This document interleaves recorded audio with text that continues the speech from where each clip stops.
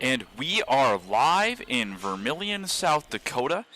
Vermillion is taking on Beresford, the Tanagers versus the Watchdogs in a doubleheader here on Fox Sports 101.5 AM 1570.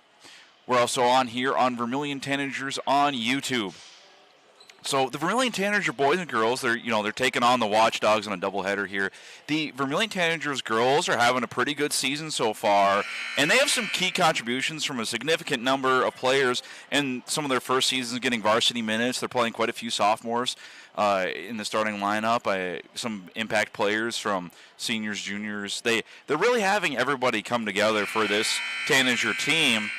And the Tanager boys, they're also having a great season with 9 wins so far. And Trey Hansen is playing an all-state level. And the Tanager boys are really trying to make some great positioning for regions as well as these Tanager girls. Hopefully regions shakes out very well for their seeding. Maybe they can even host some games here in Vermillion and make the SODAC 16 as a result of it.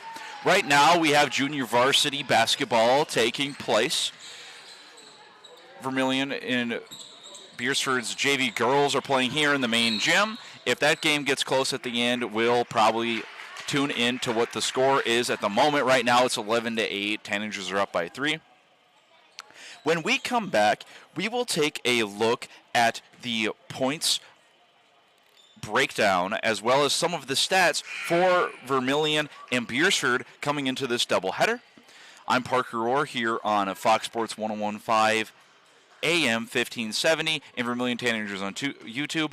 Don't go anywhere. We'll have a quick commercial break.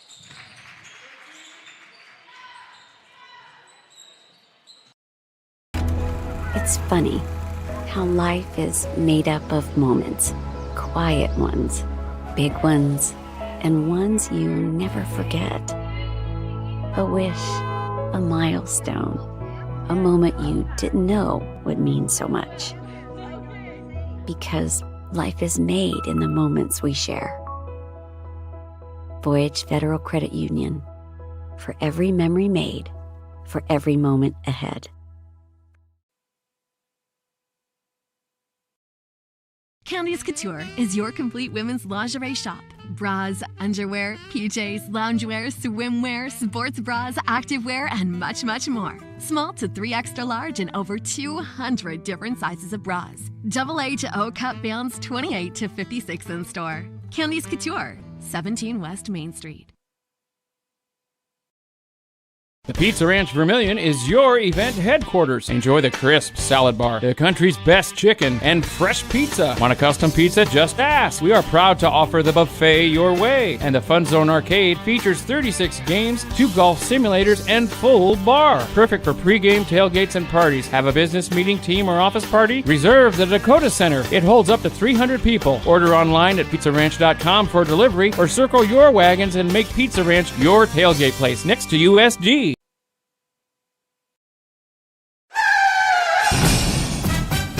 In a situation like this, the first thing you do, of course, is make sure everybody's okay. And then you're thinking, you better call your insurance person. No, just call Justin. At Vermillion Auto Works, you see Justin handles all the insurance claims and gives free quotes. Not everybody does the free quote thing anymore, you know. So call Justin at Vermillion Auto Works. He'll take care of the situation. Carrying WeatherTech, Rough Country, and Tuxedo. Vermillion Auto Works. Knutson Family Dentistry in Vermillion treats you like family. They believe a healthy smile starts with compassionate care. From toddlers to grandparents, their gentle team is here for your whole family. Whether it's a routine checkup or a full smile makeover, they'll keep you comfortable and confident. Knutson Family Dentistry in Vermillion makes your smile shine. Visit Knutson Family Dentistry online or call today, 605-624-6291. If you're considering a new roof, you want to put your roof in the hands of Dave's Roofing. Dave's Roofing specializes in residential roofing and has over 10 years of experience. Dave's Roofing covers any job from a 60 to 80 mile radius of Sioux City and has a 10-man crew that completes most jobs in one day. Dave's Roofing will make sure the cleanup job is done right afterwards too. And the products installed are impact rated and eligible for homeowners insurance discounts. Look up Dave's Roofing on Facebook and check out the work that's been done and customer testimonials. Welcome back to the Vermillion Chamber and Development Company pregame show as we have this Vermillion, Beresford, Tanagers, and Watchdogs doubleheader. This broadcast brought to you by First Dakota National Bank. So when it comes down to their girls' teams, the Vermillion girls are 7-7 going into this contest. Beresford is 4-9. Vermillion is averaging 48.07 points per game and allowing 48 points per game. So on average, if you just look at the points side of things, Vermillion definitely is on pace to be winning their games. Their differential for points is .07. Their offense is right there with some of these better teams, and their defense has actually been very impressive given they've gone up against some teams with some size at the center and forward positions. Beresford girls coming into this game are 4-9, averaging at 56.46 points per game and allowing 60 points per game. Point differential here for Beresford is negative 3.54. So on average, Beresford is putting up just a little bit less points than their competition. Their offense is higher scoring than Vermillion, but they are also allowing 12 points more per game. I think a recipe like this will probably lead to a game where you have a very high-powered offensive back and forth. Vermillion's defense might shine.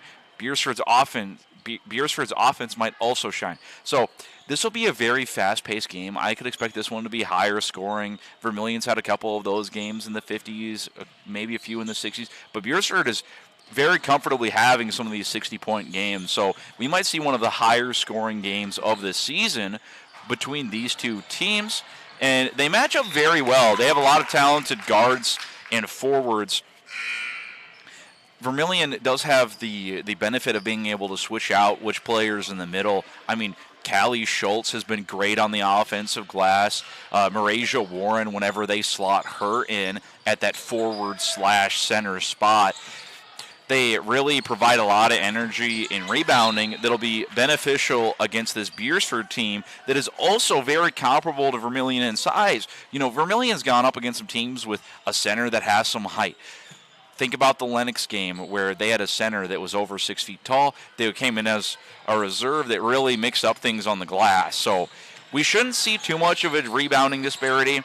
As we've seen, Vermillion's defense has allowed less points. Beresford has scored more points, though, on offense. So these are some very well-matched teams here in Southeast South Dakota, and we should get a good performance from them. When we're talking about the two boys' games that are going on tonight, we have the Vermillion Tanager boys, who are 9-4, performing very well. They've had some great contests. Even some of their losses, they've scored upwards of 60, 70 points. The Beresford boys are 1-10 this season. Vermillion, at points per game-wise, is averaging 68.77 points per game on offense. This is a very well-balanced Tanager offense. You got to think of that Del Rapids game last week where they were really distributing the ball. They were forcing rebounds, and they were making their open jump shots. They were making sure they weren't turning it over, and there really wasn't any isolation. It was a very free-flowing game. Vermillion is in a great position here to balance their offense, and they are also allowing 51.46 points. This is a whopping point differential here. Vermillion is scoring 17.31 points more than their opponents every time they take the court. This is a recipe for not only winning games, but securely winning games, because Vermillion has had 4 losses, but they have scored a lot in those games. Very well-oiled machine on offense. As long as the other team doesn't have a dominant forward center presence where you have multiple players above 6'5", 6'6", that have very gifted post touch and offensive rebounding. This Vermillion team has no weakness. Their perimeter defense, solid all around.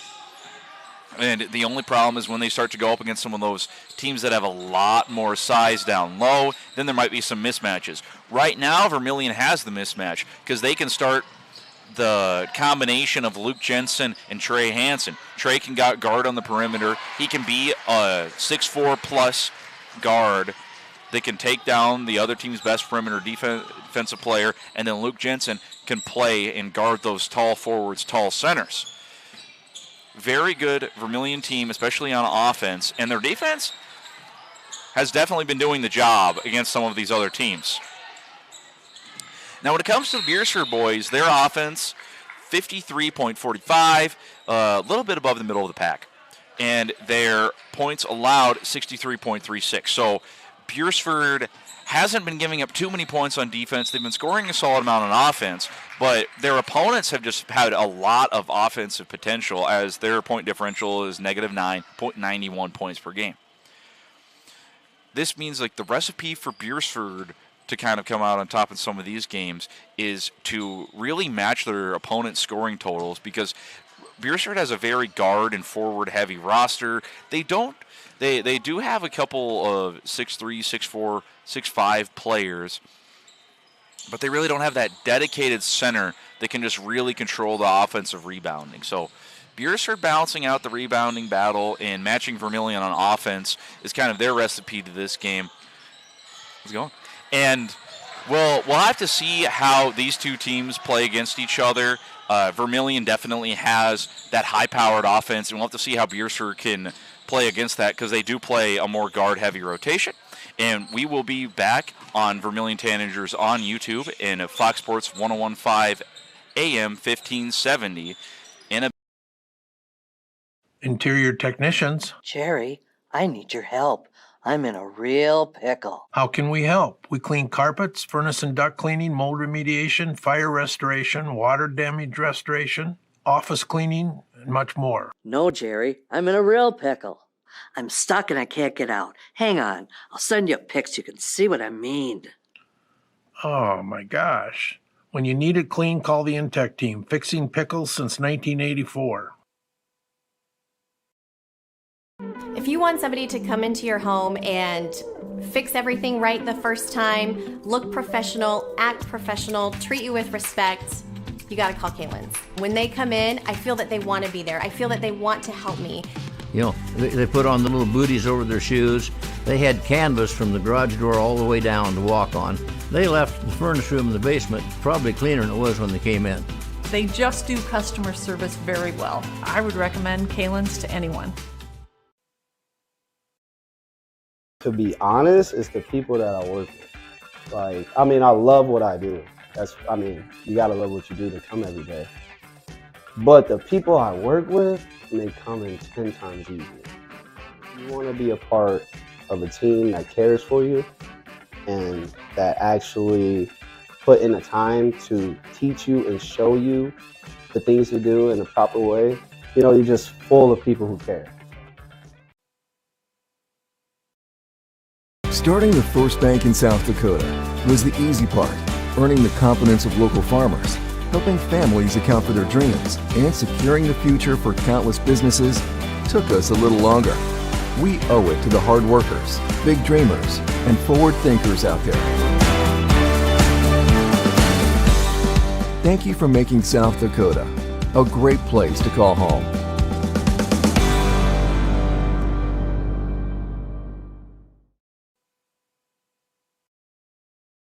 Truckers, commercial fleet, car owners, when you need a DOT inspection, you need a battery, oil change, diagnostic, or specialized tire service for farm, auto, and heavy equipment, JFI will get your vehicle repaired and washed and back on the road. JFI proudly supports Vermillion Tanagers, the community of Vermillion, in business for nearly 100 years for a reason. JFI is the best, and that's no lie. JFI 1218 Compton Court, Vermillion.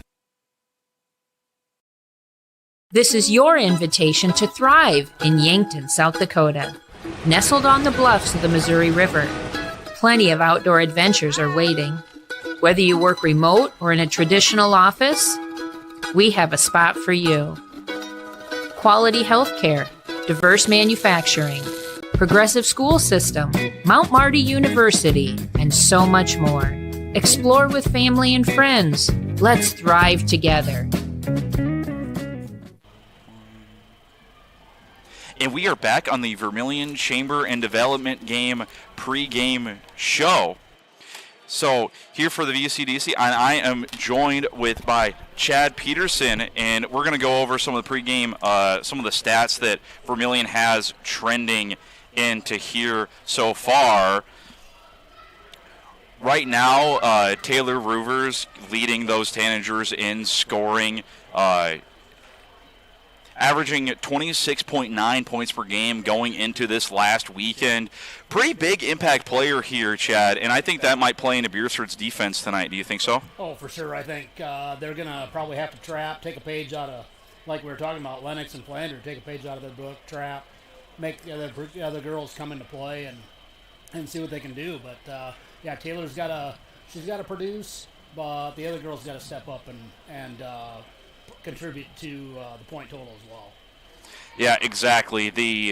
Is when you have a dominant guard like that, even though she's a sophomore, she's already hit that 1,000-point mark, and we might expect to see a press. And so far this season, some other Tanagers, they've really stepped up on offense. You got to think about Lexi Hansen. Shaylin Hinseth has really broken out lately as a three-point shooter.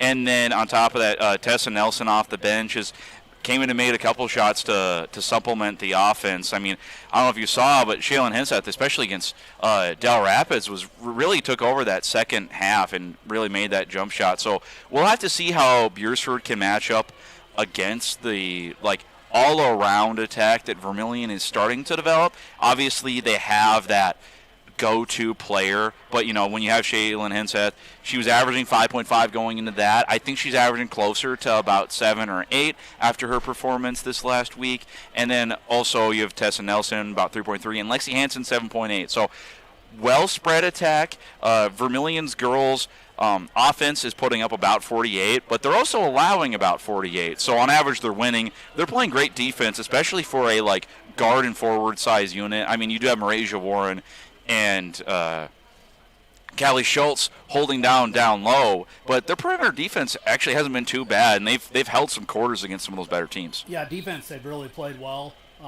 And Tessa Nelson, 8th grader, I mean, really good off the bench. They got a good core of offensive players, and it's a matter of if they get hot.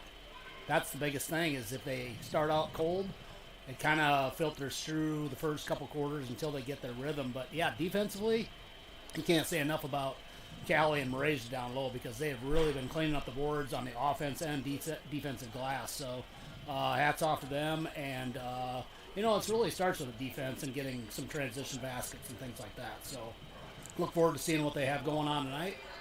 Taylor's going to draw a crowd, of course, but, that's going to leave 1 or 2 girls open almost every play. So it's a matter of if Taylor converts or if she decides to dish it out.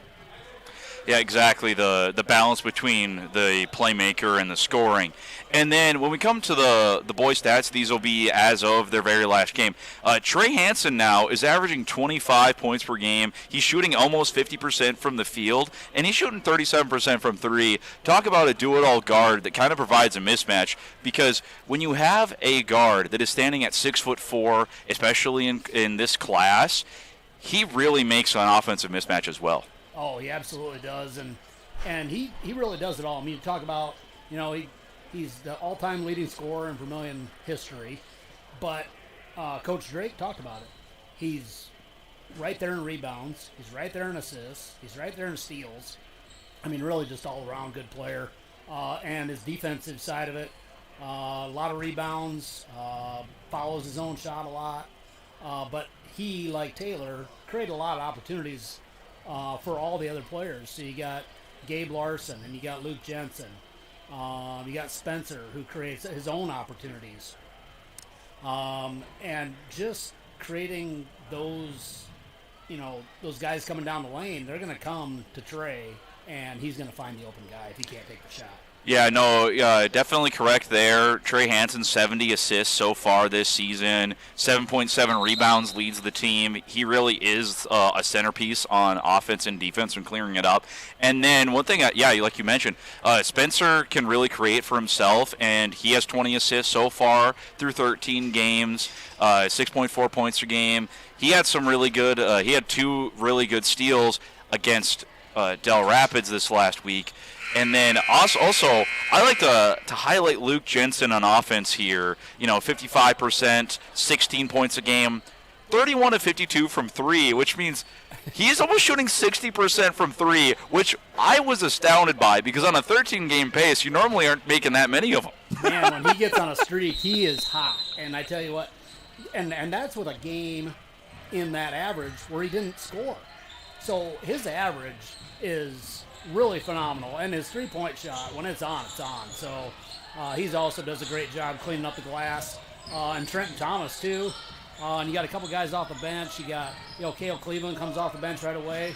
Hasn't got the big scoring average, but he's very, very athletic when it comes to, getting rebounds. And he's got a great jump shot, too. So, yeah, Luke Jensen, fun to watch. If he gets hot, watch out. Yeah, I mean, Trenton Thomas, Cale Cleveland, both shooting above 30% from 3. Trenton averaging 6, Cale averaging 3 points a game. And then this team is also averaging 39%.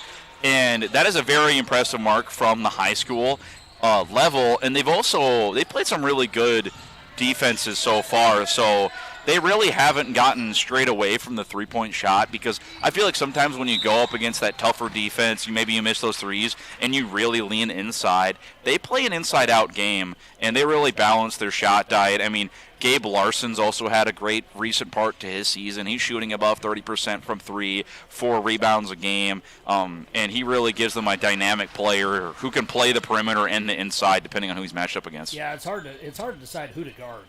You come down the lane, it's like, okay, I'm going to double Trey. You're going to leave somebody open. You're like, who are we going to leave open? If it's Gabe, if it's Luke, Trenton Thomas, you take your pick. These guys are going to hit from the perimeter. They're all great three-point shots. And, inside, somebody misses it, we can usually get offensive board and clean it up. Yeah, no, just a very balanced offense, and Vermillion also, they're only allowing 51 points a game. They're scoring 68. So they're playing that right balance of offense and defense. Their only thing that is really being any weakness on defense this season is when they play those teams that have a 6'5", 6'6", really strong rebounder, post-control guy on the other side. Beresford plays a guard and forward lineup. They don't have a true center out there, so they might be able to stretch it out. They don't really have that size mismatch that has been some of Vermillion's weakness, so we'll have to see if Vermillion faces too much of a challenge from Beresford on defense. As Beresford, their boys team is more of an offensive team. They average about 53 a game. And then we even have some stats from some of their points per game. We've got Teagan out there leading them with 19 points per game. Very balanced, strong player.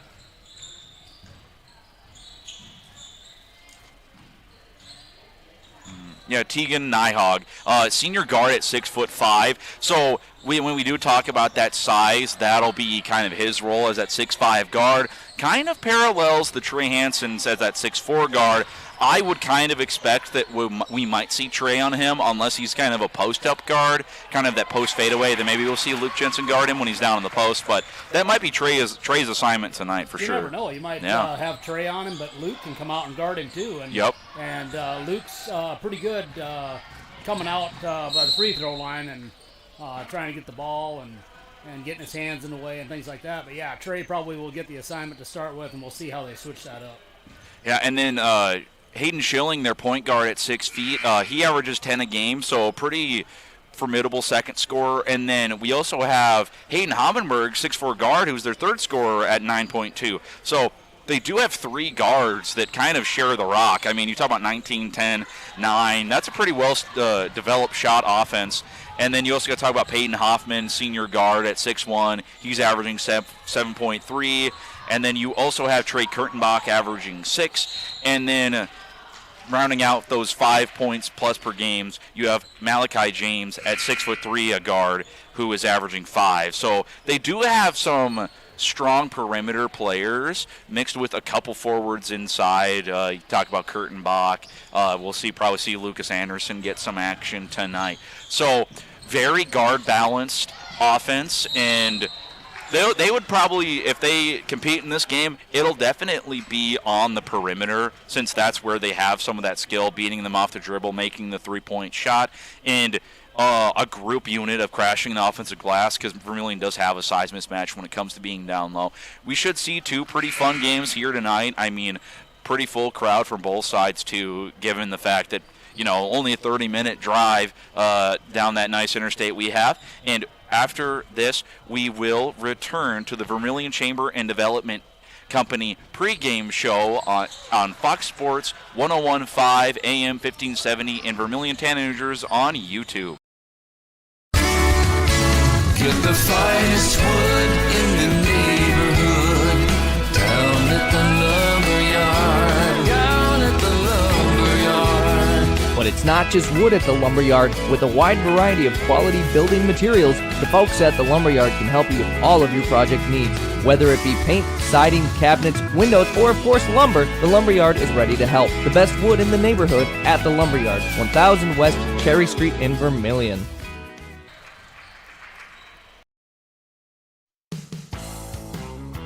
Welcome to Runnings in Vermillion. Shop their great lineup of clothes for women. Names like Ariat and Carhartt for men. Boots and shoes and kids' clothing. Runnings has a large supply of animal food and accessories. Love the outdoors? See the selection of ammo, firearms, and fishing equipment. For everything you need, walk through the doors at Runnings, your home, farm, and outdoor store, Vermillion. The Dairy Queen Grill and Chill in Vermillion is proud to support local athletics like USD and the Tanagers. The DQ Fall flavors are in, and DQ has great food at great prices. Get a $7 meal deal. Choose from a cheeseburger or 3-piece chicken basket with fries, a drink, and a sundae for only $7. Got an office team party or birthday party? If you want to celebrate, don't bake, buy a DQ cake. And DQ supports the Sanford Children's Network. So after the game, take your team for a thrill to the Dairy Queen Grill and Chill, 905 East Cherry Street, Vermillion, South Dakota. Slumberland Furniture at 2401 Broadway in Yankton, home of Kirkland Furniture Groups, bedroom groups by Laguna, and dining sets by Tower and Catadel. They're also the only place to offer furniture by Flex Steel and the biggest selection of Lazy Boy in the area. The Mattress Gallery is full of the best brand name mattresses in the business, including the all-new Tempur-Pedic Active Breeze personalized climate-controlled mattress. Slumberland Furniture, dining, bedroom sets, and mattresses in Yankton. Lucky for us, life is full of choices, big and small, just as it should be. They define us, make us who we are. And when it comes time for you to choose a car, home, your next big adventure, or start a new business, Farmers Union Insurance has the variety of choices to make sure you have the perfect coverage to protect each perfect moment. Farmers Union Insurance. Pretty good. Yeah. Clay County Abstract and Title Company has a complex job that boils down to something very simple: helping you purchase your dream with confidence. When investing in a new home, a new site for your business, or piece of property, you want peace of mind that the property is truly yours. Clay County Abstract and Title Company has been doing just that since 1946. Clay County Abstract and Title Company, proud supporters of Vermillion activities and proud to be a part of your dreams come true. Warmer days are coming, and sooner or later your air conditioning will need to kick in as well. But what if it doesn't? Well, don't wait. Call Larry's Heating and Cooling. With 43 years in the business, we're very knowledgeable on what we do and how we serve our customers. You can rest assured that when you call day or night, someone will always pick up the call. Join our elite club today and become a priority member. Skip the line, get discounts on services, and have no overtime fees. Call Larry's Heating and Cooling for expert service from factory-trained technicians. And we are back on the Vermillion Chamber and Development Company pregame show. got the girls JV game here, and it's proven to be a pretty decent contest. So we'll keep up with the score here. Beresford down 21-28. Looks like they'll have a coach timeout from Vermillion, and we will take a quick 30-second timeout. It looks like here, standing on Fox. I'm Blaine Olson, owner of Blaine's Body Shop in Vermillion. I grew up here, graduated here, and now have a business here. I'm proud to serve the community that has helped me live this dream. I have top-notch equipment, the latest in training, along with a work ethic and the desire to serve you. Should you need repairs in the future, please remember Blaine's Body Shop across from Polaris on the Highway 50 bypass in Vermillion. Blaine's Body Shop. Automotive collision repair. Now online at blainesbodyshop.com.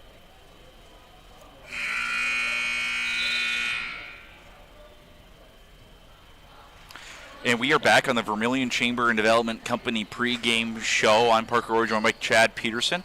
And we are just taking a look here at this junior varsity contest. Tanagers up 5 against Beresford. The Watchdogs have really came to life here in this third quarter. Vermillion has the basketball. They've got it up. Claire Dreesen passes it over to Maya Hall. Over to Haley Stenek. Over to Dreesen. Guarded pretty closely. Loses the ball, but Vermillion recovers. Pass broken up, and it looks like we'll call it out of bounds on Beresford over there. Got a mix up there with Avery Jorgensen of the Watchdogs. To inbound, Chloe Bottleson, and it gets in to Claire Dreesen. Gets a ball screen from Maya Hall. Surveys the court, dishes it down low, and score for Katie Sorensen. Yeah, great good look underneath there, yeah. And wide open. Yeah, exactly. That's a great way to find a cutter. Jade Koth over there, passes it, jump shot. No good. Rebounded by Watchdogs. Another three-point shot at the buzzer. Wow. Beat the buzzer. Yeah, Avery Jorgensen of the Watchdogs, and we're going into quarter number 4 of this junior varsity game on the pregame show, and we'll be back on Fox Sports 101.5 AM 1570. Hey kids, it's never too early to start planning for your future. Did you know Masaba provides scholarships and tuition assistance? They are committed to your success, offering engineering, drafting, and welding opportunities, plus scholarships, job shadowing, and mentorship programs. Learn more at masabainc.com/careers. When I grow up, I want to work at Masaba. Masaba Manufacturing. Unlock your future and rock with us. Wait, yeah, I think you might be right. It might be 24.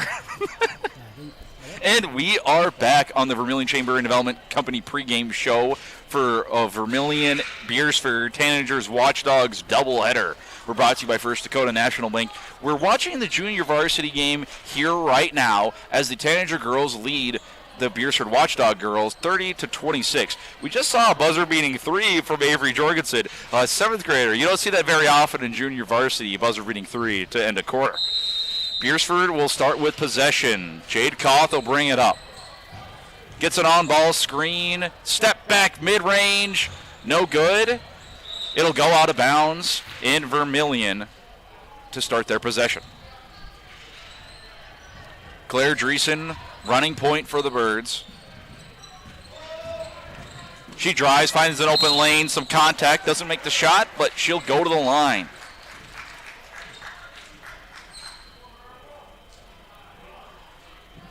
Yeah, Beresford's gone on a little bit of a run here, so Vermillion's got to probably step up, get a couple hoops to get the lead back to 10.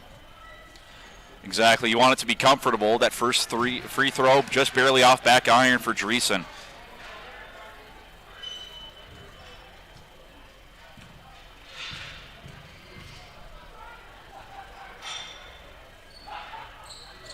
Second shot for Dreesen, good. It gives the Tanagers that 5-point lead. Jade Koth running point for the Watchdogs. Good defense there. She has to hand it off to the wing. It goes down low. Number 25, Anna Sieperda, banks it in for 2. 31-26, a little bit over 6 to go. Haley Stenek has it for Vermillion. She's doubled, gives it over to Dreesen. Dreesen runs around the court, Turns around, shot blocked. Vermillion. There we go. In the scrum, Vermillion gets the ball, but accidental double dribble by Maya Hall. Almost thought a jump ball was going to get called there. So we discussed 31-26. We thought it was. Now they've changed it to 28. So we want to make sure the score was right. There we go. Yeah, you had the right score right there. I think they hit the made shot button 2 times. And as Seaford passes it down low, missed shot from Emma Johnson. Vermillion comes away with the rebound. Claire Dreesen clears it out. 3-point game, under 6 minutes to go in the game. Chloe Bottleson, she faces a Watchdog army. Ball is kicked. No call for a kickball violation. Vermillion will inbound. Chloe Bottleson into Claire Dreesen. Watchdogs have kind of been quick to double here. Pass to the cutter. Bank shot just barely off the iron. Save attempt. Might stay Vermillion basketball? No, it will be the Watchdogs, as My Hall was not able to save it. Oh, no, it will stay with Vermillion. Never mind. There we go. Yeah, I wasn't sure who that was off. Yeah. Oh, right down low. Oh, shot just off the iron. Rebound, though. Consecutive rebounds for Maya Hall. Really good effort out there on the glass, but Beresford is able to prevent points and still maintain that 3-point deficit. Yeah, big possession here for Beresford. If they can get a 3 and tie the game, then you kind of have to relook at what you're doing on offense. And there we go. They generate some opportunity there with Emma Johnson, the freshman of Beresford, gets fouled. She'll go to the line. She can make this a 1-point game. Yeah, and exactly like you're saying there, if you have a tie game, then it really becomes a lot tense. There's a lot more pressure on each shot. First free throw good for Johnson here in this junior varsity game. So we're at 31-28. Very intense junior varsity game here to lead up to this varsity girls game.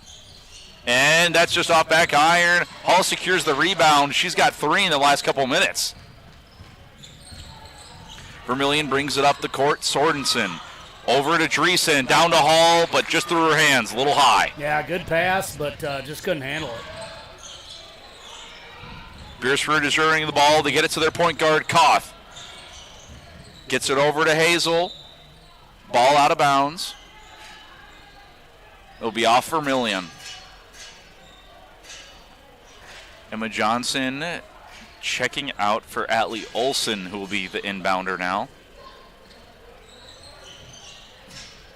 Spot up jumper, in and out. Rebound, not secured by Watchdogs. It'll be off of them. Vermillion will get it. Kiana Hazel almost got that down low.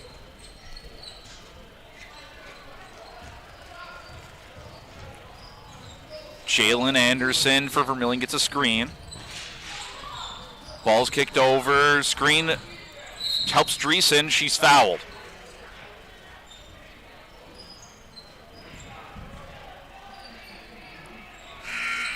Looks like we'll see Jalen Anderson inbound for Vermillion's junior varsity team. Off-ball screen action. Somewhat of a decoy. Pass it down low. What a give and go. Oh. Just left it short. Quick attempt from Koth is good. She's only standing out there at 5'3", but she ran straight to the Vermillion defense and floated it up. Oh, and we get an on-ball steal. Foul, it looks like it's called. Looks to be against Vermillion in the scrum for the basketball. Beresford inbounds. Koth gets it at the top of the key. We are all tied up. Ball over to the opposite wing. Spin around, jump shot. Moon ball, no good for Atlee Olson of Beresford. Ball finds itself in the corner. Jalen Anderson hits the ground, but I think they'll call the ball out of bounds off Vermillion. Traxler inbounds it for Beresford. She's guarded pretty well from Dreesen, but she finds Kiana Hazel. Traveling violation, Vermillion basketball. They're all tied up here, Chad. This is the exact position you were warning against for Vermillion. Yeah, they're going to have to figure out different offensive strategy here. You know, they have to be aggressive and go at the hole here. Exactly. Got to be aggressive on offense. You got Jalen Anderson up top. Hands it over to Dreesen. Another hand off to Wagner. Up and in. That's the exact aggressiveness you need. A bunch of dribble handoffs, attack the basketball. Here, Beresford has that off-ball action. Atlee Olson, top of the key. Kicks it over to Jade Koth on the wing. 3, no good. Rebound by Vermillion. Beresford tries to force the jump ball, and they get it. 33-31. Beresford is... Or it looks like it will be Vermillion possession now that Beresford forced that, so they'll get the next one if it happens. Yeah, important possession here. Get 2. Doesn't have to be 3, but get a 2-possession game. That's important right here. Exactly. Cementing a lead, more important. Doesn't matter what kind of shot you're taking. In the corner, lots of pressure from the Watchdogs. Jalen Anderson evades it, goes into the rack. Through the contact, it's good. Exactly what they needed. Great offensive possession there. They've been really aggressive. Wide open three-pointer, no good for Atlee Olson of Beresford. Rebounds collected. Koth up and good. Looks like we'll get a timeout here, and we will return on Fox Sports 101.5 AM 1570 in Vermillion. Todd's Electric, your full-service electrical contracting company. Todd's Electric services residential, commercial, agricultural, and industrial customers. From the simplest service call to the most complex design build project, Todd's Electric has the expertise to do it right. Call Todd's Electric for all your electrical needs. Todd's Electric, helping you control all things electric. Except for lightning. Todd's Electric. Go Tanagers. And we are back in Vermillion, South Dakota. Right now, we're in the Vermillion Chamber and Development Company pregame show. This broadcast brought to you by First Dakota National Bank.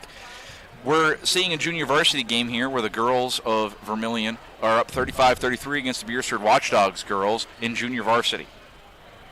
Pretty good contest here. Vermillion's done a good job attacking the basket, but Beresford has matched them on the other side, getting a lot of rebounds, second chance opportunities. Yeah, they built up about an 8-point lead, and Beresford just chipped away and tied the game. They have not led, but yeah, just an important possession here again with 2:40 to go. Yeah, and just as you say that, Beresford's bringing back the press. And a foul. Yeah, a little bit of contact there. Looks like Vermillion still keeps it. Kind of pressure you need to apply here. Doesn't matter if you get close to the bonus, you just really need to get the basketball back if you're the Watchdogs. Jalen Anderson at the top of the key. She's pressured almost at the half-court line. Defender switch, tries to find a cutting Dreesen. Doesn't find itself over Beresford, but it's knocked out by them. Vermillion will inbound at the basket. Less than 2.5 minutes to go in this junior varsity game. Pass inbounds, cut over. Just not the best angle. It goes out of bounds. Beresford will take over. Just had her leaning the wrong way. Exactly. Got to lean it inwards, not outwards. Traxler at the top, gets a ball screen. Crossover, cuts it. Pick and roll, shot attempt, no good. And we almost see a jump ball, but Vermillion's able to pull it away. Pass is blocked. Jalen Anderson, looks like we'll see another Vermillion timeout. And we will be right back on Fox Sports 101.5 AM 15. Wanting a specialist without leaving town? We've got you covered. Our clinic offers specialists for the health and wellness of your family. From pediatricians to OBGYNs, plus primary care. You can find it all at Vermillion Medical Clinic. So much care, so close to home. How do you turn this board on? It's a different board. And we are back in Vermillion, South Dakota.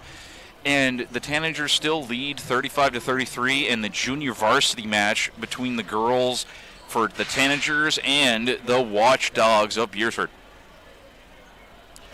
Still pretty intense match here, and Beresford is getting pretty close to forcing some turnovers here. Vermillion's got to be careful. Beresford ready on the court. Vermillion is still in their timeout, as it is a full timeout. In their white jerseys with red text, black outline. Beresford in purple jerseys with white text. All the players take the court. Vermillion has been forcing the ball with her Jalen Anderson. She's done a good job protecting the basketball. Navigating the press, goes up to Dreesen. She controls the basketball. She's being guarded full court by Brielle Bidney. Over to Anderson. Lots of Watchdogs pressure and a foul. Good ball instincts there for Beresford, but they're not able to recover it. Yeah, good scrappy defense by the Watchdogs there on that possession, so we'll see if they can get an inbound here. Anderson under the basket they need to score at for Vermillion, inbounding it. Some action, just instant catch and shoot. No good, back iron, but it's rebounded by Dreesen. Great instincts there, but she throws it into the backcourt, and we'll get an over and back violation from Vermillion. Yeah, good rebound, just got a little quick with the throw and nobody home. Exactly, just need a little bit more patience there, and that's a good play. Beresford under their own basket. They commit the same violation over and back, throwing it over their players. They need to get some of that bounce pass going around. Yeah, just unfortunate right off the tip of her fingers and backcourt violation. Exactly. Tough to pass over the defense here. It's definitely something to learn here for junior varsity. Anderson passes it off to Dreesen. Rejects the ball screen from Hall, passes it down to Hall. She tries to post up, and there's a scrum for the basketball and a jump basketball. What a hectic fourth quarter so far. It has been all hands on deck and all on the floor, too. So it has been, like you said, a scrum for the whole last 2 minutes. Beresford, Jade Koth, point guard, behind the back move, and she's fouled quickly by Vermillion. Minute and 11 seconds left, 35-33 in junior varsity for the Vermillion Tanagers girls and the Beresford Watchdog girls. Following this junior varsity game, we'll have a continuation of the VCDC pregame show. We'll get to hear an interview with the coach, and then we'll get right into the next game. Shot attempt no good for Kiana Hazel. Beresford, we get another jump ball. Very scrappy play here. Vermillion will get that possession back.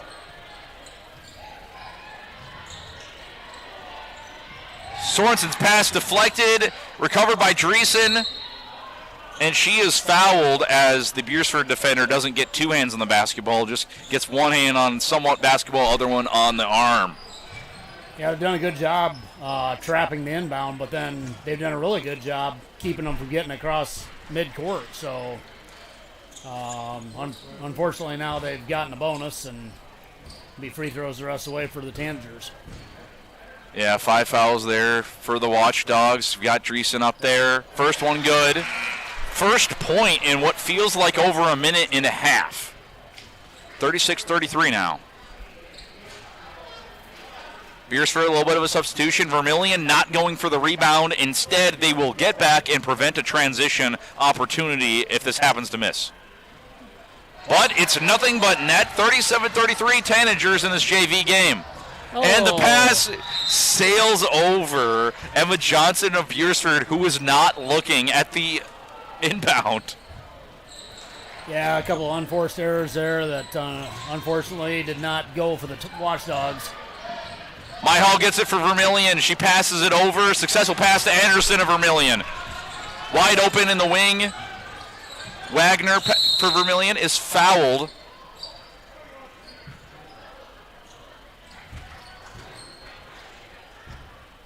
Yeah, trying to get the tie up there, but just too aggressive and got a foul called instead.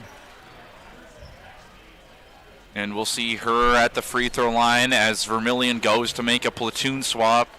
They're taking a semi-timeout, getting all their instructions from the coach at the end. First free throw, no good for Anderson. Vermillion's got a game plan on defense now. Not going for the rebound. They're still going to prevent a transition opportunity from the Watchdogs. Second free throw off the glass, no good, but Vermillion is playing the basketball. They're pressing. Watchdogs get it over their point guard, Koth. She's got Tanagers all over. She's fouled. That puts Tanagers at 4 fouls, so not quite in the bonus for them. Beresford will still have to inbound this.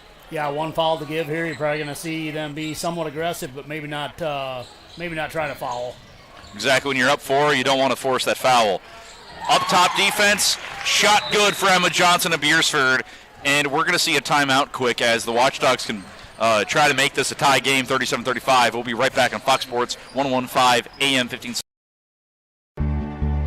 If you're looking for the perfect fit, Vermillion Vision Care Associates fits like the right pair of glasses. Vision Care Associates has its roots in family eye care, and the doctors are well known for being primary eye care providers. With the ability to treat and diagnose a variety of settings, Vermillion Vision Care Associates is the right fit for you. Plus, they can fit you into a new pair of glasses, sunglasses, or contacts that feel just right. With continuing education, see the best doctors at Vermillion Vision Care Associates. And we are back on our Vermillion Chamber and Development Company pregame show. I'm Parker Orr, joined by Chad Peterson. Right now, we're seeing the Vermillion Tanagers junior varsity girls play the Beresford Watchdogs girls team. And it is 37-35 with 30 seconds to go. Beresford just scored. It's a 2-point game. Vermillion is leading. Beresford's got the full court press. This is a crunch time game, especially for junior varsity. Claire Dreesen, she's pressured by Koth. Passes it up Anderson successfully in the front court for Vermillion. Over to Anderson. Back up top to Dreesen. And we'll see a foul. Vermillion to go to the free throw line. Good ball security there, especially from Wagner, Anderson, and Dreesen, just getting it around. Vermillion still playing a transition defense. No one trying to rebound these free throws. First one, no good for Anderson. Yeah, this is an important free throw here. Exactly. It can put you up 3 and make sure you don't lose to a 3 or get tied by a 2. Anderson senses the pressure, swishes it through the bottom of the net. Koth has it for Beresford. Vermillion's press is kind of falling apart. Ball is fumbled and lost out of bounds by Atlee Olsen. The pass was just a little too fast. That has been a big thing we've seen here is Beresford throwing these high-pressure passes. They're throwing them just a little bit over, just a little bit inaccurate, a little bit too quickly before it's noticed by their player. Ball goes out of bound, though. Vermillion will keep it. Vermillion inbounds, 13 seconds left. Successful to Anderson. She's triple-teamed. Good trap. Yeah, that was a great trap. Looks like they've got a foul on it. Hopefully you want to force a steal or a jump ball there, but they did stop the clock, which is their biggest enemy, almost as much as the scoreboard. First free throw, good. Somewhat of a rhythm here for Anderson. 4-point lead now, so could be a 2-possession game, but that definitely is a 2-possession game now. Yeah, talk about that. 5 points. Beresford will need to score twice, no matter what. And another pass sails over Atlee Olsen. She might be 5'11", but might be a separate player I've got here on the roster. They threw it over her once again. Vermillion gets it in. Anderson loses it. Beresford tries to chuck it up. No good. Junior varsity score 40-35. And after this quick break, we'll return on the Vermillion Chamber and Development Company pregame show, and we'll have an interview here for John Brooks leading into this game. Don't go anywhere on Fox Sports 101.5 AM 1570 and Vermillion Tanagers.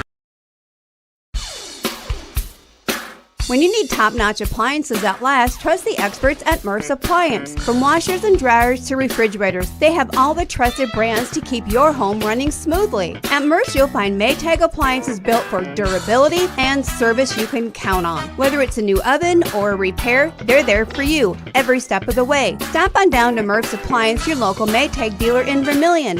Maytag and Murph's, reliable just like you.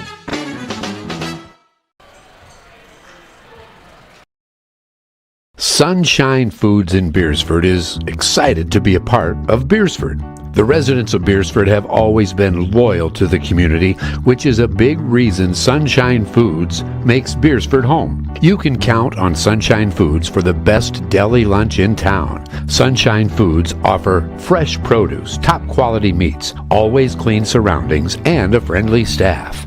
Proud to be a sponsor of the Beresford Watchdogs, Sunshine Foods, Beresford.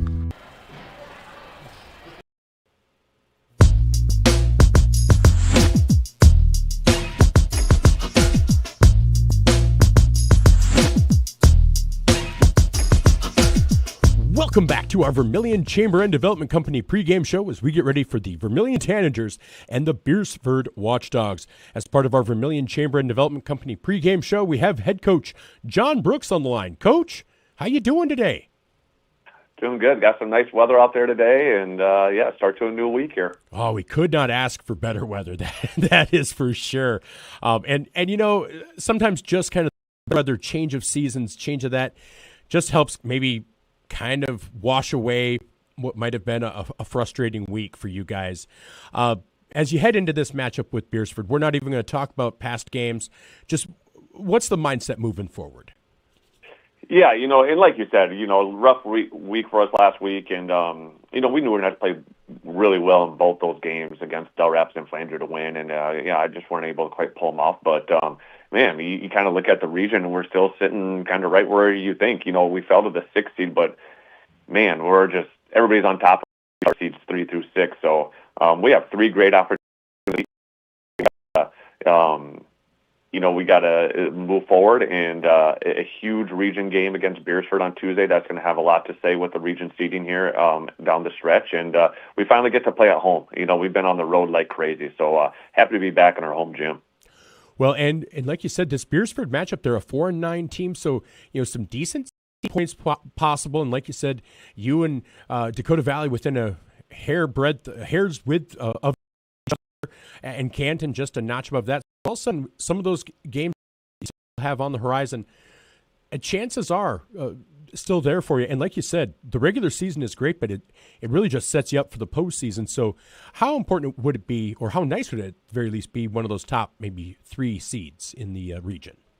Yeah, just to get a home region game would be huge for us this year. And, coming into the year, you don't really know what expectations are. But, man, 14 games in, we're sitting at 7-7, and we have the opportunity to finish this season strong and get a home game in region. So, we gotta take advantage of our opportunities here. And, like I said, it's a big week, obviously, with Beresford on Tuesday. Then we play a really good Gayville Volun team on Thursday, and then our clash on Saturday. So after this week, we're going to be down to 3 regular season games, which is crazy how fast it's gone. But, we're really excited to be at home on Tuesday and Thursday this week.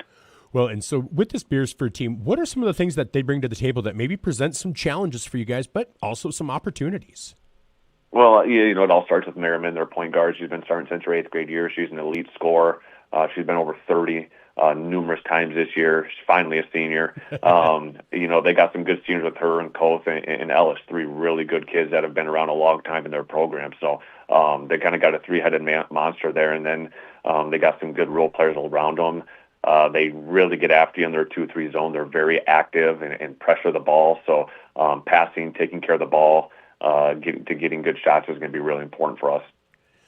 All right, and for your team, just obviously, Taylor's kind of the forefront out there, and obviously the focus on defenses. What do you need to see as a coach from your other 5 or 6 players that are rotating through? What do you just need to see from them here moving forward?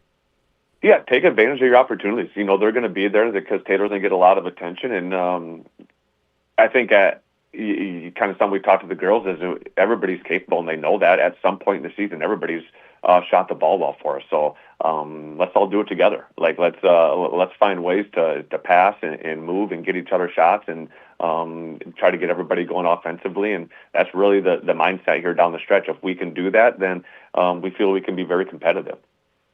All right, well, I think it's going to be a great matchup. A girls-boys doubleheader in the Birdcage is always fun. Beresford just up the road. They always bring a good crowd, so it should be rocking, should be exciting. But, Coach, best of luck against Beresford and best of luck with the rest of the season. All right, thanks so much, Michael. Appreciate it. Thank you. Have a great day. Yep, you too, Michael. Thanks. Bye-bye. Bye. That was Coach John Brooks of the Vermillion Lady Tanagers coming off that tough loss to Flandreau, that close loss to Del Rapids, looking to get things back on track with this Beresford Watchdogs team. And we'll be back with more after this. This is Tanager Basketball, brought to you by First Dakota National Bank, and this is the Vermillion Chamber and Development Company pregame show. When we come back, it should be Central Farmers Cooperative starting lineups time.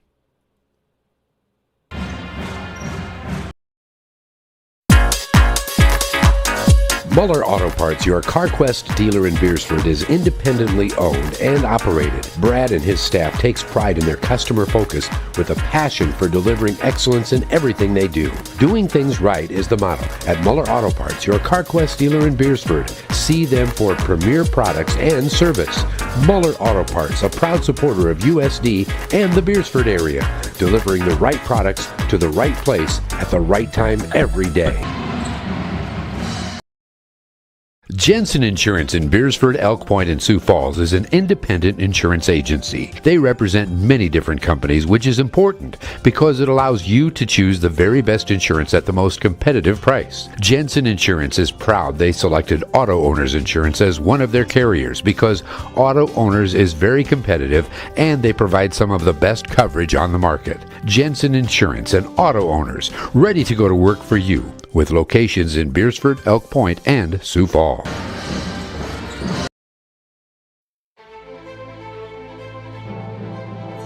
Hi, this is Mitch from Eastway Auto Service in Beresford. Lots of people brag about their service. What makes us stand apart is we care. We care about getting your vehicle back to you quickly and repairs done correctly. Your family is like our family, so we want to send you back on the road knowing that we did the job for you because we care. See us on East Cedar Street in Beresford. Eastway Auto Service, where the right way is the only way. It's funny how life is made up of moments. Quiet ones, big ones, and ones you never forget. A wish, a milestone, a moment you didn't know would mean so much. Because life is made in the moments we share. Voyage Federal Credit Union. For every memory made, for every moment ahead.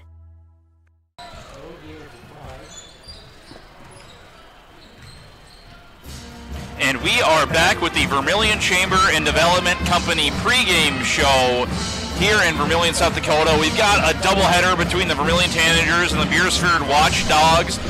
We're about to see the Vermillion girls and the Beresford girls take on each other. 7-7 for Vermillion, 4-9 for Beresford. So Vermillion hovering around 500. They've beaten some great teams. They've also fallen just short against some of those great teams, and Beresford's really trying to push themselves to try to be a middling seed for that regions, and Vermillion's really trying to put themselves up there for regions as well. If we want to take our Kalen's look around the state, we've got some other games going on. We've got Dual in Teospa-Xena playing. We've got Sioux Valley playing Dakota Valley. Sioux Valley off to an 11-2 start. That's a pretty good basketball team. Like we said, we've got Beresford and Vermillion here playing. Melbank and Hamlin. Hamlin 11-1, Milbank 10-2, Hamlin ranked number 2. Lower Brule, Crow Creek.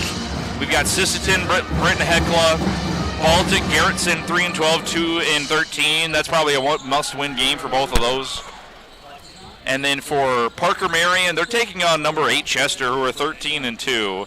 We've got Great Plains Lutheran and Webster area. Scotland Minnow playing Avon. Wagner taking on Hanson. McCook Central Montrose taking on Parkston, who's 12-1. Chamberlain taking on Platte Geddes. Newbrook area playing Madison. Gettysburg playing Redfield. Lennox playing EPJ. Little Loon playing White River, West Central playing Tri-Valley, Stanley County playing Todd County, Miller playing Winter, Mount Vernon Plankinton playing Gregory, Canton playing Sioux Falls Christian. Sioux Falls Christian off to an 11-3 start. They're a pretty dominant team here in Class A.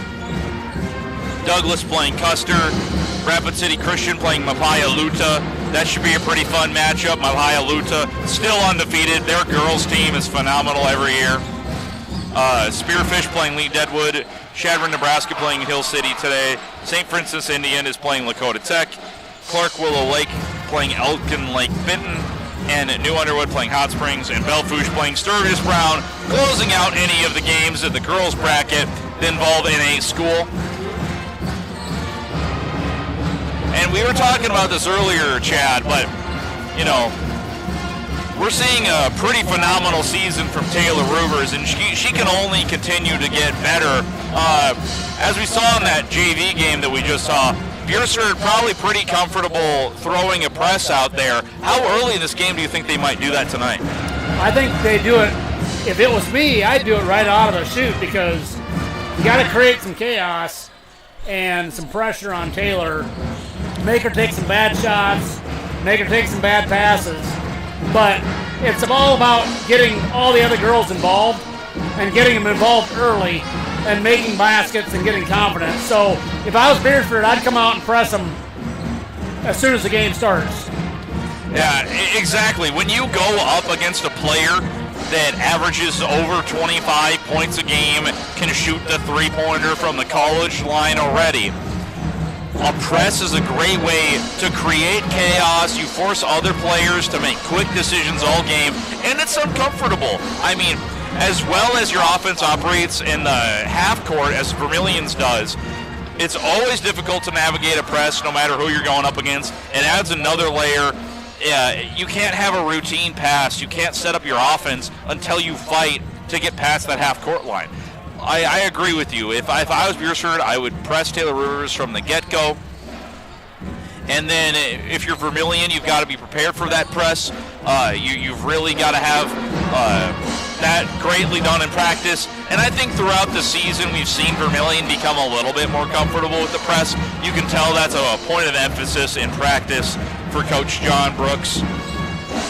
And then on the Beresford side, they definitely have some upperclassmen here, but they do have a pretty young team.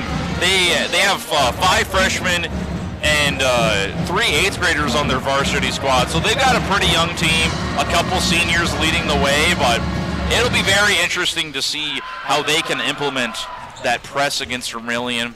And we'll take another break, and then we'll return for the Vermillion Chamber Development pregame show. And then following that, we'll get the national anthem, the starting lineups, and we'll get on our way with some basketball. I'm Parker Orr, joined with Chad Peterson, and we're on Fox Sports 101.5 AM 1570 and Vermillion Tanagers. Candice Couture is your complete women's lingerie shop. Bras, underwear, PJs, loungewear, swimwear, sports bras, activewear, and much, much more. Small to 3 extra large and over 200 different sizes of bras. AA to O cup bands 28 to 56 in store. Candice Couture, 17 West Main Street. The Pizza Ranch Vermillion is your event headquarters. Enjoy the crisp salad bar, the country's best chicken, and fresh pizza. Want a custom pizza? Just ask. We are proud to offer the buffet your way. And the Fun Zone Arcade features 36 games, 2 golf simulators, and full bar. Perfect for pregame tailgates and parties. Have a business meeting, team, or office party? Reserve the Dakota Center. It holds up to 300 people. Order online at pizzaranch.com for delivery, or circle your wagons and make Pizza Ranch your tailgate place next to USD.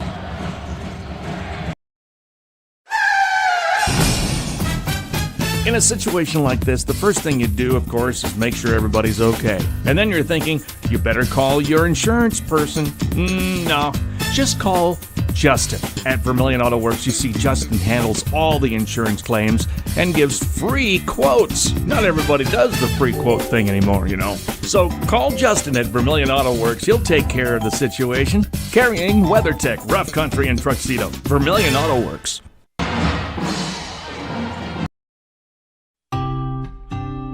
Knutson Family Dentistry in Vermillion treats you like family. They believe a healthy smile starts with compassionate care. From toddlers to grandparents, their gentle team is here for your whole family. Whether it's a routine checkup or a full smile makeover, they'll keep you comfortable and confident. Knutson Family Dentistry in Vermillion makes your smile shine. Visit Knutson Family Dentistry online or call today, 605-624-6291. And we are back with less than 2 minutes until tip-off here in Vermillion, South Dakota. Now, the Tanagers matching up against the Watchdogs here. This girls' game will definitely, I think, has potential to be a pretty interesting game as, Beresford's got 4 wins on the year. Vermillion's got 7. Vermillion a little bit more sizable. They've got a higher scoring offense for sure. But we should still see some pretty good basketball here. And then later, of course, this is a doubleheader, so we'll see the boys and the girls teams for these schools take on, with Vermillion looking to enter the double-digit win column. They'll have 10 wins if they win tonight. Beresford will get their second win on the season. So very important game for both these Tanager girls and these Tanagers boys. And we got under a minute to go here. We'll have the national anthem. We'll have the tip-off and the starting lineups for the Vermillion Chamber and Development Company pregame show. Should be pretty fun, especially since Beresford doesn't get to play Vermillion too often. This should be a very good matchup.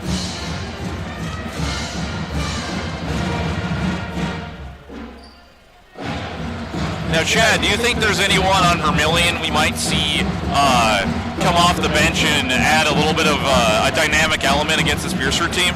Well, Tessa Nelson's been doing it all year. I think she's probably the most dynamic 8th grader. You don't hear that very often, but it seems like Vermillion has a never-ending source of 8th graders to play varsity, and they've done it very well over the years. But Callie Schultz will come in and spell Marasia Warren very well underneath, and I think those are the 2 main off the bench that you're going to see tonight, creating some opportunities for everybody else. I definitely agree with that. Definitely a pair of dynamic players that can kind of give the starters a relief when they check into the game.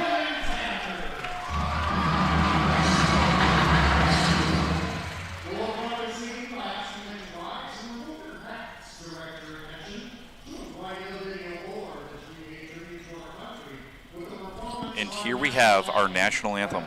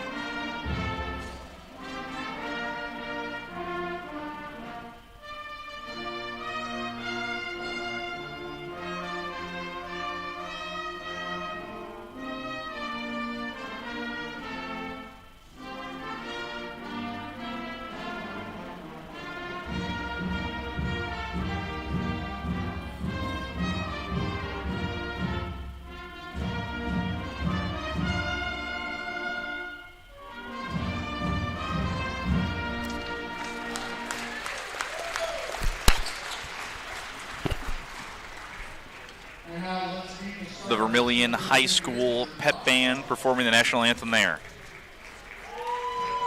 And here we have the starting lineup for the visiting team.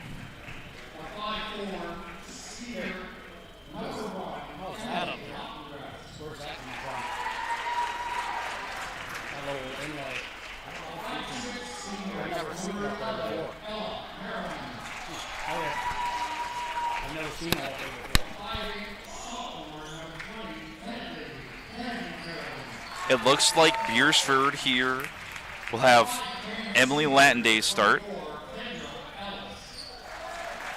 They'll have Kennedy Merrigan start. Ella Merriman. Kendra Ellis.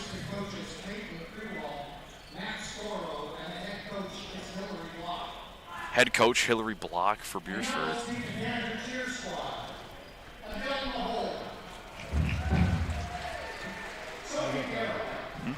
Scoreboard here.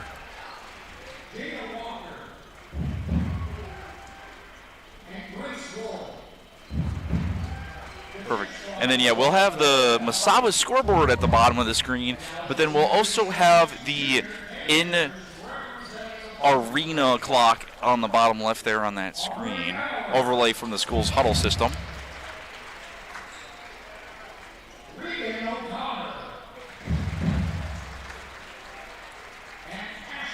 Right now, they're introducing the Tanagers student managers out there. And here we have the starting lineup.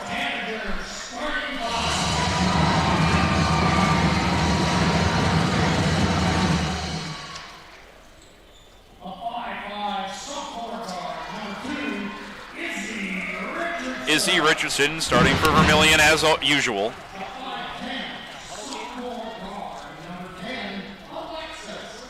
Lexi Hansen starting again for the Tanagers.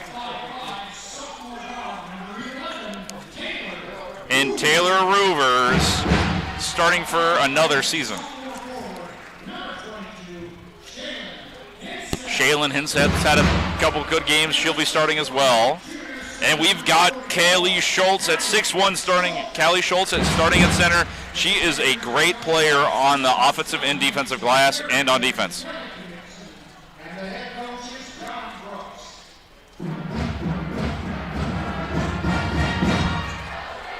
Head coach John Brooks coaching the Tanagers against Vermillion. This should be a pretty good contest here. Tipping off for Beresford, we've got number 30, Harley Koth. Tipping off for Vermillion. Probably Callie Schultz.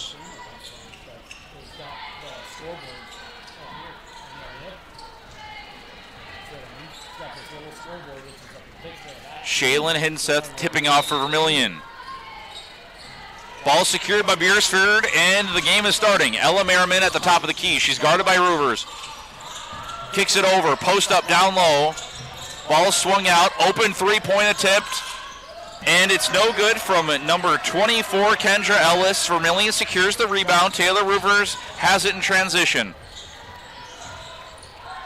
She drives in, patented pull-up jumper, good for Roovers. First 2 points of the game go to number 11. Well, no trap defense like we thought, so I guess they're going to let her get comfortable, which probably isn't going to be a good thing. And there it is. Callie just got a steal. Yeah, no, Callie, great job playing the passing lane. Taylor Roovers secures it. At the top of the key, she'll pass it over. She gets it back. They're bringing a soft double team. Looks like they're playing a zone defense against them. Beresford able to break up the passing lane to get the basketball. They pass it down low, shot no good, rebounded by none else than Taylor Roovers, second rebound of the game already. Yeah, just a little bit too far underneath, and not really a great shot selection there. Yeah, Taylor at the top of the key for Vermillion, passes it over, it goes down low. Hinseth open on the wing, gets the ball back, shoots it, no good. Schultz knocks it out of bounds. Beresford will have to inbound it, go the full court, 2-0 game. We're at the beginning of this varsity contest, Vermillion versus Beresford. Vermillion bringing a soft press, and Beresford able to swing it down low. Schultz gets a hand on it and a block. Quick pressure though, Taylor gets it for an outlet and a foul. Great thinking by Alexis Hansen to not panic and to find a reliable source to get the ball up. Yeah, good job by Callie down low there. Got a little piece of that, hit the bottom of the backboard, and Vermillion in transition. Yeah, it's always nice when you can block a shot, especially as the tallest player on the court. Taylor kicks it over. You got that 2-3 zone for Beresford in their purple jerseys, Vermillion in their white with red numbers. Taylor at the top of the court, passes it over to the corner. Callie Schultz down low. Taylor gets it back up top. Passes it over to the corner, three-point attempt, no good. Vermillion gets the rebound, though. Ball screen from Alexis Hansen. Taylor Roovers pulls up from college and makes it. All that started by Taylor tapping the ball back out. Exactly, and then everyone on offense passing very well. Schultz walls up Carly Koth, and it looks like foul will be against Vermillion. Beresford will inbound. First team foul on the Tanagers. Beresford will get at the top of the key. Pressured. Spot up three-pointer from deep. No good for number 30, Harley Koth. Rebound secured by Beresford's Kendra Ellis. Ball up to Ella Merriam. She's pressured by Vermillion. Harley Koth finds an open shooter on the wing. Three-pointer, no good. Just shy from Kendra Ellis. Taylor Rivers rebound. She leads the fast break for Vermillion. Passes it over to the wing, over to the corner. Spot up three-pointer for Hinseth, and it's good. This is exactly the start that they wanted to have. Come out, be aggressive on offense, and not allow second chance points. Exactly, and then Beresford on the other end has number 11, Ella Merriam, take a shot, and there's a shooting foul called against Callie Schultz. That's her second. Yeah, that's her second. Second for Vermillion. Beresford has that one foul.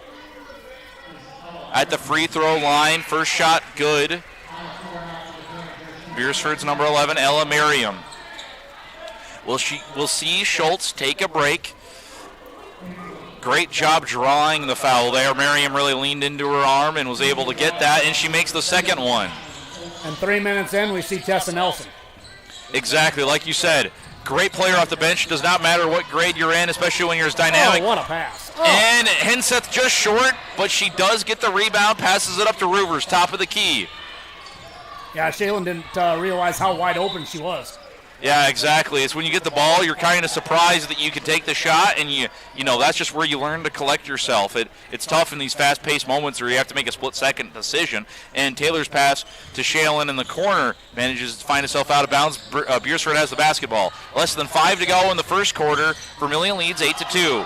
Pressure from Hinseth. Foul as we see number 30 Harley Koth hit the deck for Beresford.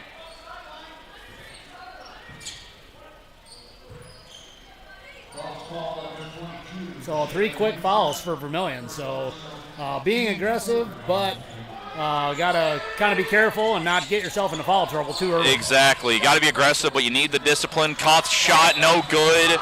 Ball stripped by Izzy Richardson. Thought she had all ball on that one, but called from the backside there. Official seat contact, probably on the arm.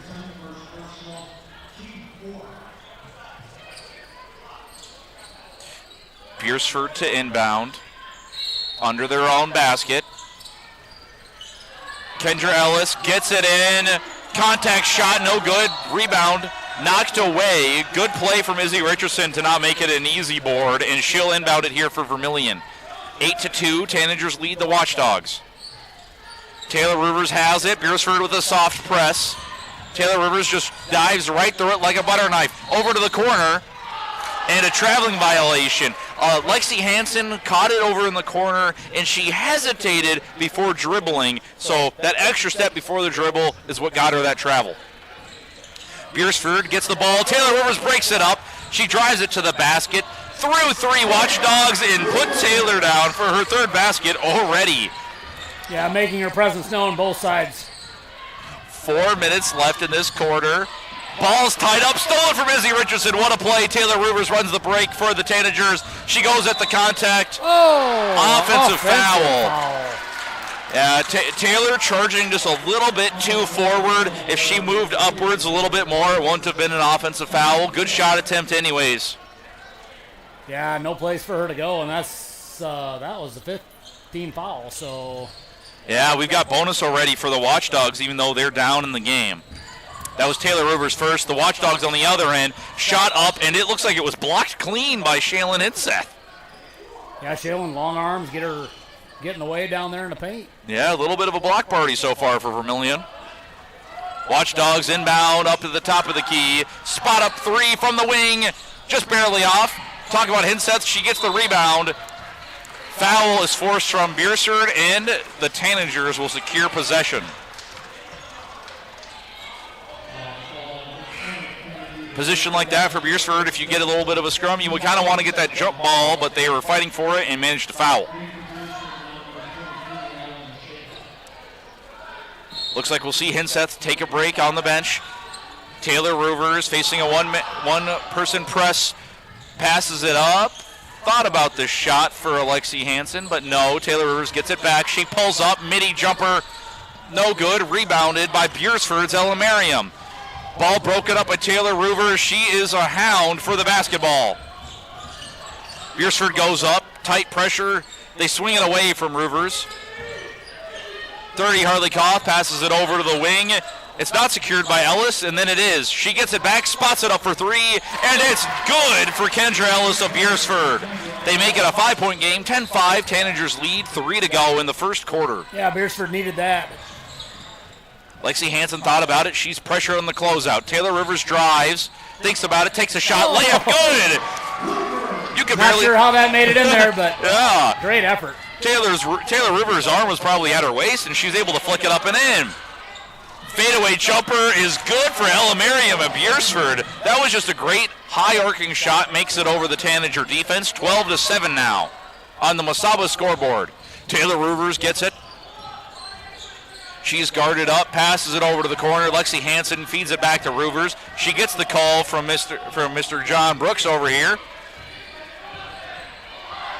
And ball is clean off of the Beresford Watchdogs. Taylor Rivers goes over, but ball is stolen, and jump stop shot is good by Adeline Scable of the Watchdogs. 12-9. Taylor Rivers is doubled. Ball stolen. Beresford gets it. They pass it over. Lexi Hansen gets a ball on it, doesn't steal it. Step back jumper from Merriam, no good. Marasia Warren secures the rebound. Good rebounder from Warren. She's going to go play college soccer after this season. Yeah, a lot of contact. They're doing everything they can to disrupt Taylor. Doing a great job at it.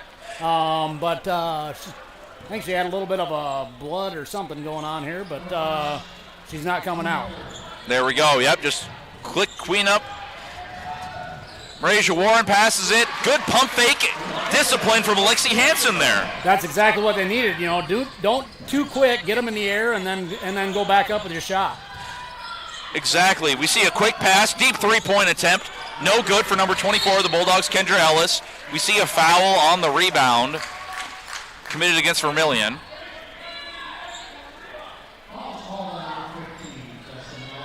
Tessa Nelson with the foul for Vermillion. And they will go to the line because that is team foul number 6. Yeah, in the bonus here, Vermillion has that 5-point lead. It could be made as little as 3 after these free throws. Beresford sending Harley Koth to the line. Yeah, Taylor did get hit in the nose. Got a little bit of a bloodshed to clean up, but she's not coming out. Oh, yeah, Taylor plays mostly the full game, especially in these close game scenarios. Took a spell, but she's all good to go now. We'll see Alexi Hansen take the bench. Hinseth and Warren down low to secure a rebound. Happens, this free throw misses, and it is brought down by Izzy Richardson, but a jump ball is forced by the Watchdogs. Vermillion basketball, and like you said, Beresford didn't start with the press, but now they're sending a very aggressive double team at Taylor Rivers. Yeah, definitely did. They kind of wanted to probably see what Vermillion was going to do to start, but definitely coming out with a good press trap defense here. Yeah, they're playing a semi-box and one almost look out here in the zone they're playing. Pass goes over to the corner. Shot no good. Warren goes for the rebound. Happens to foul. Emily Latendress is fouled for the Watchdogs. That'll be Warren's first, and this is the bonus. No team foul. Okay, looks like they're making that correction for the free throws. That's what I was curious about.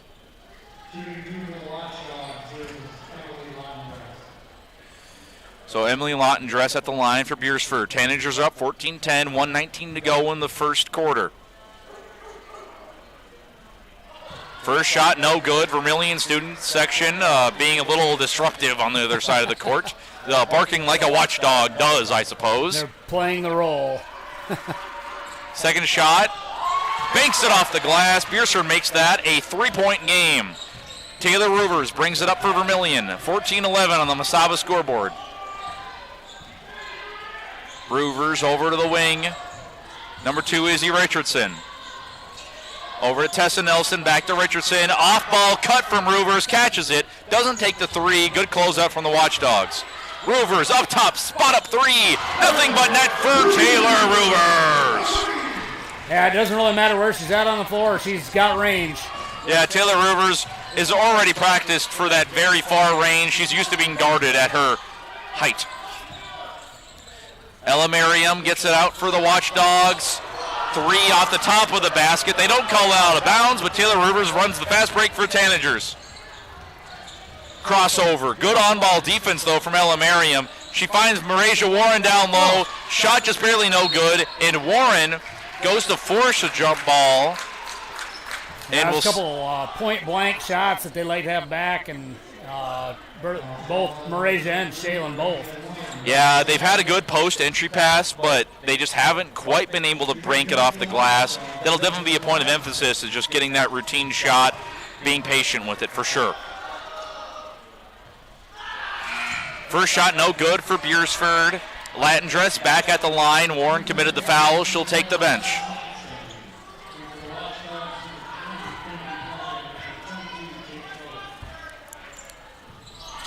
Shot up and good for Beresford. It's 17-12, 26 seconds left to go. Taylor Ruvers pressured by Jade Koth. She tries to advance into the front court for Vermillion. She does so successfully. Box and 1 defense from Beresford. Taylor is dribbling down the clock. She gets an on-ball screen from Shaylin Henseth. Kicks it over in the corner. Tessa Nelson, 3-pointer good. Tessa Nelson, talk about that dynamic 8th grader off the bench. Yeah, what a great series to end the quarter with on that 3-pointer from Tessa. Exactly. And we will be back on Fox Sports 101.5 AM 1570 and Vermillion Tanagers on YouTube. Don't go anywhere. If you're considering a new roof, you want to put your roof in the hands of Dave's Roofing. Dave's Roofing specializes in residential roofing and has over 10 years of experience. Dave's Roofing covers any job from a 60 to 80 mile radius of Sioux City and has a 10-man crew that completes most jobs in one day. Dave's Roofing will make sure the cleanup job is done right afterwards too. And the products installed are impact rated and eligible for homeowners insurance discounts. Look up Dave's Roofing on Facebook and check out the work that's been done and customer testimonials. Interior technicians. Jerry, I need your help. I'm in a real pickle. How can we help? We clean carpets, furnace and duct cleaning, mold remediation, fire restoration, water damage restoration, office cleaning, and much more. No, Jerry, I'm in a real pickle. I'm stuck and I can't get out. Hang on, I'll send you a pic so you can see what I mean. Oh my gosh. When you need it clean, call the Intech team. Fixing pickles since 1984.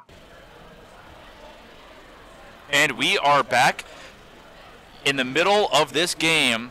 We're entering the second quarter. The Vermillion Tanagers lead the Beresford Watchdogs girls 20-12. Chad, what did we see here from this game so far? Well, I didn't think they'd start off with a press. They didn't, but they quickly went into it, and it was very effective for Beresford to press Taylor, get a couple turnovers, a couple loose balls that they were able to get, but they leave her open. It creates opportunities for everybody else. So I think Vermillion's game plan is exactly what they wanted, and they've come out swinging. So Beresford's sticking right with them, though. Yeah, no, definitely. Beresford's making it chaotic with that press, that double team, and Vermillion's shooting well on the perimeter. It's just continuing to fight for some of these rebounds and control these possessions, and that'll be the Tanagers' key to victory. Beresford has the basketball on the first possession of quarter number 2. Ball's up top to Kendra Ellis. She's guarded pretty tightly. Kicks it over to the corner. Catch and shoot. 3-pointer. Rattles in. Ella Merriman. She has been shooting the lights out tonight. Yeah, good ball movement. Created the open shooter. Taylor Ruvers goes up against a 2-3 zone. Kicks it over to Shaylin Henseth. Back to Taylor Ruvers. Over to Izzy Richardson on the wing. She kicks it down low. Spot up shot. Ball is just barely out of bounds. fight for the rebound, but Beresford's got the basketball. Yeah, Lexi, a little bit too much muscle there from 15 feet. Exactly. Need a little bit higher of an arc, a little less jump on there. Harley Koth of Beresford kicks it up to Merriman. Fakes the three-pointer, takes the three-pointer off the front rim. Taylor Rivers has it. She's off to the races. She drives the fast break through the contact. Shot is good. Can it, count it, and a foul for Taylor Rivers. Yeah, when she gets out in free space, she's really hard to stop, and you can get in front of her or you can just let her go. Yeah, exactly. Thing here about Taylor Rivers is if she makes this shot, she'll tie Beresford's total for 15 points, and she does so. I noticed there that she was a little bit more disciplined going up for the layup, manages to draw the foul instead of committing the offensive one. As Merriman makes another three for Beresford, she's catching on fire. Yeah, right in front of the Vermillion crowd, and no hesitation whatsoever. Yeah, Taylor Rivers goes in, takes a pull-up jumper, almost rattles in, but we get a rebound from Callie Schultz. It's back up to Rivers. She kicks it over to Richardson. Back to Rivers, over, wide open, Hinsett, three-pointer, nothing but net. The Tanagers have made 5 threes already. They're up 26-18 now. Beresford looks to answer Merriman. Shot is tipped, no good.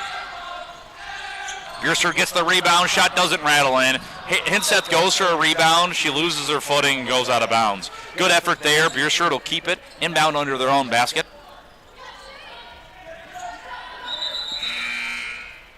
Kendra Ellis under the Beresford basket. Right, going from left to right on your screen, Beresford. 8-point game, definitely not out of reach. They throw it up top. Over to the wing. Merrigan surveys. It's over to Harley Koth at the top of the key. Pass to the corner. Spot up three-pointer. Shot is good for Kendra Ellis. Beresford's got a couple good three-point shooters in Ellis and Merriman for sure. Yeah, they're keeping them in the game for no doubt about it. Quick pass. Rivers down low. What a circus shot from Callie Schultz. Yeah, great look. Great finish. Salem tipped it away, and Taylor, just missed it. Vermillion gets the ball back, but Beresford secures the rebound. Merriman drives it against Vermillion, makes the shot. She has quickly scored 8 points already in this quarter for Beresford, giving them only a 5-point deficit. 28. Yeah, that's the spark they needed. Yeah. 28-23 on the Masaba scoreboard. Taylor Rivers is pressured up top by Adeline Schabel. She gets a ball screen from Schultz. Drives it down low off the backboard. Nothing but net for Taylor Rivers. She is shooting very well tonight. Quickly, Merriman on the other side. Uncontested shot is good. And we've got a timeout from Vermillion, and we'll take one as well on Fox Sports Radio and Vermillion Tanagers.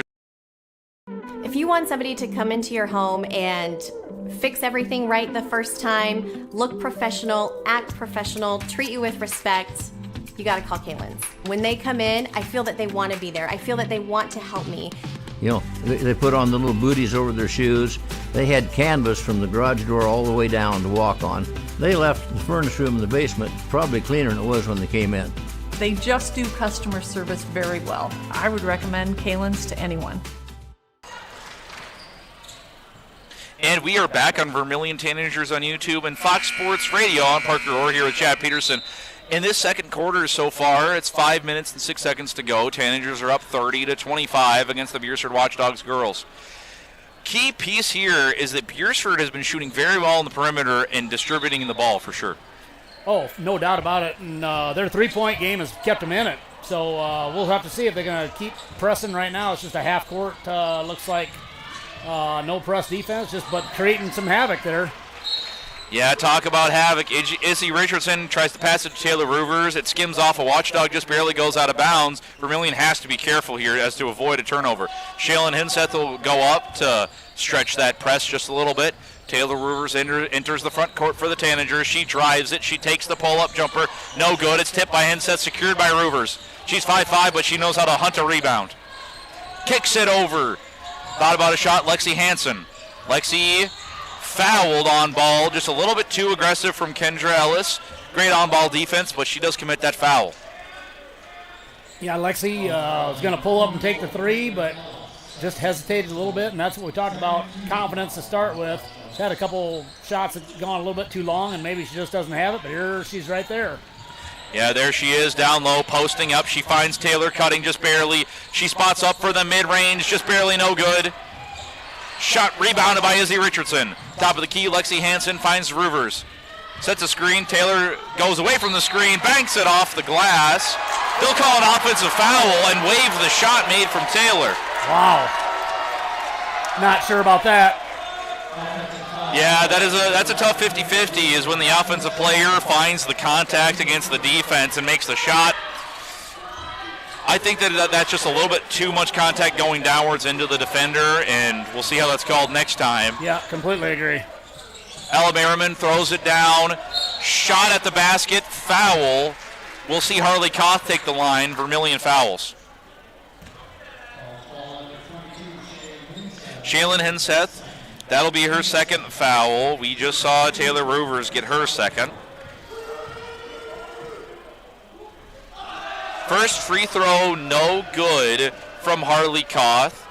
Vermillion Tanager student section still bringing up the volume in the room just a little bit. Beresford misses that second free throw. It's rebounded by Izzy Richardson. Taylor Ruvers kicks it up court. Pass is broken up by Beresford. They control it. Harley Koth running it up the court for Beresford. Bounce pass off of the hands of Adeline Schabel. Yeah, good pass. Just couldn't handle it.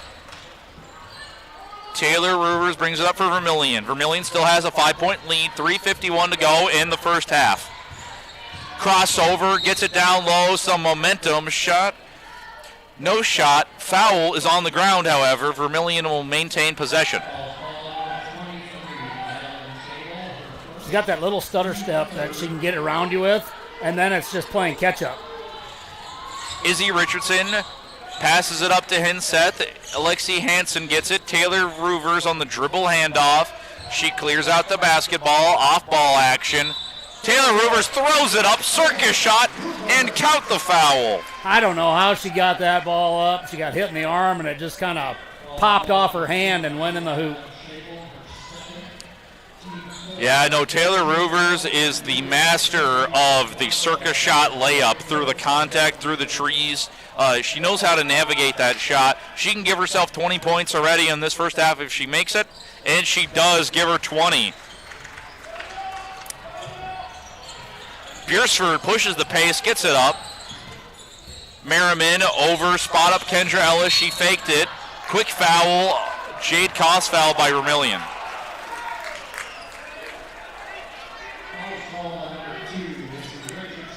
It'll be Izzy Richardson's second foul. Beresford inbounds. Merriman up top to the wing. Down low to Koth. She throws it up. Count it good. Basket for Harley Koth. Vermillion moving from right to left on your screen. Taylor Ruvers brings it up the court. She drives it. No resistance. Kicks it over. Three-pointer good for Shaylin Henseth. That is Shaylin Henseth's third three-pointer of the game. That's what we're talking about. Once you get hot and you got confidence, everything starts falling. Taylor Ruvers gets the ball. It bounces off the backboard. Shaylin Henseth down low. She tries to pump fake it, but it's stolen. She put the ball on the ground. She probably should have just gone right up with it. But good play by Ellis coming down the court. Exactly. Shaylin put it on the ground just for that routine layup, but that's where you try to practice that left-handed off the glass. Vermillion still has the ball, though. Ruvers inbounds it. Gets it barely into Lexi Hansen.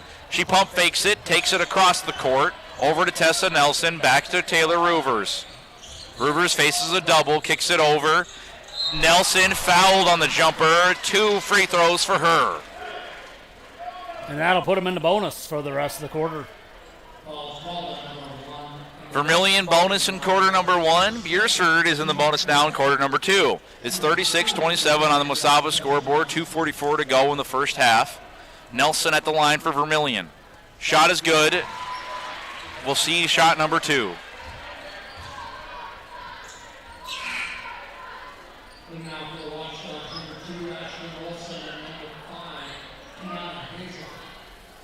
We'll see a couple substitutions for Beresford as we're almost halfway into this game. Nelson at the line for Vermillion. Second shot, no good. Almost corralled by Shaylin Hinseth, just a little out of her reach. Beresford picks up the ball, and a travel on Jade Koth of Beresford. Yeah, just a careless mistake there.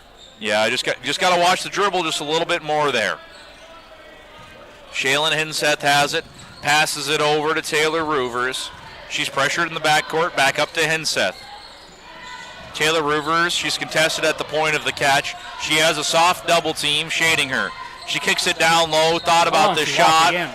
Travel from Lexi Hansen. She does that, just gets going before she puts the ball on the ground, and that's twice. Exactly. She's kind of used to that catch and shoot layup, but she does need to dribble it before she puts her foot down. Shot, Merriman up through the contact, no good. They'll say it skimmed Vermillion. Yeah, it must have been tipped by Shaylin there, out of bounds, so Beresford ball. Yeah, Shaylin's wingspan able to just tip the ball. Beresford has to re-inbound it under their own basket. Finds its way to Koth through the contact, no good. Koth gets the rebound, no good a second time. Rebounded by Alexis Hansen. She gets it to Taylor Roovers. This Beresford team definitely plays a strong physical game. Taylor Roovers doubled. She bullet passes it. It's broken up. Tessa Nelson tried to find the cutting Izzy Richardson. Roovers passes it over. It finds itself in the corner. Lexi Hansen, three, no good. Rebounded by Shaylin Hinseth. She's been all over the court. She's fouled on the catch. Yeah, a lot of second and third chance points here, and that's what Beresford's got to eliminate. Yeah, Beresford not quite getting the rebound. They're fighting for it, though. They need to do a better job boxing out. The Tanagers finding it successful here on the free throw as they're in the bonus. First shot, good. And that'll be Shaylin Hinseth's first free throw. And her first non-three-pointer point. Hinseth takes her second shot to make this a 12-point game, possibly. She doesn't. It is an 11-point game. Beresford rebounds it. That'll be Ashlyn Olsen. It finds its way into Merriman's hands for Beresford. Merriman over to Jade Koth. Shot no good. She gets the rebound. Rebound brought down by Alexis Hansen. Travel as she falls to the floor. Beresford. Yeah, great job. Just couldn't do anything with it. Exactly. That's difficult getting a rebound and hitting the ground. Beresford under the basket. Quick substitution. We'll see Jade Koth check out for Beresford. Sideline inbounds play. Quick post up. Shot is prevented and rebounded by Alexis Hansen. Great hands-up defense there. Yeah, Alexi did a good job boxing out there and was able to get the rebound, and good job defending the inbound. Taylor Roovers, spot up three-pointer, no good, but it's rebounded by Vermillion. That'll be Tessa Nelson. Kicks it over to Alexis Hansen. Ball is secured by Beresford's Adeline Schabel. Beresford in the transition about a minute to go in this first half. Three-pointer off front iron, but it's rebounded by Adeline Schabel. Oh, and Lexi took it right from her. Ball is ripped out of her hands by Lexi Hansen. Taylor Roovers starts the fast break, takes it up, and she makes the shot. Alexi was like, just give me the ball. Yeah, exactly. Instead of going for a jump ball, just rip it right out of your hands. Beresford highly pressured. Ella Merriman drives it, goes through the trees. Foul on the shot. Very gifted at driving to the basket. Merriman will take some more free throws. She's got 14, leads the Beresford Watchdogs. Yeah, it takes a special talent to weave in and out without hitting anything, and she weaved in and out of three girls before she got fouled. First shot good for Merriman. Yeah, that's the thing. Putting the ball on the deck without losing it, without committing an offensive foul, without drawing too much contact, waiting to get the ball up. Very difficult to go to the basket. Second shot for Merriman of Beresford is good. 40-29 on your Mesaba scoreboard. 38 seconds to go. Taylor Roovers has it for Vermillion. Couple seconds different with the shot clock, so it might hold here to take one last shot. Vermillion running down that clock. Like you said, they have that difference. Taylor Rivers is doubled, avoiding pressure. She gets a quick screen, pass over to the corner. Tessa Nelson, three-pointer, no good. Rebounded. Jump ball forced by Delaney Smith checking into the game. Delaney all over the floor. Yeah, no, she's got that hustle. Definitely shows that senior leadership and that discipline. Quick shoe tie from Vermillion. Taylor Rivers ready to inbound with freshly tied shoes. Finds the top of the key for Lexi Hansen. She comes right up for the dribble handoff. 8 seconds left. Taylor Rivers drives, pull-up jumper, finds the contact. She'll take 2 more free throws. Taylor Rivers has already made 2 free throws, and she can make that as much as 4. Tanagers, about 5 seconds to go on the clock, 40-29. As we go into half number 2. First shot good for Rivers.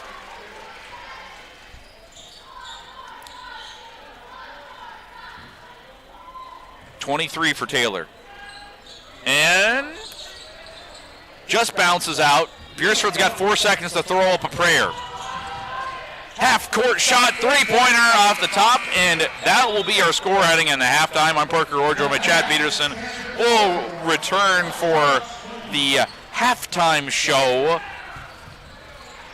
and we'll get some updates from a couple games around the state, as well as the score from this game. Don't go anywhere on Fox Sports 101.5 AM 1570 or Vermillion Tanagers.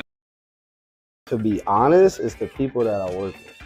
Like, I mean, I love what I do. You gotta love what you do to come every day. But the people I work with make coming 10 times easier. You want to be a part of a team that cares for you and that actually put in the time to teach you and show you the things to do in a proper way. You know, you're just full of people who care.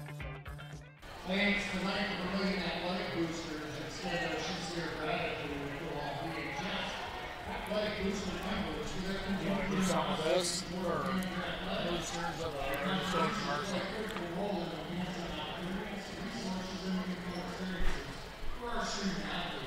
And we have the booster being recognized on the court.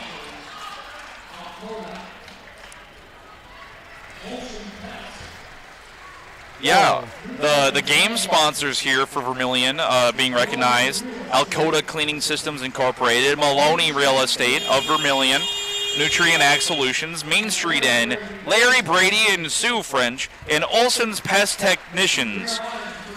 It's always great to have a community that supports its athletics, and I think Vermillion really does so. You know, it might be a small town, but it really does have a lot of businesses, a lot of citizens that really back the athletics here. I mean, these are just some great companies, and they are supporting Vermillion very well here tonight. Great to see them be recognized at the halftime of this game. There we go. Thanks to those boosters for supporting Tanager Athletics, and we have the kids running on for the pop shot, and we will return with some stats and some recaps. Don't go anywhere here on. Starting the first bank in South Dakota was the easy part, earning the confidence of local farmers, helping families account for their dreams, and securing the future for countless businesses took us a little longer. We owe it to the hard workers, big dreamers, and forward thinkers out there. Thank you for making South Dakota a great place to call home.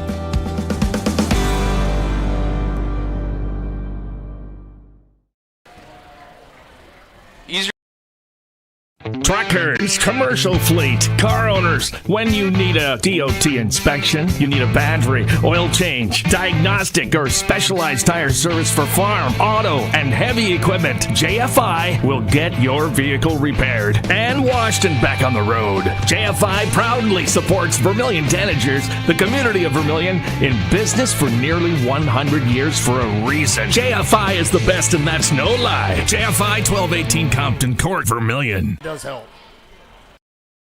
This is your invitation to thrive in Yankton, South Dakota. Nestled on the bluffs of the Missouri River, plenty of outdoor adventures are waiting.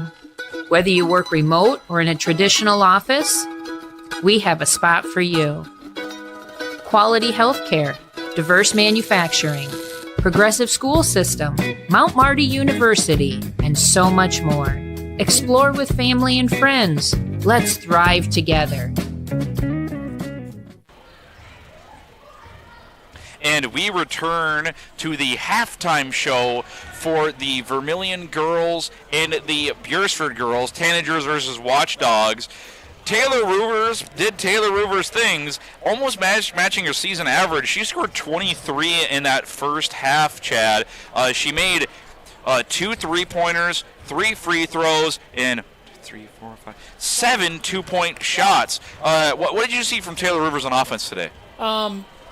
It wasn't the typical Taylor Ruvers, just because Beresford did such a good job with the press and the trap and made her work for a lot of those points. But the problem is that it left other shooters open, and then what they did is they fed it right back to Taylor, and she was there for an open layup. So, I mean, it kind of works both ways. You can double-team Taylor, or you can trap her, but she's going to find the open shooter. Vermillion missed a couple easy layups underneath, but that doesn't happen very often, and I'm sure there'll be plenty more opportunities. But 13-point lead going into half here, or 12-point lead. I can see Vermillion coming out and trying to build on that right away, coming out and be aggressive again and try and build that up to a 20-point lead. Yeah, like you said, Taylor Ruvers really... The team played a very well-balanced offense. I mean, Izzy Richardson, Lexi Hansen, Shaylin Hinsett, Tessa Nelson, they all shared that ball-handling duty, and once Taylor Ruvers was getting doubled and there was that pressure, she was doing some off-ball movement and doing some catch-and-shoot opportunities, some dribble handoffs to really shake up the defense. And then we also saw 10 points from Shaylin Hinsett. I was talking about it. She's been shooting phenomenal from 3. She made 3 of them as well as a free throw. 10 points for Shaylin Hinsett. She's kind of starting to really get into the groove of things.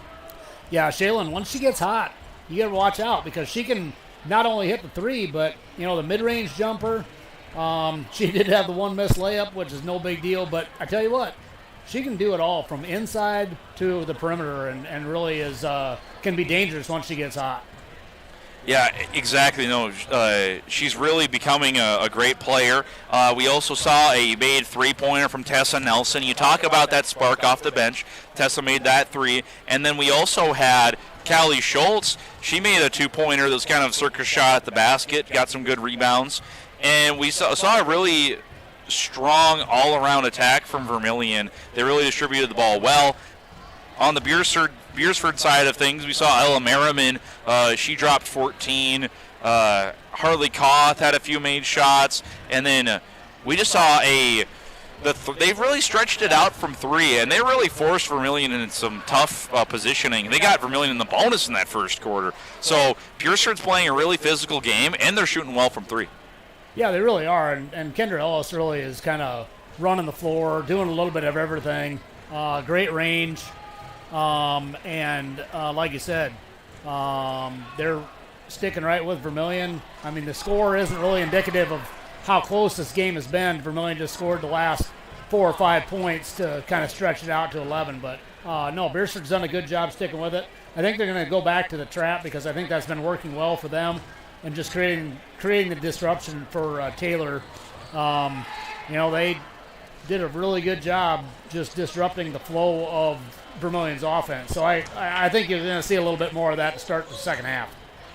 Yeah, we'll definitely probably see some more press. They changed the look of their zone. They switched to man defense a couple times. Beresford is, like you said, they're using chaos tonight to really mix up the game. And then we'll take one more break, and then we'll return on Fox Sports Radio and Vermillion Tanagers on YouTube for the second half of this first game, but it's also the first game of a doubleheader. So definitely take this halftime. Get the finest wood in the neighborhood, down at the lumberyard. But it's not just wood at the lumberyard. With a wide variety of quality building materials, the folks at the lumberyard can help you with all of your project needs. Whether it be paint, siding, cabinets, windows, or of course lumber, the lumberyard is ready to help. The best wood in the neighborhood at the lumberyard, 1000 West Cherry Street in Vermillion.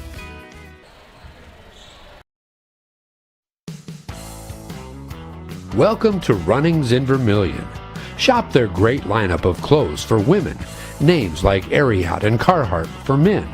Boots and shoes and kids' clothing. Runnings has a large supply of animal food and accessories. Love the outdoors? See the selection of ammo, firearms, and fishing equipment. For everything you need, walk through the doors at Runnings, your home, farm, and outdoor store, Vermillion. The Dairy Queen Grill and Chill in Vermillion is proud to support local athletics like USD and the Tanagers. The DQ fall flavors are in, and DQ has great food at great prices. Get a $7 meal deal. Choose from a cheeseburger or 3-piece chicken basket with fries, a drink, and a sundae for only $7. Got an office team party or birthday party? If you want to celebrate, don't bake, buy a DQ cake. And DQ supports the Sanford Children's Network. So after the game, take your team for a thrill to the Dairy Queen Grill and Chill, 905 East Cherry Street, Vermillion, South Dakota. Slumberland Furniture at 2401 Broadway in Yankton, home of Kirkland Furniture Groups, bedroom groups by Laguna, and dining sets by Tower and Catadel. They're also the only place to offer furniture by Flex Steel and the biggest selection of Lazy Boy in the area. The Mattress Gallery is full of the best brand name mattresses in the business, including the all-new Tempur-Pedic Active Breeze personalized climate-controlled mattress. Slumberland Furniture, dining, bedroom sets, and mattresses in Yankton. And we are back on Fox Sports Radio 101.5 AM 1570 and Vermillion Tanagers on YouTube. Less than a minute until half number 2 of the Vermillion Tanagers girls and the Beresford Watchdogs girls. Vermillion leads 41-29. And as Chad was talking here, it is pretty interesting to see Beresford kind of develop that press and really get under that pressure for Taylor Ruvers. But she was able to navigate it very well and scored 23. But we also saw players contribute on Vermillion's side, like Tessa Nelson, Callie Schultz, Izzy Richardson, and Lexi Hansen really controlled the basketball. Tessa Nelson came in and hit a shot. We'll have to see how Kendra Ellis can lead that offense and how they can get Ella Merriman some open looks. She hit a couple threes and some pull-up jumpers and really just got under the Tanagers' skin. And we have Beresford inbounding the ball now. Looks like we'll have Kendra Ellis inbound it for Beresford. Ella Merriman, the star of the Watchdogs in the first half, is guarded by Taylor Rivers at the top of the key. She gets a quick double assist from Lexi Hansen. Catch and shoot three off the backboard. Rebounded, however, by Emily Latendress. It's stolen by Taylor Rivers. She hits the deck. And a jump ball is forced. Yeah, Taylor trying to come down the sideline there and got kind of tripped up. No foul called, but I think their feet just got tangled up and she ended up on the floor. Taylor Rivers has it now for Vermillion. They had it after the jump ball. Izzy Richardson on the wing. Gives it up to Shaylin Hinseth, over to Taylor Rivers. Over to Izzy Richardson. Taylor Rivers has it. She'll take it from WNBA range, and it's just off the back iron. She drives, kicks, finds an open three. Shot no good, but Taylor Rivers gets the rebound. And she throws it up through the contact and makes the shot. Yeah, she tried one from 27 feet and didn't just hit, and it went too far. There we go. Got to try out the range, though. And the shot is broken up quickly from Izzy Richardson, finds itself out of bounds. Yeah, sometimes as defense, you don't know how far out to guard her. I mean, do you guard her half court? I mean, maybe she'll take one from there. Yeah, exactly. Wherever she finds room, she'll take it. Shot attempted to be blocked by Izzy Richardson, but she follows through a little bit too much and hits a Watchdog on the arm, and that happens to be Harley Koth of Beresford at the free throw line. 7 minutes to go in the third quarter. The Tanager girls lead 43-29. Koth makes the first free throw. Harley Koth taking a second one at the line for Beresford. No, but one thing we saw at Taylor Rivers there is she still fights for the rebound, makes the open pass for the teammate even after missing a three. It does not shake her. Oh, absolutely doesn't. She follows her own shot. She follows everybody's shot. And she pulls up from that distance again, off the back iron. Latin Dress has it. She's pressured. She passes it right into the hands of Callie Schultz.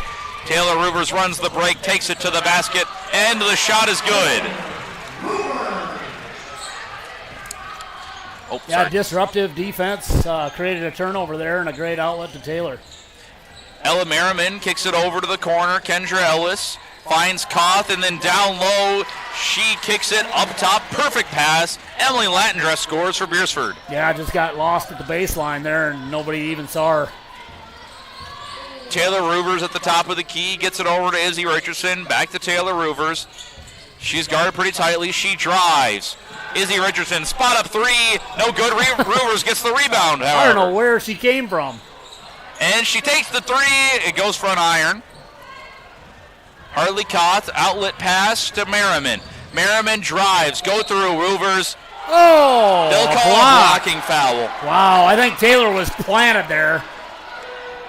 But call goes the other way, so thought she had position. Yeah, quick jump into the charge position for Ruvers, and she gets called for the block. You got to like the attempt there. Just need to be a little bit quicker on setting it. Merriman at the free throw line. She misses that first one for Beresford. Masaba's scoreboard, 45-32, less than 6 to go. Tanagers lead the Watchdogs. Tessa Nelson comes in. Great first player off the bench. Free throw up and good for Ella Merriman. Taylor Ruvers takes it up the court. Kicks it over to Tessa Nelson. Ruvers drives through the Watchdogs. Ball is kicked out by Callie Schultz. Even when she doesn't secure a rebound, she does prevent a fast break opportunity there.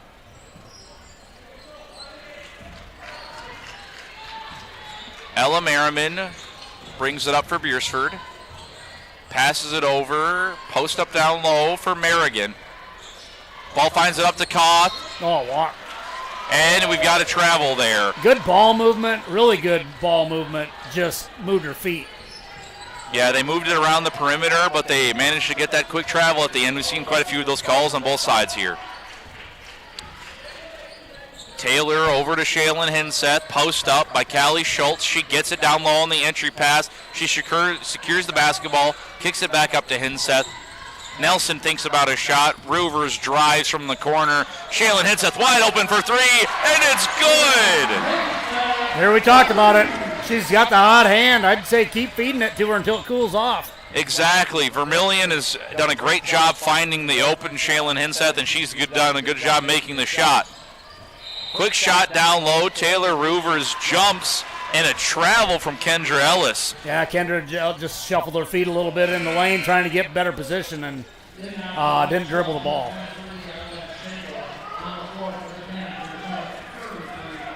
Tessa Nelson inbounds it. Taylor Ruvers bringing it up the court. 48-33. Tanagers lead. Nelson spots it up for three now. Ball is wide. Tipped. Recovered by Hinseth. Ruvers secures it. She kicks it over to Hinseth. Wide open in the corner. Oh. Three-pointer's good for Lexi Hansen. Everybody's getting involved in a timeout. Yep, and that's a well-timed timeout. And we'll take one as well on Fox Sports Radio and Vermillion Tanagers on. Lucky for us, life is full of choices, big and small, just as it should be. They define us, make us who we are. And when it comes time for you to choose a car, home, your next big adventure, or start a new business, Farmers Union Insurance has the variety of choices to make sure you have the perfect coverage to protect each perfect moment. Farmers Union Insurance. Firing for sure. Yes. Clay County Abstract and Title Company has a complex job that boils down to something very simple: helping you purchase your dream with confidence. When investing in a new home, a new site for your business, or piece of property, you want peace of mind that the property is truly yours. Clay County Abstract and Title Company has been doing just that since 1946. Clay County Abstract and Title Company, proud supporters of Vermillion activities and proud to be a part of your dreams come true. And we are back in Vermillion, South Dakota. 4:20 left to go in the third quarter. The Vermillion Tanagers girls lead the Beresford Watchdogs 51-33. Pretty dynamic game so far. Pretty strong run. Vermillion's offense playing very well-rounded. Ella Merriman doubled at the top by the Tanagers. She kicks it over to the wing. A pass attempt is stolen by Taylor Rivers of Vermillion, and she drives the full court, takes it up. No good. Good defense on the backside here for Beresford, but and then Merriman tries to take it all the way, passes it off of the backboard, and it's out of bounds. Vermillion will take it. Just kind of overwhelmed by the pressure there, and Vermillion collapsed on the basket.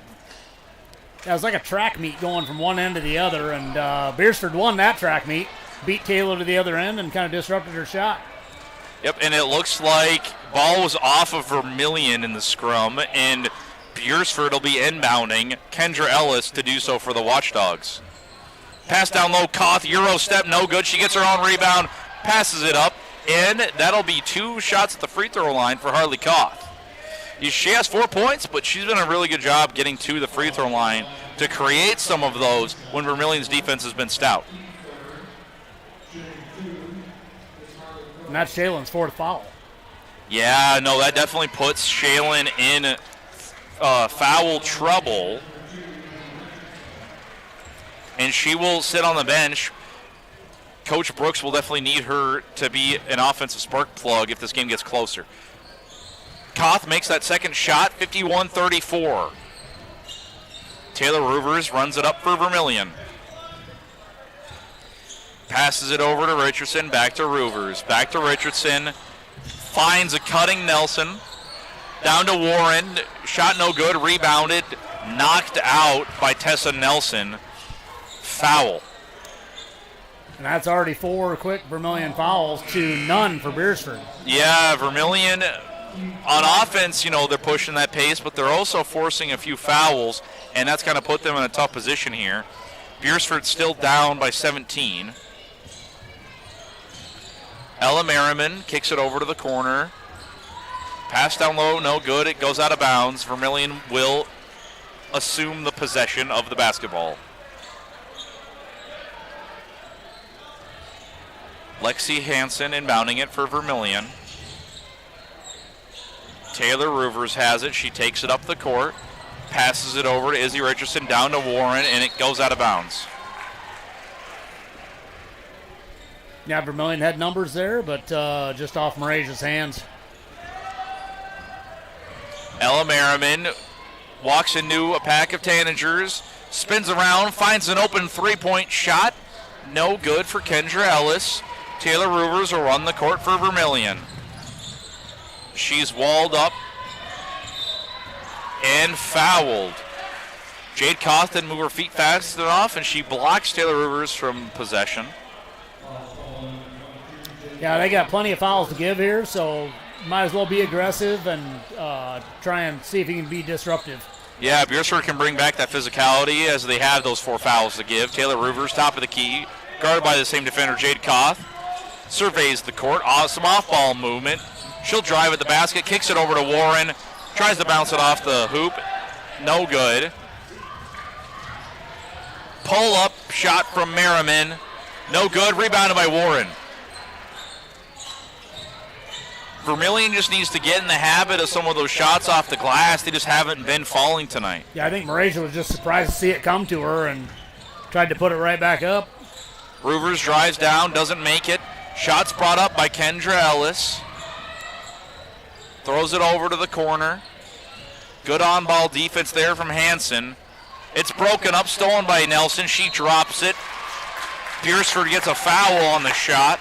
We'll see Adeline Schabel take some shots for Beresford.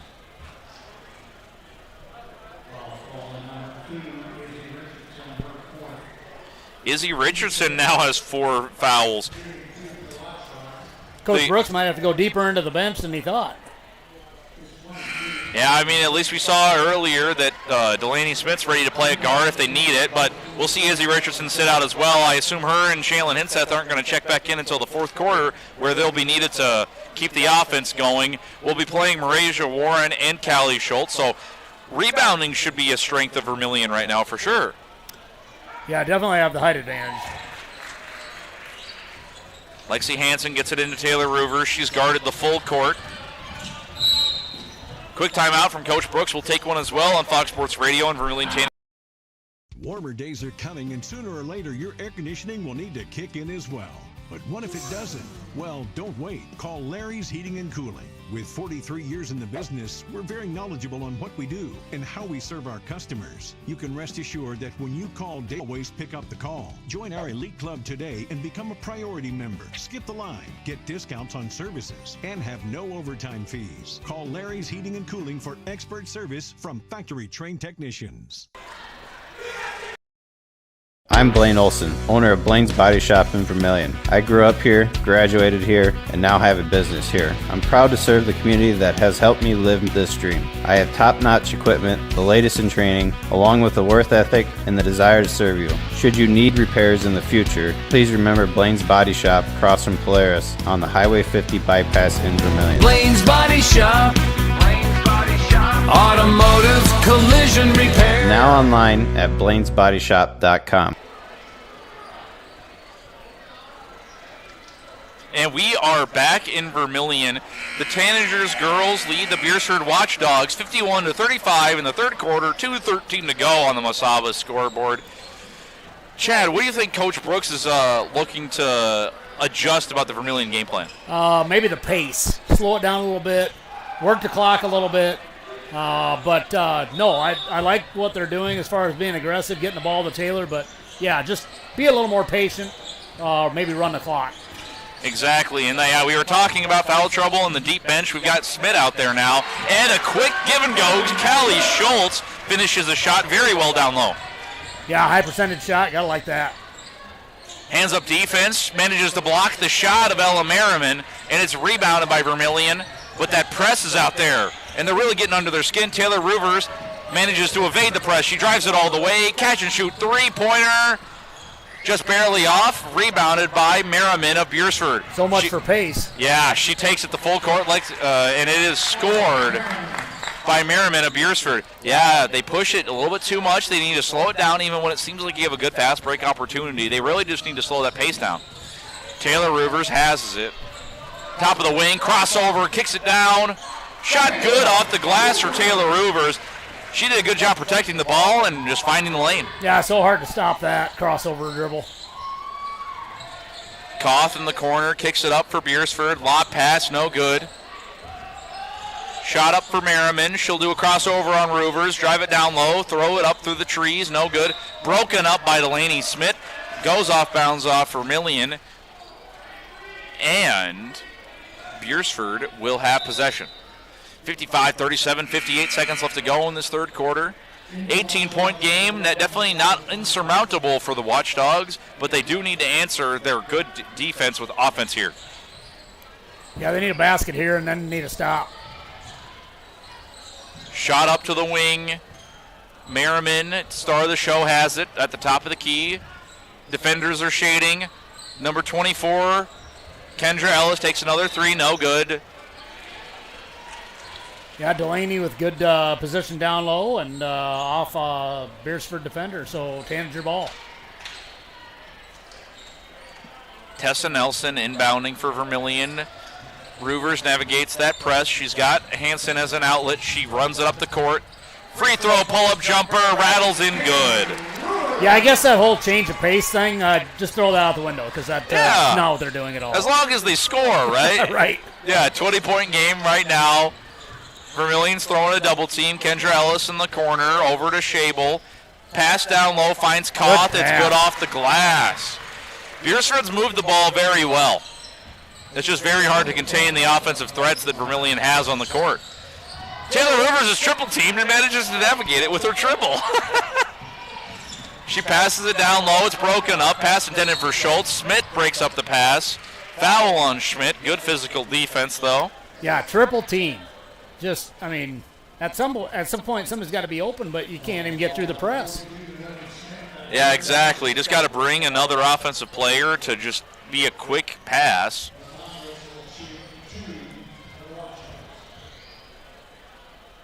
Free throw line. First shot, no good. We'll see a second shot taken by Emily Latendress. Yeah, if you think if she can break the press in the front court, somebody's got to be open down here. Exactly. If they can break that press, that open three shot has been there all night. Callie Schultz gets the rebound. Delaney Schmidt runs the court. Taylor Rivers dribbles out the clock. 57-39 in the Masaba scoreboard going into quarter number 4. Don't go anywhere on Fox Sports Radio and Vermillion Tanagers on YouTube.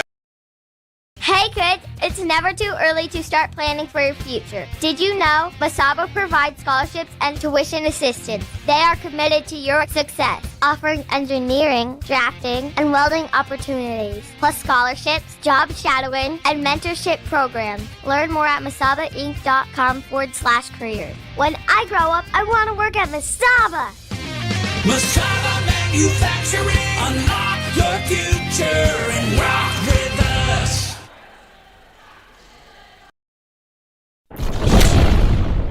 Todd's Electric, your full-service electrical contracting company.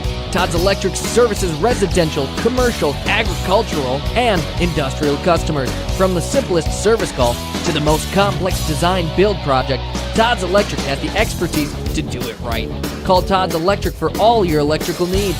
Todd's Electric, helping you control all things electric. Except for lightning. Todd's Electric. Go Tanagers! And we are back on Fox Sports Radio, 101.5 AM, 1570, and Vermillion Tanagers on YouTube. As we enter the fourth quarter, I'm Parker Orr, joined by Chad Peterson. 18-point game, the Tanagers lead the Watchdogs 57-39. And like we said, a change of pace might be needed for Vermillion. They're in foul trouble, but their offense can't be stopped right now. Yeah, change of pace, just foot on the gas is what they're doing right now, and that's exactly what Coach Brooks is going to do, and their defense is playing great.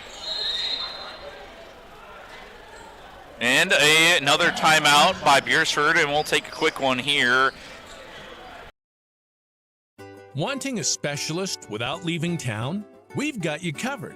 Our clinic offers specialists for the health and wellness of your family. From pediatricians to OBGYNs, plus primary care. You can find it all at Vermillion Medical Clinic. So much care, so close to home. And we are back. Beresford had a little bit of a hectic start to the quarter. Coach Hillary Block just going things over with her team, just trying to collect them on offense. They really do need to protect the basketball if they want to cut into this 18-point lead.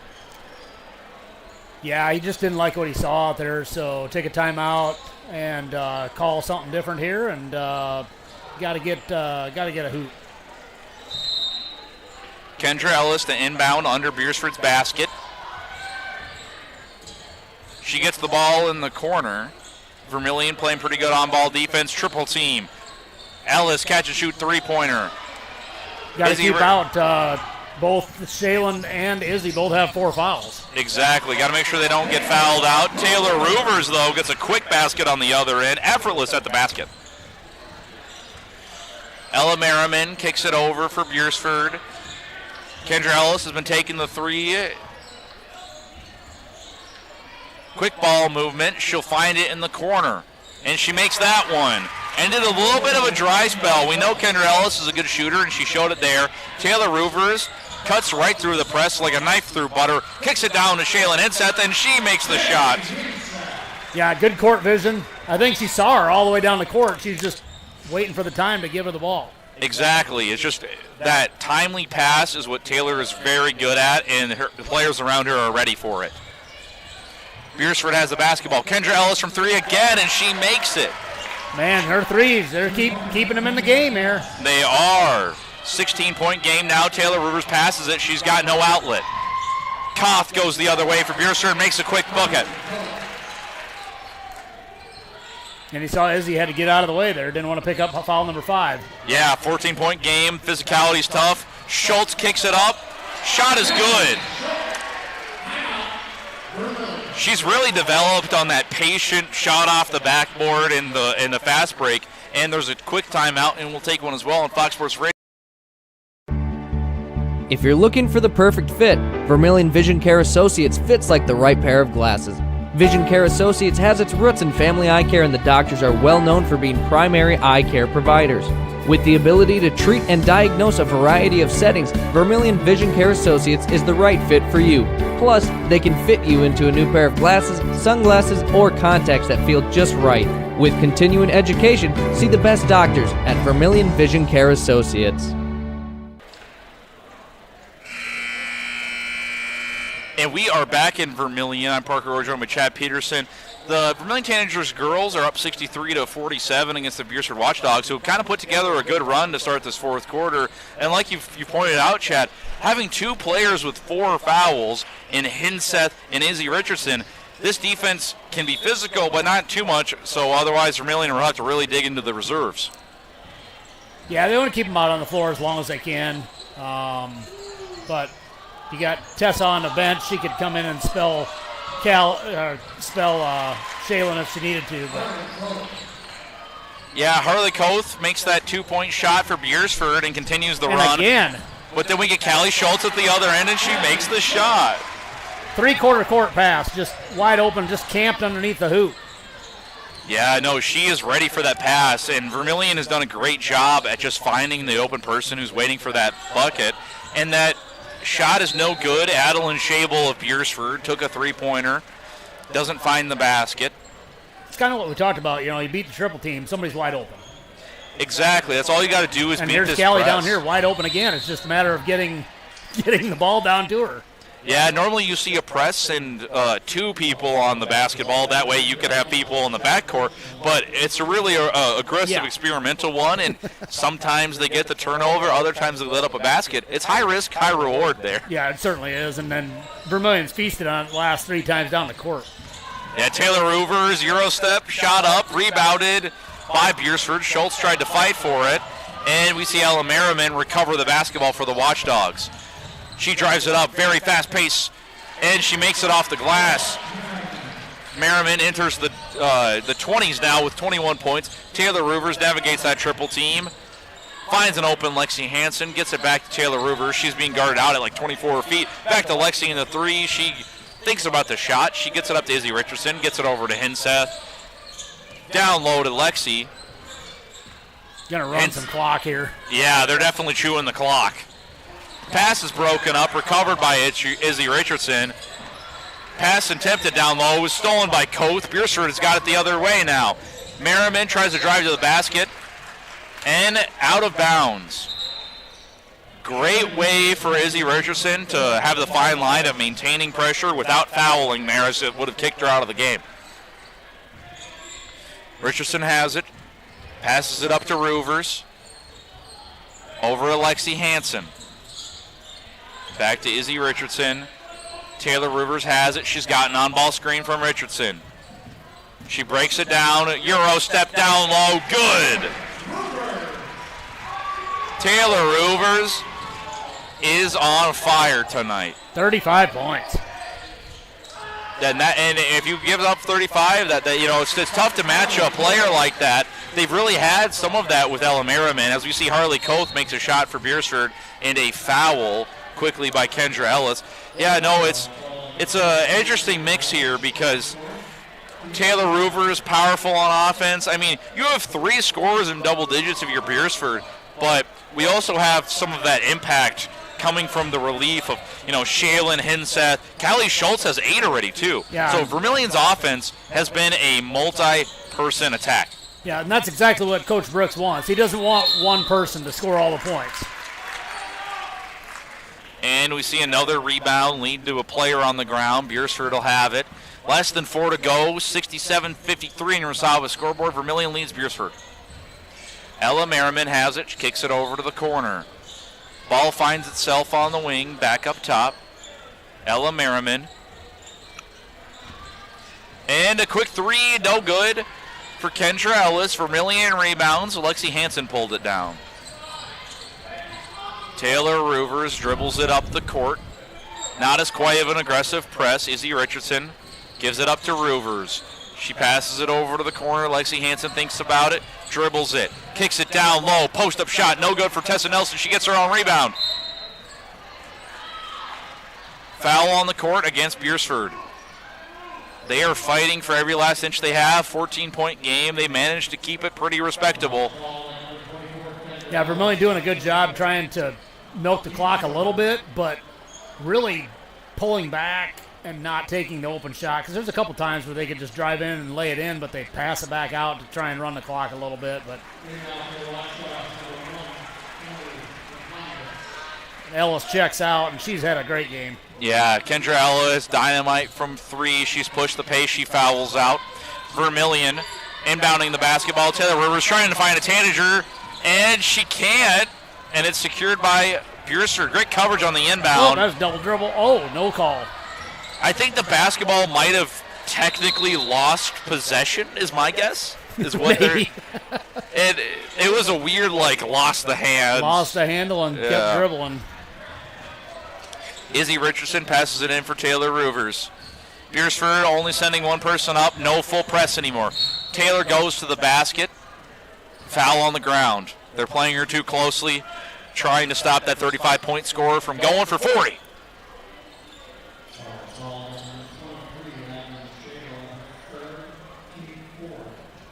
Fourth foul for Beresford. They're almost in the bonus. Less than 3 minutes to go. Taylor Ruvers at the basket, tries to get the rebound. She kicks it out, and it's secured by Izzy Richardson. That's why you fight for every board, even if you don't have it in your hands. With Taylor, 4 fouls, too. And then she spots up for three. Almost makes it, but it's rebounded by Ella Merriman. She runs it up for Beresford. Step back three-pointer, and she makes it. Merriman has been dynamite. That gives her 24 on the night. Taylor Ruvers dribbles it up for Vermillion. She's guarded up top. Passes it over to the corner. Finds Nelson. Kicks it over. Shot good for Izzy Richardson.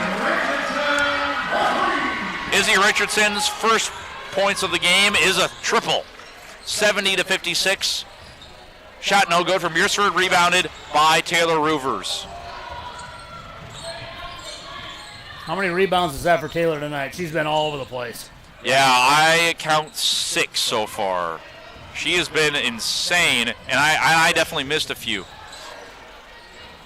Latin dress for Beresford. Oh, a travel. What a great shot. Yeah. But walked first, but man, I don't know how she got that. From her knee, she flipped that into the hoop. Yeah, 5'4" guard. She tries to flip it up. She manages to pick up that pivot foot, and then becomes a travel. We'll see a timeout, and we'll take one as well here on Fox Sports.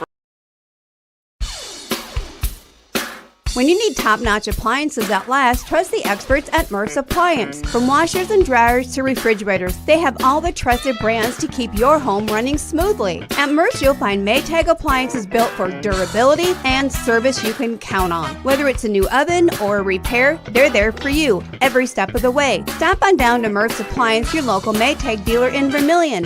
Maytag and Murph's, reliable just like you. Sunshine Foods in Beresford is excited to be a part of Beresford. The residents of Beresford have always been loyal to the community, which is a big reason Sunshine Foods makes Beresford home. You can count on Sunshine Foods for the best deli lunch in town. Sunshine Foods offer fresh produce, top quality meats, always clean surroundings, and a friendly staff. Proud to be a sponsor of the Beresford Watchdogs, Sunshine Foods, Beresford.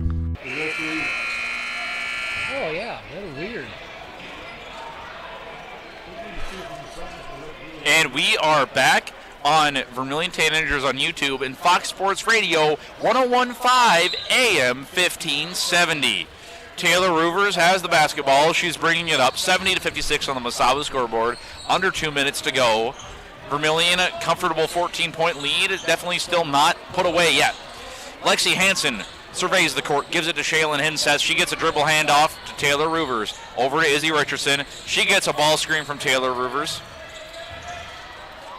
Quick pressure. Lexi Hansen is fouled with the basketball in her hands.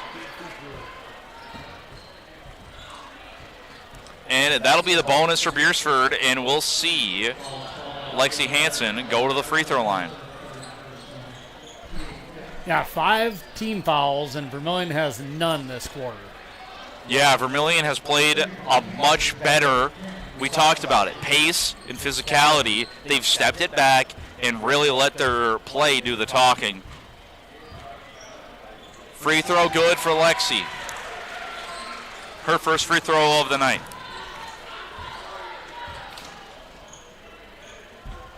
Second free throw for Alexis Hansen. Up and good, nothing but net. Vermillion leads 72-56. Beresford trying to crawl this game back. Koth kicks it down low, but it finds itself in Izzy Richardson's hands. She clears out the basketball and is fouled. That'll be free throws for Vermillion. And you have to think this is a precarious position, 16-point game, very difficult to come back from. You start to enter the territory of needing to hit 6 3-point shots without allowing anything. That makes it very difficult. It does. Richardson's first shot's no good from free. Henseth and Richardson both have 4 fouls. And Beresford takes a timeout. We will as well on Fox Sports Radio. Muller Auto Parts, your CarQuest dealer in Beresford, is independently owned and operated. Brad and his staff takes pride in their customer focus with a passion for delivering excellence in everything they do. Doing things right is the motto. At Muller Auto Parts, your CarQuest dealer in Beresford, see them for premier products and service. Muller Auto Parts, a proud supporter of USD and the Beresford area, delivering the right products to the right place at the right time every day. And we are back in Vermillion, South Dakota. I'm Parker Orger, my Chad Peterson. 72-56 right now, 127 on the Masaba scoreboard. This game is all but said and done, 16-point game. Izzy Richardson taking her second of 2 free throws at the line for Vermillion. You got to think if this one goes in, then it's pretty difficult for Beresford to come back. Shot is up, no good, but it's rebounded by none else than Tessa Nelson, who is fouled in the scrum. Oh, lane violation. Lane violation is the call. We'll see Izzy get to take that shot one more time. Richardson, every part of the rim, but it bounces out. Latin dress for Beresford. Dire Straits Roovers, full pressure. She gets a pass off. Beresford gives it to their star, Merrimack. She can't create. She's pressured by 2 Vermillion guards. Latin dress has it back. Kicks it over to the corner. Shot blocked by Henseth. Second block of the night for Shaylin Henseth. Taylor Roovers has it less than a minute to go. Vermillion will walk away with another victory and put themselves over 500 at 8-7. Roovers navigates pressure, Merrimack, and she will dribble as much of the clock out as possible. What a well-fought match from Beresford. They put all their physicality and offense into it. Taylor Roovers could not be stopped tonight, and she's fouled at the basket. Yeah, she was not going to be denied. She's going to do everything she can. She's taking a beating out there tonight, but she's really put up a great show. 35 points. Like you said, 6, 7 rebounds, somewhere in there, but just defensively been all over the court. Yeah, and that first shot good for Taylor Roovers, and she has just been dynamite tonight and joined by a cast that has put in just as much effort. This shot will make it 37, and Taylor hits that mark. 74-56. Beresford has the ball on offense.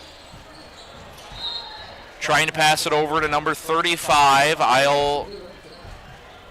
It looks like they've got 35, possibly Avery Jorgensen, the 7th grader for Beresford, in the game. Ryan's going to dribble this one out, I think. Yep, and Taylor will dribble this out for the Tanagers. They'll move to 8-7. Tanagers 74, Beresford Watchdogs 56. But we're going to have a couple interviews with the coaches of the boys' teams, but don't go anywhere. This is a double header on Fox Sports Radio and Vermillion Tanagers. We'll get a little bit post-game analysis.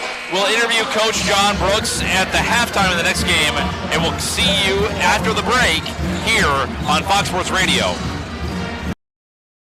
Jensen Insurance in Beresford, Elk Point, and Sioux Falls is an independent insurance agency. They represent many different companies, which is important because it allows you to choose the very best insurance at the most competitive price. Jensen Insurance is proud they selected Auto Owners Insurance as one of their carriers because Auto Owners is very competitive and they provide some of the best coverage on the market. Jensen Insurance and Auto Owners, ready to go to work for you, with locations in Beresford, Elk Point, and Sioux Falls. Welcome back to our Vermillion Chamber and Development Company pregame show as we get ready to bring you the Vermillion Tanagers and the Beresford Watchdogs. And as part of our Vermillion Chamber and Development Company pregame show, we have Coach Arlt on the line with Beresford. Coach, how you doing today? Doing pretty good. Excited to get a game day rolling around. Well, you know, especially these kind of interstate rivalries, these games that are where you know you're going to have a good crowd with you because it's so close. It's a girls-boys doubleheader. Do atmospheres get much better than that? No, not.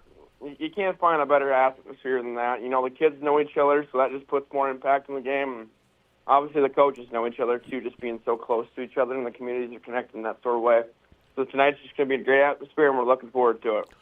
Well, and it should be a great game. Now, you guys, if a person just looks at the win-loss record, it's not what you want. But, man, if you do a deeper dive, especially that most recent game against Sioux Valley, a team that's 10-4 in their house, and you're just a few possessions away from a victory, does it feel like your team's kind of knocking on the door of finally getting over that hump?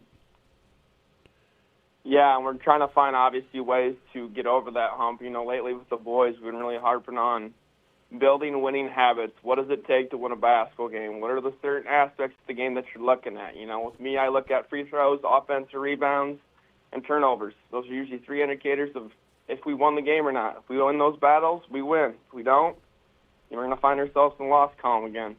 And other than that, just like the little things, too. Getting on the floor, getting after loose ball, closing possessions, and I already harped on a little bit, taking care of the ball. All right. Now, for your team, obviously, as a coach, once that ball is in the air, you know, you can yell instructions and stuff, but a lot of it is just the team and how they play together. Who are some of your leaders on the court that we're going to be hearing from tonight? The two guys that you'll be hearing from primarily, more so our vocal leaders, are two out of our three seniors with Hayden Schilling, guard, number 13. He'll kind of run the show for us tonight, get our guys organized. And then on the opposite end, we have T and Nyhawk. Great shooter. He's been shooting the lights out this year from three, so we're kind of hoping to see if he can get us going tonight early and often. So. All right. And then you guys are facing a Tanager team that seems to be playing some pretty good basketball coming off that win over Groton area in the DAC-12 NEC clash. What do they bring to the table that presents some challenges for you guys, but also maybe where you see some opportunities? You know, tonight's going to be a great defensive effort. We're going to have to play team defense together as a team because from what I've seen and what I've been hearing lately, Vermillions have been shooting the lights out. So tonight, I can't wait to take that next step towards our ultimate goal of finding a way to win a game. I can't wait to see team defense from start to finish, not just for 3 quarters or 2 quarters, which we've been pretty good at showcasing. I want to see a full, complete game put together tonight, and honestly, we're going to need to play great team defense tonight. And on their end, they got one of the best players in the state, and we're looking forward to that challenge. Well, and, you know, tonight kind of begins, we're in that second half of the season. Just as a coach, obviously wins and losses are important, but what would you like to see from your team just to know that you're seeing that progression? Yeah, like I kind of already said, I want to see us take care of the ball. I don't want to see us with more than 11 turnovers. I want to hit that benchmark under and get like 10-9. As a coach, it'd be perfect to see 0, but 0 is probably not manageable, or we're probably not capable of doing that. That probably means we're not aggressive. But, yeah, turnovers, I want to see us limit our turnovers, and then on the opposite end of things, I want to see us dominate the board battle. We have to get after these guys on the defensive boards and then obviously steal possessions on the offensive board side of things. Those are the 2 areas that I'm hoping to see some growth tonight. All right. Well, Coach, I know you're busy, but thank you so much for taking the time to talk with me today. Really appreciate it, and looking forward to seeing your team in action. You have yourself a great day, and best of luck. Thanks. You too. Thank you. Appreciate the time. Hey, my pleasure. Bye-bye. Bye. That was Coach Josh Arlt of the Beresford Watchdogs. Now, they have not had the success this season. Obviously, one name that you didn't hear talked about was Malachi James. Malachi James, unfortunately, not due to an injury, not part of the team this season. And so that's unfortunate. He was going to be a big part of this squad. With Malachi, they are definitely not 1-10. They are a team that would be more in far more games, winning more games. Unfortunately, that was not to be. But this is a team that has some great players. Also, Ashton Oberle, is a great player, a quarterback on that football team, just a great person out there as well. So it's a team that does have talent, and you can see that there's potential out there, and we'll see if that comes to fruition tonight. Again, thank you to Coach for joining me. This is the Vermillion Chamber and Development Company pregame show, and Tanager Basketball is brought to you by First Dakota National Bank. When we come back, we'll have more of the pregame show with Parker Orr and Chad Peterson. It's funny how life is made up of moments. Quiet ones, big ones, and ones you never forget. A wish, a milestone, a moment you didn't know would mean so much. Because life is made in the moments we share. Voyage Federal Credit Union. For every memory made, for every moment ahead.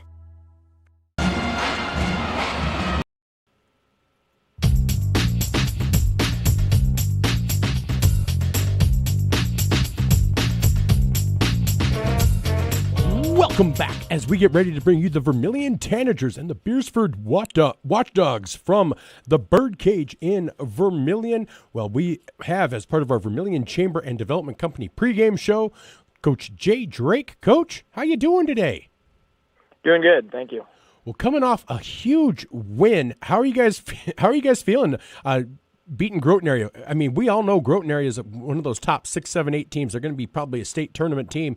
To have probably, I feel like we've been saying this a few times lately, your most complete game. Yeah, I thought we had a really good week last week. We had kind of talked after the Sioux Falls Christian game, just being able to get 3 good practices in Monday, Tuesday, Wednesday of last week before the Del Rapids game, and then we did some really nice things against Del Rapids last Thursday night, and then even after that game, we said, if we could just bottle some of that up of what we did that night and be able to carry it forward on Saturday to the Groton game, and I thought we did exactly that. The same team that we saw last Thursday night against Dells stepped on the floor and basically saw a similar performance, and like you said, Groton's a very good basketball team, and for us to do the things we did on both ends of the floor, defensively and offensively. And, we had a nice stretch at the end of the first quarter to jump out to a 25-10 lead after one, and got up 19 at one point in the second quarter. And then, you're still – they finished the half strong to get it to 13, but then we had a really nice third quarter. And then I think we got up even at one point in the second half by 29 points on Groton, which I would have never guessed would have happened. But good overall effort for our group. And, again, we'll say it again. Hopefully some of the stuff we did last week with Dells and Groton, hopefully we can bottle some of that up and carry it forward and try to keep improving as a basketball team. Well, and that leads into this matchup with Beresford. Beresford, despite the record, always a tough matchup. Just one of those teams that you can never take lightly. What do they bring to the table that presents some challenges for you guys, but also maybe some opportunities? Yeah, Region 4 opponent, obviously number one, a team we could see later in the postseason, and they've battled some adversity and they've done a good job with it this year. I think the first week of the season, probably their best player, Malachi James, and been playing for him for 4 years, went down with the season-ending injury, so obviously you're not expecting that going into the year. But and then I think here in the middle of the season they've had a coaching change as well. So for their kids to kind of battle through some of that stuff, and if you look at some of their scores lately, like you said, they haven't come out on the win column as they're 1-10, but they've been playing teams very close and tight, and Sioux Valley's really got a nice team. They played them straight up here not too long ago. So the Nyhug kid has been playing for 3-4 years for him and can score the basketball, and the Hamadang kid, I believe is his name. Same thing. Those are two guys that are kind of perimeter players, but they're long and athletic, 6'4", can both shoot a three, and can score the basketball. They got a new point guard that moved in this year. So they've been competing and battling, and like anything, we've got to it'd be nice to just get back in our gym. We haven't been home I think for a couple weeks here since the Elk Point Jefferson game and girl-boy doubleheader, but hopefully just kind of take off where we left off last week. Well, and part of that is it's another busy week, too. It's a Tuesday, Thursday, Saturday, kind of capping off your week with this tough matchup against Western Christian. Obviously, not a lot of practice time in there. As a coach, how do you battle through that? Yeah, it's a lot of mental prep this week, and we said this. That's why the last week with the Monday, Tuesday, Wednesday practices before Dells, it was really good for us to just be able to kind of concentrate on some things, areas we need to work on, and have kind of some longer, better practices. And then going into that Dells game, that was we'd kind of talked about that. That was the start of a stretch here where we're going to have 5 games in 10 days, and we played 2 of them last week, and now to have another 3 this week. And like anything, this time of year, over this week it'll be limited, but we still got to do the mental part of it. And, huge stretch because, at the end of this week, we'll have finished that 5 games in 10 days stretch. And hopefully, if we can play well again this week, like we did last week, hopefully it gets us in position where over the last few weeks of the regular season and final 4 regular season games, we have a chance to maybe battle Lennox for that 2 seed. All right. Well, Coach, hey, thank you so much, as always, for taking the time to talk. Really appreciate it, and best of luck against the Watchdogs. All right. Thanks a lot, Michael. Hey, thank you. That was Coach Jay Drake of the Vermillion Tanagers as we get ready to bring you the Tanagers and the Watchdogs. Vermillion 9-4 on the season, coming off that big win over Groton area and looking to really solidify their seed point standings. And this game will be a big part of that. So we'll be back with more when we come back. Should have the national anthem and the Central Farmers Cooperative starting lineups. This is the Vermillion Chamber and Development Company pregame show, and this is Tanager Basketball brought to you by First Dakota National Bank. It's funny how life is made up of moments, quiet ones, big ones, and ones you never forget. A wish, a milestone, a moment you didn't know would mean so much. Because life is made in the moments we share. Voyage Federal Credit Union. For every memory made, for every moment ahead.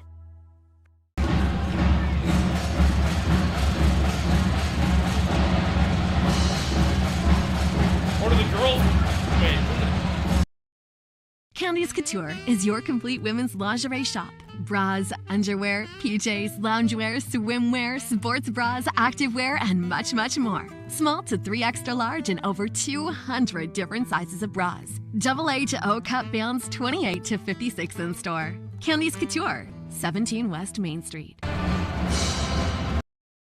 The Pizza Ranch Vermillion is your event headquarters. Enjoy the crisp salad bar, the country's best chicken, and fresh pizza. Want a custom pizza? Just ask. We are proud to offer the buffet your way. And the Fun Zone Arcade features 36 games, 2 golf simulators, and full bar. Perfect for pregame tailgates and parties. Have a business meeting, team, or office party? Reserve the Dakota Center. It holds up to 300 people. Order online at pizzaranch.com for delivery, or circle your wagons and make Pizza Ranch your tailgate place next to USG.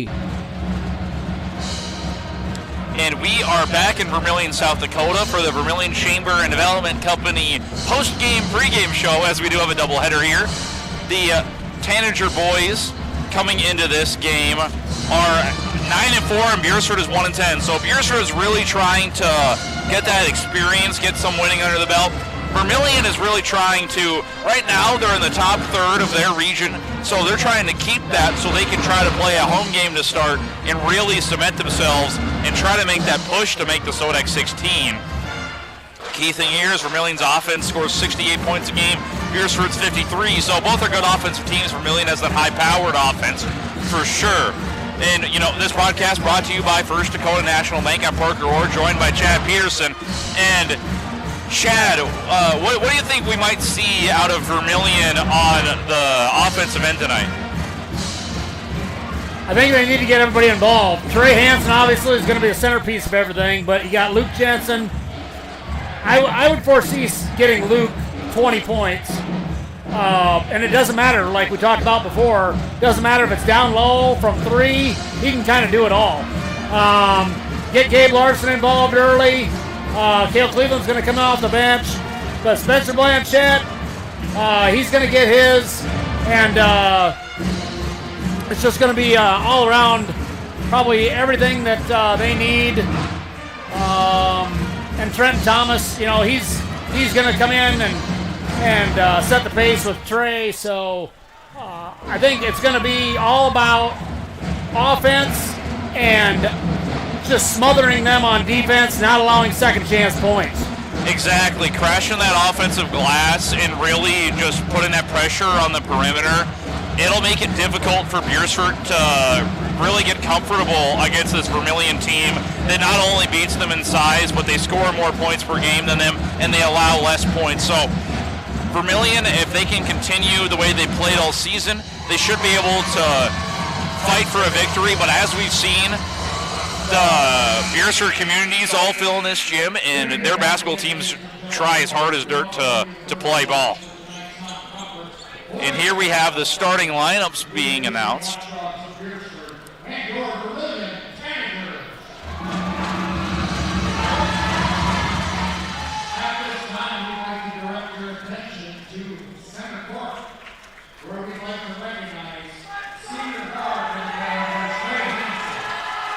And they're recognizing Trey Hansen on the court.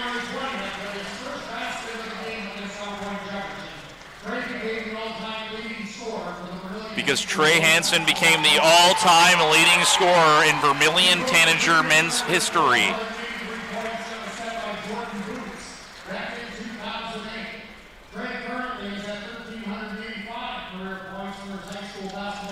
And he broke a 16-year-old record, and we'll see how many points he can add to the record this year as the Tanagers aim for Regions, SODAC 16, and the state tournament behind this dynamic offense led by that senior guard, Trey.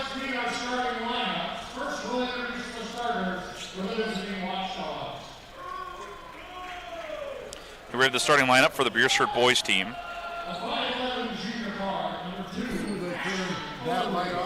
It looks like Ashton Oberle will be starting at guard. Peyton Hoffman, another senior guard, will be starting. Tegan Nyhog, who leads them in scoring at 19 points per game, will be starting at guard. And Hayden Schilling, a fourth guard to the lineup, will be starting as well. And Hayden Hommenberg lines up the lineup. The thing is, they have 6'4" Hommenberg, 6'5" Nyhog, but all 5 of their starters listed at guard. So expect a dynamic perimeter-centric offense from the Beresford Watchdogs.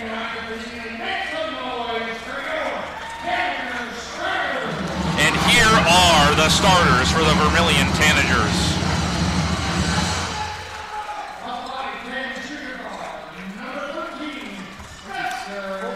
Spencer Blanchette, great point guard out there. Trenton Thomas, a senior guard, pushes the pace. Luke Jensen, the man in the middle, the second leading scorer. Gabe Larson, another senior guard. Do-it-all swingman. And Trey Hansen, star of the Tanagers, leading scorer in their history, looks to add to that total tonight. And he will more than likely be jumping for the ball here. Jumping for the Beresford Watchdogs is Hayden Hommenberg, the 6'4" guard. I think you're going to see Vermillion start off really quick pace. Beresford's going to have to do a great job to keep up basket for basket and not let it get away from them. Exactly, controlling pace. We saw it earlier in the game. It can lead to fouls quick. Trey Hansen wins the tip, and it is secured by Luke Jensen. Trey Hansen will have the basketball top of the key. His pass corralled by Gabe Jensen. Trey drives. He finds resistance. Spencer Blanchette spots up for three, and the first shot, and the first make of the game. Spencer Blanchette for three. That's what we talked about. Trey Hansen, guard, get a double team, and now he just gave it right back to him. And a quick steal, and Trey Hansen gets on the board. Yeah, gets a double team, leaves somebody else wide open. Exactly. You just need to find the right pass, and it's stolen by Gabe Larson. Gabe kicks it over to Trey. He fakes the three, and a travel is called as after the pump fake, Trey plants his foot. Yeah. Took a step before he put the ball down, so just need to watch that. I would say every team tonight has been called for that exact same fashion of travel call. So, pass over to the wing. Peyton Hoffman of Beresford gives it to Ashton Oberly. Oberly over to Hayden Schilling.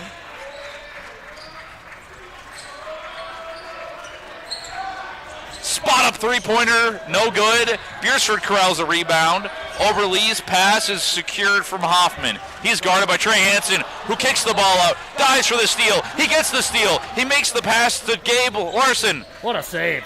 Over to Trey.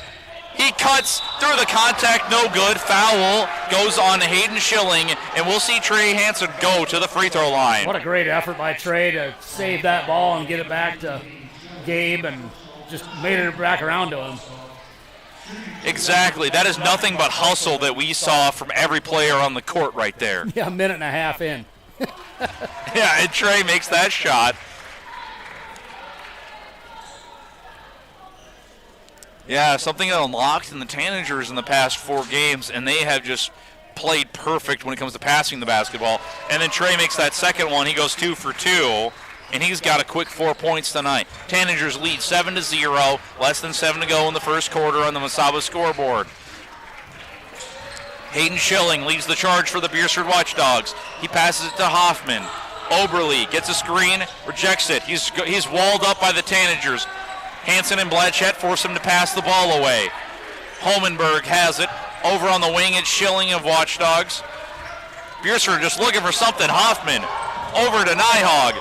Nyhog's walled up. Pass up top to Holmenberg. Beresford just can't find any room. Pressure by Larson, stolen by Hansen. He'll take it the full court. They'll say it was a shot clock violation, the first of the night. Great defense by the Tanagers there, and just smothering. They just had no chance to get a shot. Yeah, no, the help rotation, they had people come from off ball, and they just couldn't get a comfortable pass or a shot up on the Beresford side of the basketball. Hansen brings it up. Ball screen, he gets Oberly switched on to him. Pass over to Jensen, pass over to Larson. Larson makes the three. Gabe Larson with a timely three-pointer, and Vermillion has a 10-0 lead so far in this contest. Yeah, that's the start that Jay Drake wanted, but not the start that Beresford wanted. Hayden Holmenberg gives it up to Schilling. Hoffman over to the wing, it's Nyhog. Nyhog to Holmenberg. Over to Oberly. Pass is broken up, and it is taken by Jensen. Hansen has it. And he is foul, just trying to navigate the court.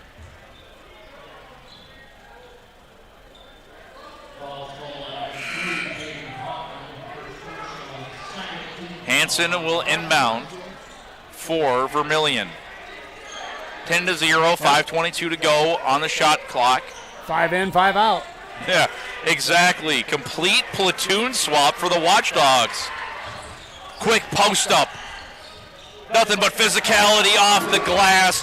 Luke Jensen looking like a prime Tim Duncan down there. Quick crossover for Beresford. Ball is broken up. It's almost stolen, but it's recovered by the Watchdogs. Micah James, it's stolen. Trey Hansen drives it. Goes for a slam. He lays it in. And that's another Trey Hansen bucket. The Tanagers lead 14-0. Watchdogs have not been able to find a successful shot attempt in a few minutes.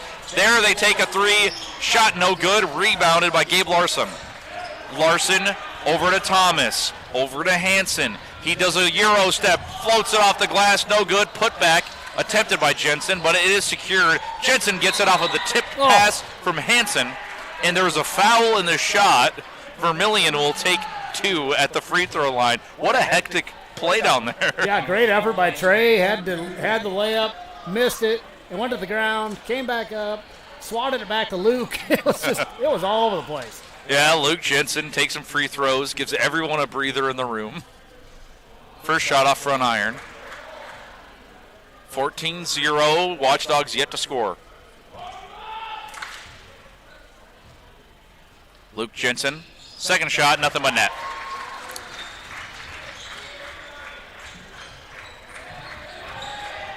Beresford, full pressure from Blanchette. He bumped a little bit there. They'll call the foul. Micah James, the ball handler for Beresford. And we're getting another platoon swap.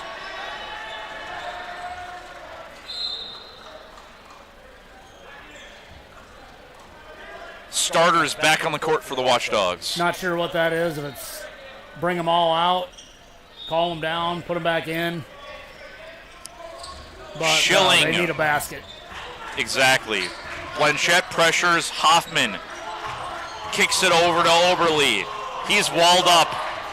Tanagers steal it. It's Gabe Larson. He runs the full court behind the back, loses the ball, but it's found. Blanchette fakes it, takes it at the basket, kicks it over to Hansen. He'll spot up from deep. Shot's no good. Rebounded by Schilling of the Watchdogs. Vermillion all over the basketball. Quick bullet pass, pump fake, and the first basket is a Peyton Hoffman basket for the Watchdogs of the game. They needed that, if nothing else, just to get on the scoreboard, and then they get a quick steal, which helps. Exactly. They just needed to find comfort and know that they could find a score, and that was a nice patient shot, and they forced a turnover. Holmenberg has it at the top. He gives it over to Schilling. I believe that platoon swap was just to set the floor and make everyone realize what they were doing. And another three goes for Tygan Nyhog, and that gives the Watchdogs another shot. 15-5, Tanagers still lead. Pass almost stolen.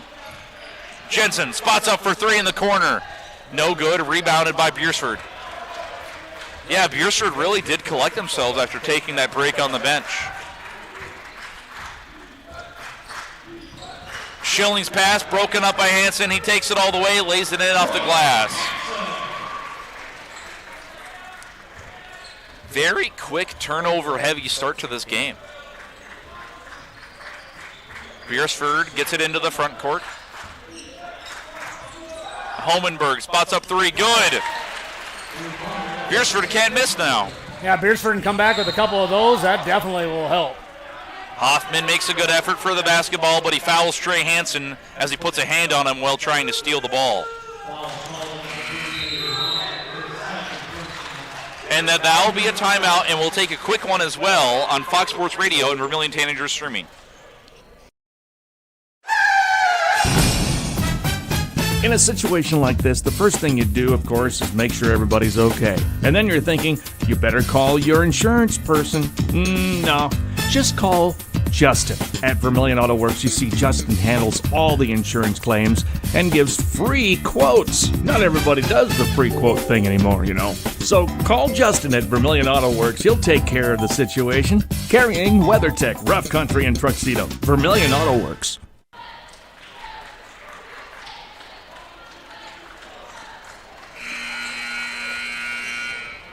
And we are back on Fox Sports Radio, 101.5 AM, 1570, and Vermillion Tanagers on YouTube. I'm Parker Orr, joined by Chad Peterson.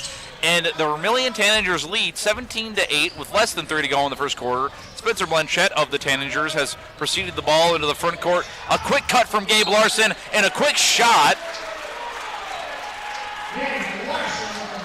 And they'll say it's an and one. What a shot there from Gabe Larson. He really just pushed it up through the contact. Yeah, really good drive and one, and that puts him in the bonus for the rest of the quarter. Larson at the line. Doesn't make it a three-point play, but we'll take it. Rebound out of bounds against the Watchdogs. They're not able to secure it off the missed free throw. Yeah, it's really unfortunate. Pass up to Gabe Larson. He'll spot up for three. off the front. Tegan Nyhog passes it up. Hayden Schilling has it. He'll post up, pump fake, fadeaway jumper, nothing but net. What a methodical post up. Trey Hansen pushes the pace, takes it all the other way, posts up Schilling, does another fadeaway jumper. Gabe Larson pulls out a rebound from the crowd, and he throws it up and gets it off the glass. Great effort. No, that Gabe Larson play, nothing but hustle, bouncing it off the glass. Yeah, absolutely. He was down there between the two trees and pulled out the rebound and the basket. Micah James gives it up to Homenberg. We'll see Hayden Schilling has it with Blanchette on him. And it is stolen by Gabe Larson. He takes it all the way, lays it off the glass. He has jumped into the passing lane multiple times and just come away with steals tonight. Yeah, no, Gabe Larson is just playing all over the court, and he's really given the energy the Tanagers need after the Watchdogs were revitalized. Micah James gives it to Homenberg. Ball almost stolen by Larson again. Spot up three-pointer, in and out. It's secured, but the missed shot from Hoffman of Beresford ends up in a Gabe Larson transition. He's Euro-stepping, bouncing it off the glass, no good. He kicks it out, though, and we find a Spencer Blanchette open three. Hoffman secures it of the Watchdogs. Less than a minute to go in the first quarter on the Mesaba scoreboard. 23-10. We'll see a quick foul.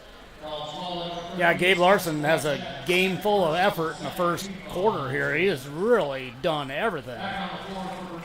Yeah, no, I definitely agree with that. Gabe Larson has been the lifeblood of this team so far. Hayden Schilling has it for the Watchdogs, and it is stolen by Trenton Thomas. It's turnover city. Post up from Jensen. He takes it methodically down to the basket, but it's no good. Rebound secured by Homenberg over the Watchdogs. They'll take it up the court. Hayden Schilling has the basketball. Less than 30 seconds to go. He's got on-ball pressure. He is just his dribble up. Yeah, he was swallowed by Trenton Thomas. And we'll take a quick timeout here on Fox Sports Radio and Vermillion. Knutson Family Dentistry in Vermillion treats you like family. They believe a healthy smile starts with compassionate care. From toddlers to grandparents, their gentle team is here for your whole family. Whether it's a routine checkup or a full smile makeover, they'll keep you comfortable and confident. Knutson Family Dentistry in Vermillion makes your smile shine. Visit Knutson Family Dentistry online or call today, 605-624-6291.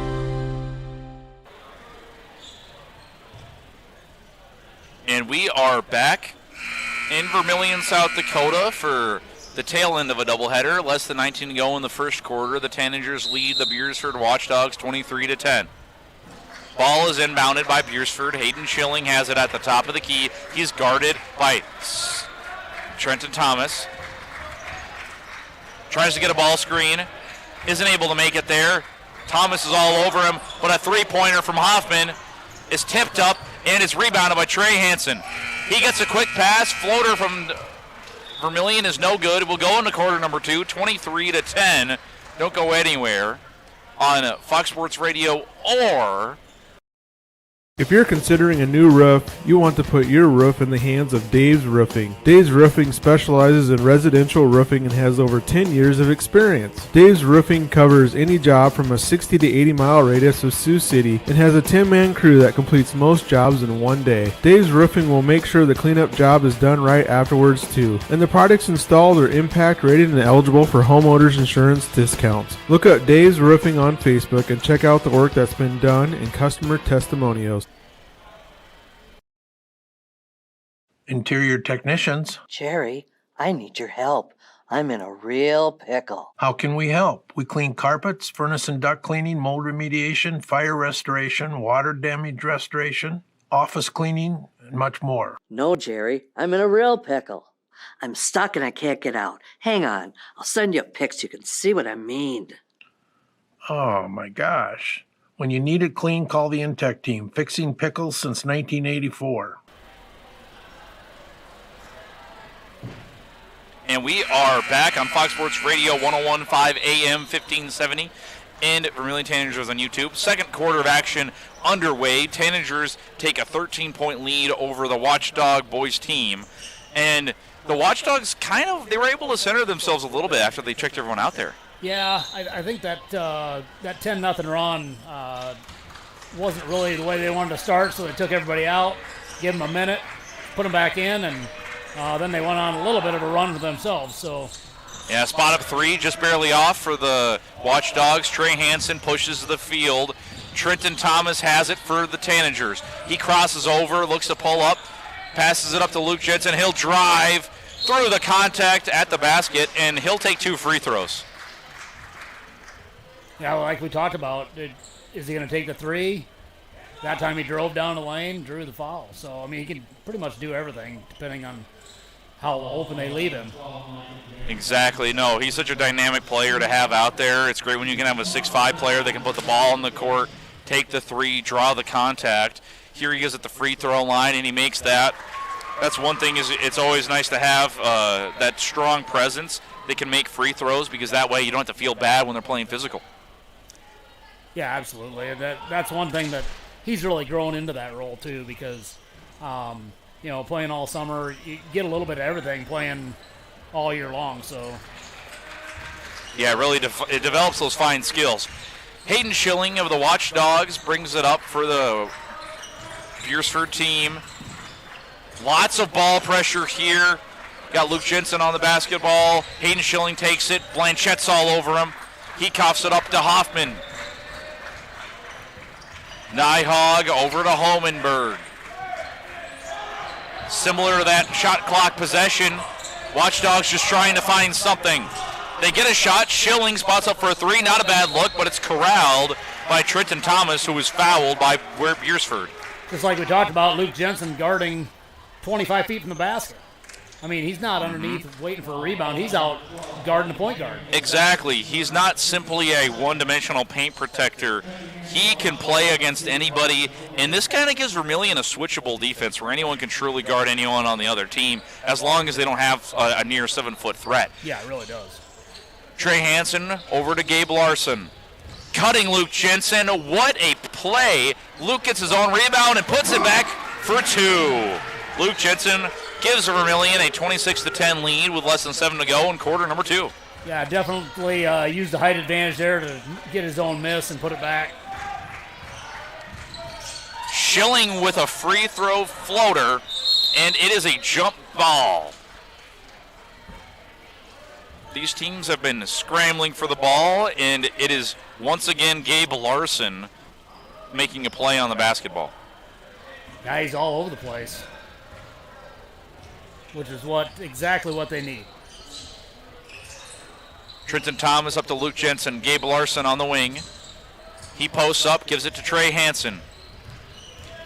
Trey Hansen down low, spin move through the contact. No good, but they'll call it travel.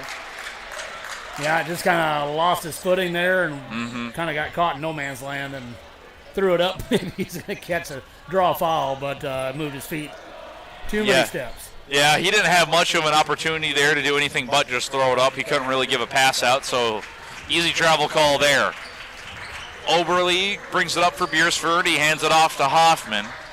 And the pass through the hands of a Watchdog, Tegan Nyhog, finds itself out of bounds.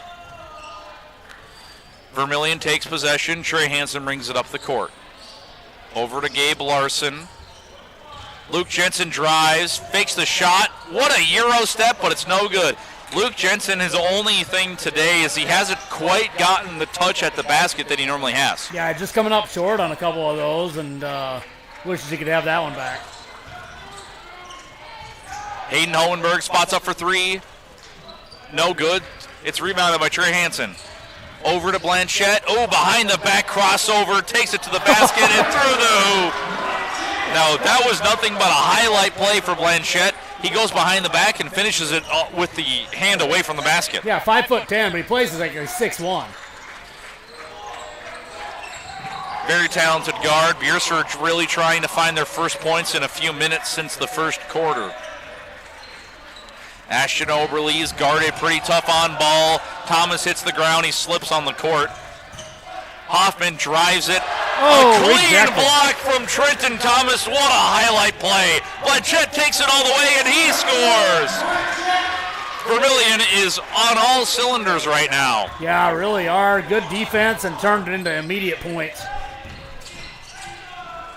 Trey Hansen, tough move. Hayden Schilling finishes it for the Watchdogs. A very much needed two for Beresford. Yeah, showing good adjustment midair. Spot up for Trenton Thomas. No good. He gets back on defense.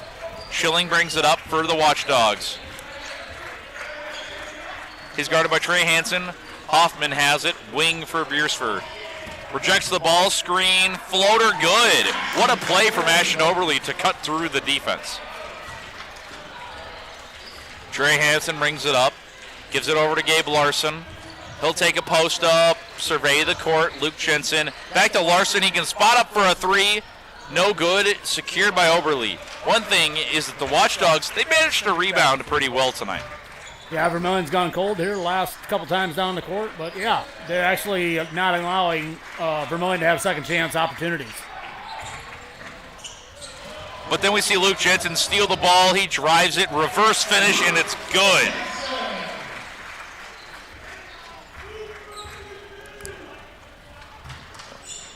Getting more in the flow of things, finishing at the basket. We've got the Watchdogs on the other end. Oberle of Beresford passes it. It's broken up. Blanchette recovers it. He throws it over through the contact and one. Trenton Thomas. His defensive efforts are rewarded with a fast break finish. Trenton Thomas looking like the way he plays football, speeding down the field. Yeah, great floor presence and good body control to get the and one opportunity. And then Spencer Blanchette, he hits the Vermillion bench, drenched in sweat. He has forced multiple turnovers, has had some great assists tonight. Beresford gets the basketball. Schilling will have it for the Watchdogs. He's guarded by Trey Hansen. He gets Hoffman on an off-ball screen. Oberle drives, spins it. Hoffman over to Schilling. Schilling gets a ball screen. He goes behind the back, but he loses the dribble. It's recovered. Spot-up jumper. Heyman Hovenberg turned an almost turnover into a pull-up J. Trey Hansen gets an on-ball screen. Luke Jensen fakes the three, crosses over, drives down low. Shot is no good. And there's a foul. What are they calling here?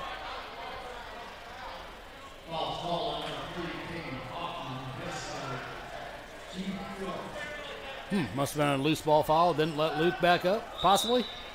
Not sure. I think the foul might have been on Luke Jensen.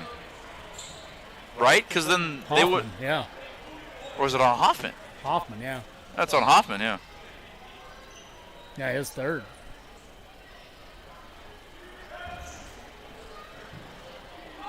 Officials are discussing this one more.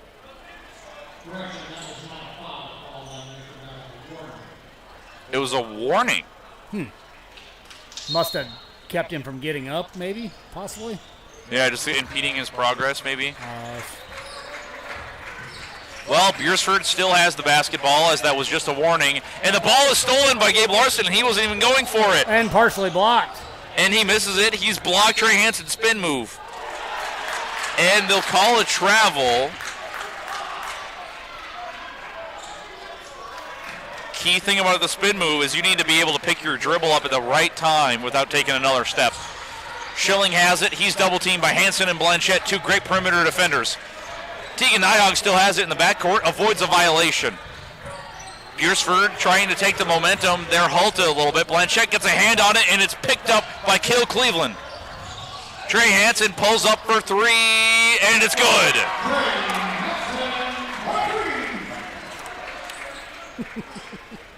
Vermillion taking an opportunity to make that shot. Ball finds itself in Trey Hansen's hands. Spencer Blanchette finishes it. What a play. He's so good with the left hand. He come up and just switch hands midair. It's really good. Yeah, Spencer Blanchette has all-around guard skills on offense. He has everything you need. Ball's rebounded by Gabe Larson. Over to Trey Hansen. He'll just pull up from 3. Oh, my. Schilling got a contest on there, but it does not matter. Trey Hansen is a dynamite three-point shooter. Everybody hitting now. Oh, he walked. And no call. And the Watchdogs are able to pass it up. Tegan Nyhog has it. He's guarded by Gabe Larson. Hayden Homenberg trying to make it add to this Beresford quarter. They've scored 6 in the quarter. It's 42-16. Vermillion Tanagers lead. Picked his dribble up. With a minute left in Mesaba scoreboard.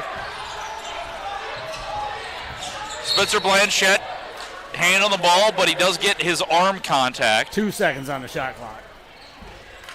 And there's 2 seconds left, so Beresford kind of got bailed out on that one. The 2 seconds, Yeah. they had no way to get a shot off and got fouled. yeah, it goes for the turnover and gives the Watchdogs a fresh chance at life with less than a minute to go in the first half. Vermillion's played a very great defensive game. Alley-oop play doesn't go. In high school, my coach called that one Castlewood. Trey Hansen, Euro step. Oh, it's off the glass. Schilling runs it for the Watchdogs, and the 2 is good for Tegan Nyhog, their leading scorer. Trenton Thomas passes it up. Trey Hansen has it. There is 30 to go on the shot clock, 35 on the game clock. Larson finds Thomas, back to Larson, spot up three-pointer. No good, it's tipped. Trey Hansen spots up for 3, and he makes it. Trey Hansen hits the deck, but not without 3 points being added. Yeah, it looked like he got fouled on the play, but no call. Schilling brings it up. He's being guarded by Luke Jensen. You talked about it. He's a perimeter defender as well. Schilling up on Jensen, and he makes the shot. What a tough, difficult shot on the Watchdogs end. Trey Hansen, he pulls up. No good. Larson tries to put it back, but it's too late. 45-20 going into halftime. The Vermillion Tanagers lead the Beresford Watchdogs boys team. When we come back, we'll have a recap. We'll also have an interview with Coach Brooks of the girls team. Don't go anywhere on Fox Sports Radio, 101.5 AM, 1570. If you want somebody to come into your home and fix everything right the first time, look professional, act professional, treat you with respect, you got to call Kaylin's. When they come in, I feel that they want to be there. I feel that they want to help me. You know, they put on the little booties over their shoes. Cleaner than it was when they came in. I would recommend Kaylin's to anyone. Oh, here's Coach. And we are back. We'll have Dance Inferno in the background as we interview Coach John Brooks of the Vermillion girls.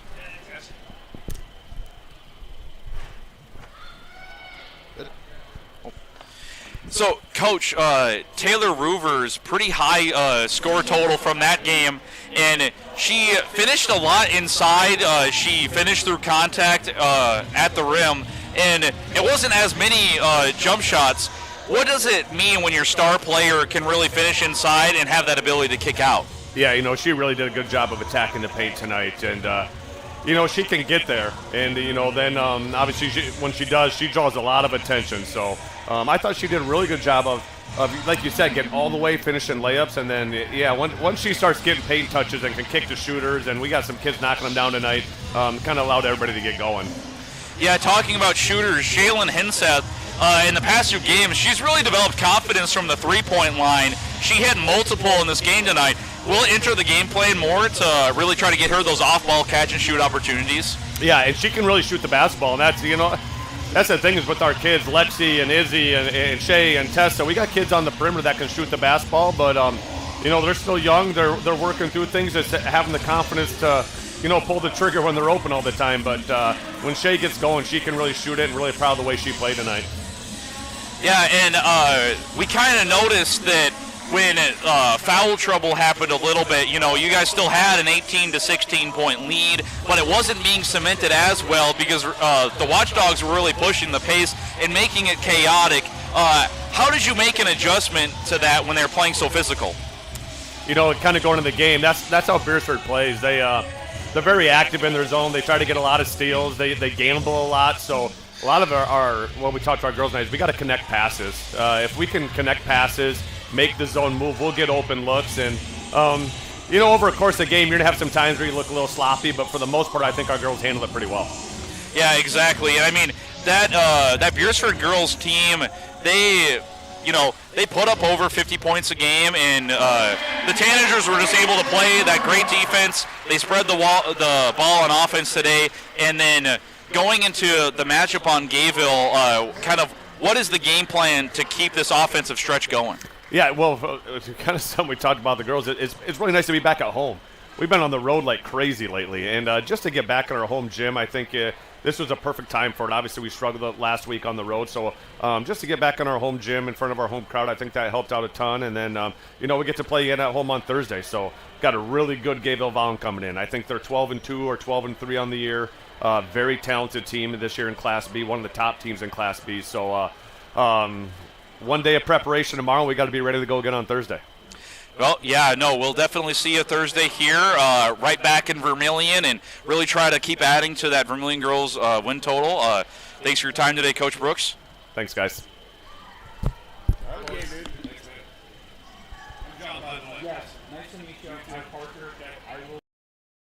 To be honest, it's the people that I work with.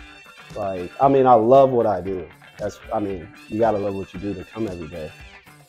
But the people I work with make coming 10 times easier. You want to be a part of a team that cares for you and that actually put in the time to teach you and show you the things to do in a proper way. You're just full of people who care. Perfect. I will shoot you a text sometime tomorrow. Starting the first bank in South Dakota was the easy part. Earning the confidence of local farmers, helping families account for their dreams, and securing the future for countless businesses took us a little longer. We owe it to the hard workers, big dreamers, and forward thinkers out there. Thank you for making South Dakota a great place to call home.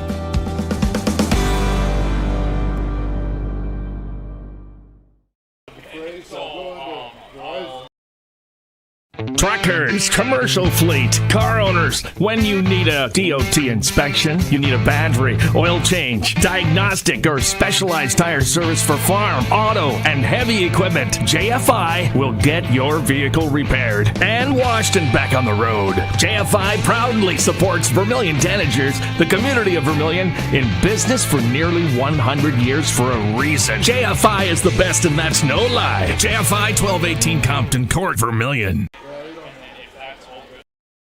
This is your invitation to thrive in Yankton, South Dakota. Nestled on the bluffs of the Missouri River, plenty of outdoor adventures are waiting. Whether you work remote or in a traditional office, we have a spot for you. Quality health care, diverse manufacturing, progressive school system, Mount Marty University, and so much more. Explore with family and friends. Let's thrive together.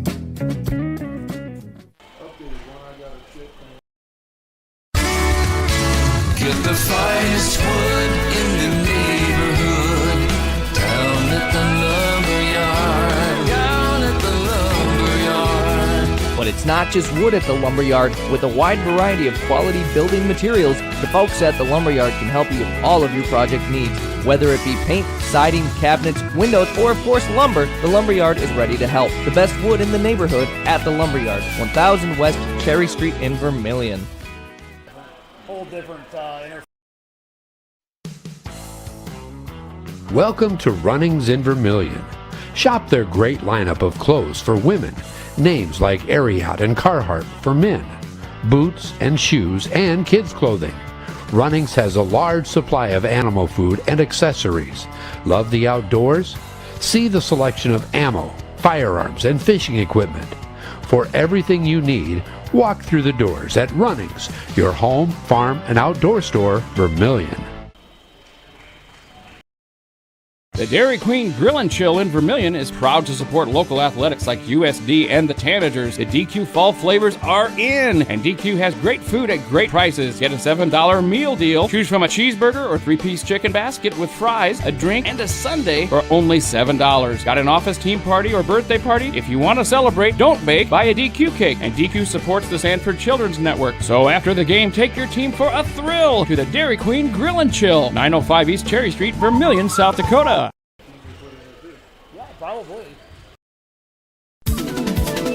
Slumberland Furniture at 2401 Broadway in Yankton, home of Kirkland Furniture Groups, bedroom groups by Laguna, and dining sets by Tower and Catadel. They're also the only place to offer furniture by Flex Steel and the biggest selection of Lazy Boy in the area. The Mattress Gallery is full of the best brand name mattresses in the business, including the all-new Tempur-Pedic Active Breeze personalized climate-controlled mattress. Slumberland Furniture, dining, bedroom sets, and mattresses in Yankton. Lucky for us, life is full of choices, big and small, just as it should be. They define us, make us who we are. And when it comes time for you to choose, a car, home, your next big adventure, or start a new business, Farmers Union Insurance has the variety of choices to make sure you have the perfect coverage to protect each perfect moment. Farmers Union Insurance. Clay County Abstract and Title Company has a complex job that boils down to something very simple: helping you purchase your dream with confidence. When investing in a new home, a new site for your business, or piece of property, you want peace of mind that the property is truly yours. Clay County Abstract and Title Company has been doing just that since 1946. Clay County Abstract and Title Company, proud supporters of Vermillion activities and proud to be a part of your dreams come true. And we are back with halftime with less than a minute to go until the third quarter resumes. To highlight some of the stats, we had Spencer Banchette. He dropped 11. He was all over, had a couple assists and a steal. And then Trenton Thomas, he was able to score a bucket.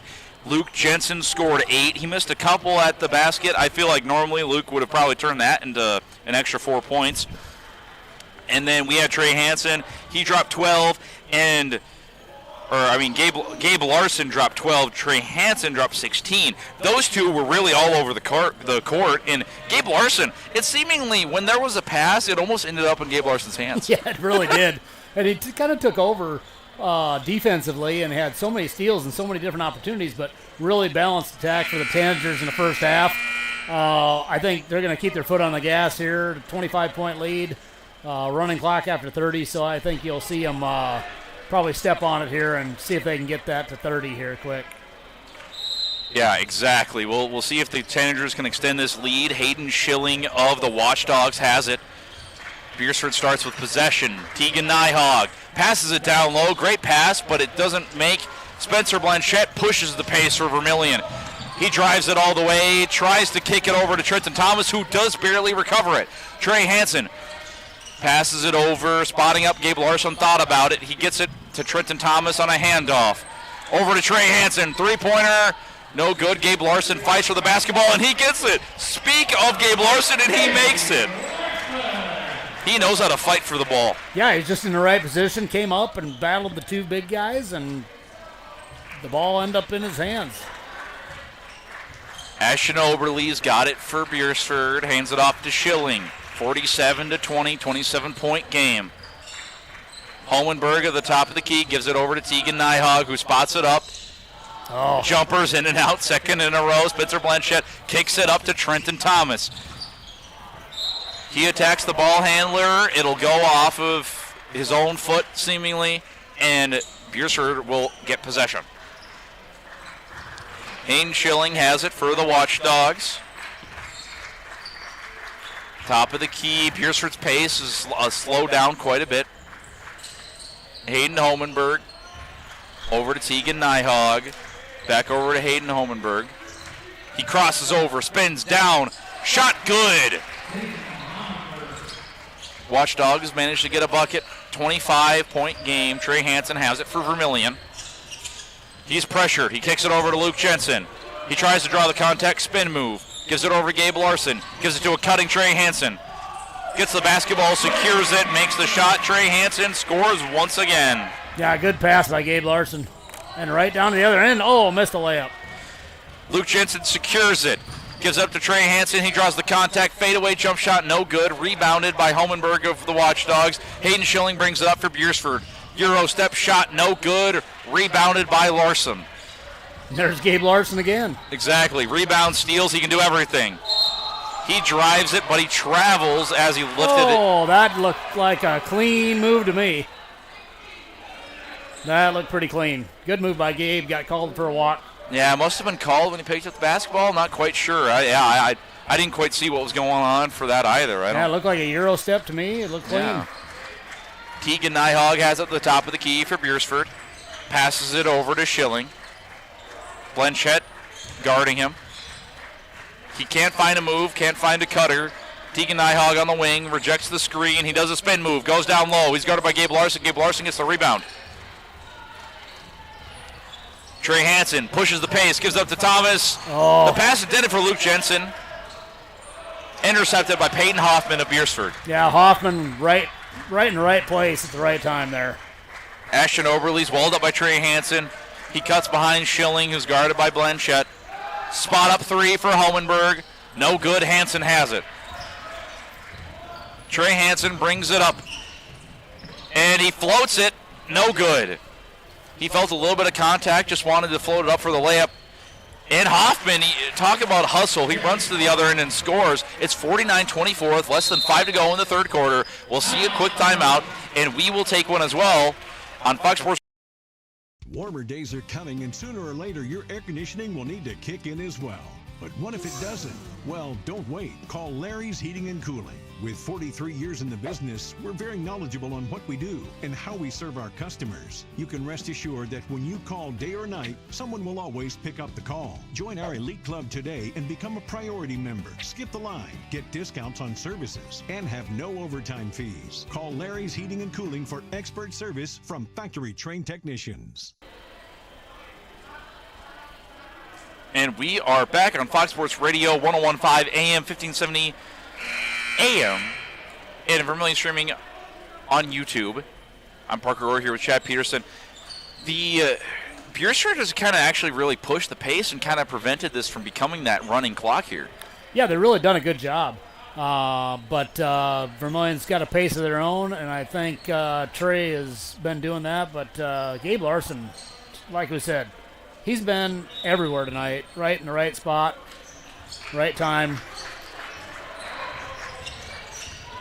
And Spitzer Blanchett drives down. Hoffman walls him. Schilling gets the basketball for Beresford. He steals it. Ball fake, gets the ball secured. Pass over to Oberle of Beresford. Schilling gets at the top of the key, resets the offense, gets a play going. Couple off-ball cutters. He surveys the court. Blanchett is all over it. And the ball is stolen by Thomas. Trey Hansen, Euro step, dips it to Thomas, who wasn't quite expecting the basketball. Blanchett has it. Trey Hansen almost gets it stolen from Hoffman, who's been all over. Tristan Thomas gets a wide open three in the corner. No good. Rebounded by Gabe Larson. You guessed it. Jump ball after contact on the basketball. Yeah, good job by Beresford. They're getting their hand in there and creating the held ball. So Tanager gets the inbound here. Trey Hansen passes it in. He posts up Schilling. He's double-teamed, but he just fights through that contact and gets it in.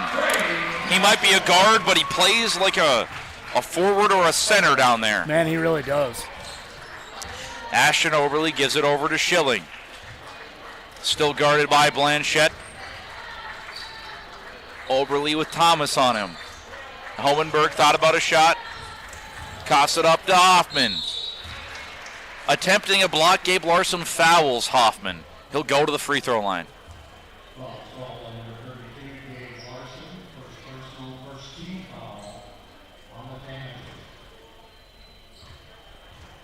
Yeah, as high pace as this third quarter's been, first foul from either team in the first 4.5 minutes of this quarter.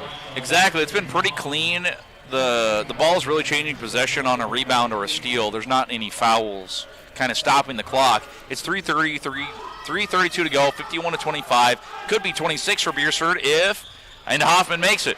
51-26 on the Masaba scoreboard, and we got less than 4 to go in this third quarter. Trey Hansen, guarded by Schilling, gives it up to Luke Jensen, who spots up from three, and that is that patented Luke Jensen three-pointer. Dangerous. Gabe Larson guarding the basketball. It's over to Schilling. Play develops for Beresford. Beresford moving from right to left in purple. Tegan Nyhog over to Oberle. He's walled up, has nowhere to go from Cale Cleveland. Schilling gets it. He gets a ball screen, tries to cross over on Blanchette. He goes up and around. Shot falls off the iron. Trey Hansen pushes the pace. He brings it up. He kind of jump stops and then falls through it. And yep, too many steps. Yeah. He was going to go up and then decided he wasn't, and then he decided to take a step, and too late. Tegan Nyhog gives it over to Schilling for the Beresford Watchdogs. Off-ball cutter, Oberle spots up from 3. No good, rebounded by Hoffman, fouled by Hansen, push in the back.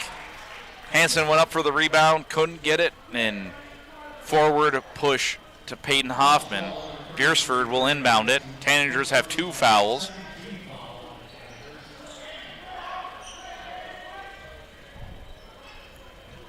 Schilling inbounds it, spots up, gets a 3-pointer, catch and shoot.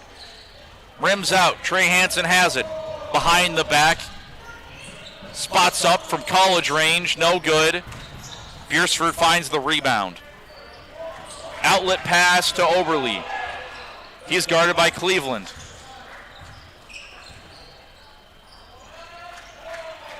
Schilling trying to survey the court. Blanchette is all the way up defending him. Fadeaway jump shot. No good for Hammenberg, but that's definitely his shot.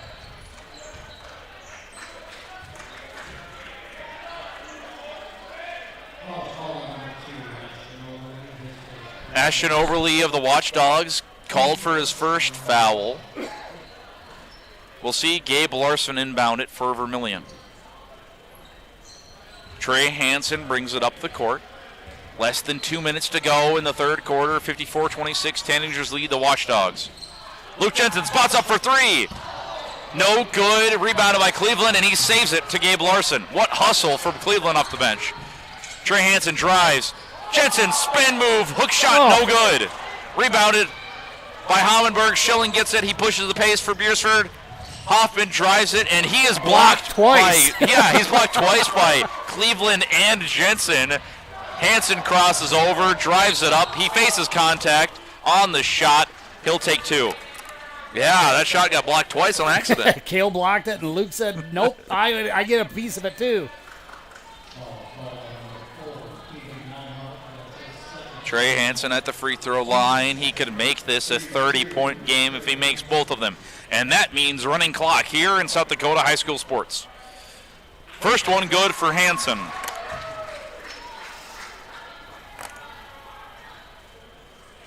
Shoots upward of 70% from the free throw line. Pretty good chance the second one goes in. Start the clock. 56-26. If we see free throws or timeouts, that's when it will stop today. Schilling has it against Blanchette for the Watchdogs. Surveying the court. Good ball handler. Gives it up to Hoffman. Hoffman to Nyhog. Fadeaway jump shot. Good! And he cuts it to a 28-point lead. I jinxed it. Trey Hansen has it. Luke Jensen sets the screen. He gives it over to Jensen, top of the key. He finds Cale Cleveland. He spots up for 3. Shot bounces just barely off. Tegan Nyhog has it. Crosses half court. Schilling, guarded by Blanchette. Gets a screen from Tegan Nyhog. He bodies up Blanchette. No good. Blanchette gets the rebound. He brings it up the court, and he's going to try to dribble out some of this clock. Tanagers up 56-28. We're going into quarter number 4. Trey Hansen has it. He's guarded up tight by Schilling of the Watchdogs. He gets a screen from Jensen. He faces a double team. He finds Blanchette wide open in the corner. 3-pointer, no good. Cale Cleveland kicks up. And it is possessed by nobody going to quarter number 4. Tanagers lead by 28 against Beresford. We'll be back on Fox Sports Radio 101.5 AM 1570. I'm Blaine Olson, owner of Blaine's Body Shop in Vermillion. I grew up here, graduated here, and now have a business here. I'm proud to serve the community that has helped me live this dream. I have top-notch equipment, the latest in training, along with a work ethic and the desire to serve you. Should you need repairs in the future, please remember Blaine's Body Shop across from Polaris on the Highway 50 bypass in Vermillion. Blaine's Body Shop. Automotive collision repair. Now online at blainesbodyshop.com. Oh, yeah, it is for the higher divisions. Hey kids, it's never too early to start planning for your future. Did you know Masaba provides scholarships and tuition assistance? They are committed to your success, offering engineering, drafting, and welding opportunities, plus scholarships, job shadowing, and mentorship programs. Learn more at masabainc.com/career. When I grow up, I want to work at Masaba. Masaba Manufacturing. Unlock your future and rock with us.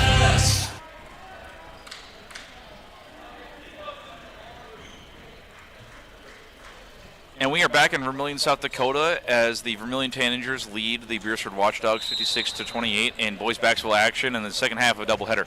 We start the fourth quarter with Beresford Watchdogs possession. Hayden Schilling has the ball for the Watchdogs. He passes it over to Tegan Nyhog, who will cut up against Gabe Larson, and there will be a foul on the court. Oh, I think he dribbled it out of bounds. No, he dribbled out of bounds. Gabe Larson inbounds it to Trey Hansen. Still got the starters out here for Vermillion. They'll still establish a lead before we see the reserves. Spencer Blanchette crosses over on Hoffman through the contact, and he'll take two at the line. And even...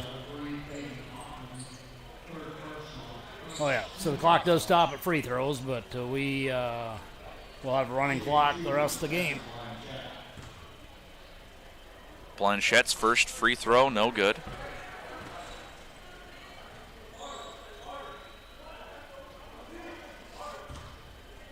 Spencer's second shot at the free throw line for Vermillion. And it's off the back and in. Ball's passed up over to the corner. Schilling gets it. He's guarded by Blanchette. See that off-ball screen. Oberle gets it on the wing. Up top, Tegan Nyhog doesn't quite get the look he wants. He spin move, takes a shot, and he traveled on that spin move. That's that spin move. Like you said, got to watch your feet. Yeah, very difficult to master the footwork on that. One false step and you're out. Trey Hansen drives on Hoffman. Hoffman tried to draw a charge, doesn't. Trey Hansen scores. Effortless layup for Trey Hansen. Schilling the point for Beresford, brings it up the court. Coach Jay Drake sends in the platoon at the substitution. We don't have a dead ball yet, but Blanchette steals it from Schilling's hands. He spins. It's broken up by Schilling. He recovers it, gives it to Gabe Larson. Over to Trey Hansen. He spots up from deep. Three-pointer off the iron. Foul on the ground. Luke Jensen with a foul, I think. Looks like it was Jensen down there.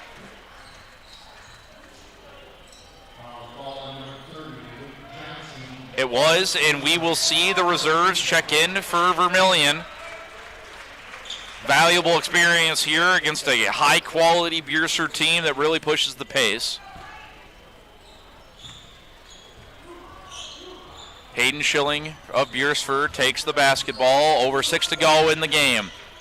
Hoffman to Tegan Nyhog. He's walled up by Cleveland. Spin move, blocked, but you could hear the smack of the hand. Shooting foul. We'll see Nyhog take a shot for the free throws. Good attempt there by Cale Cleveland, but he's not quite able to secure. First free throw, no good for Tegan Nyhog of the Watchdogs.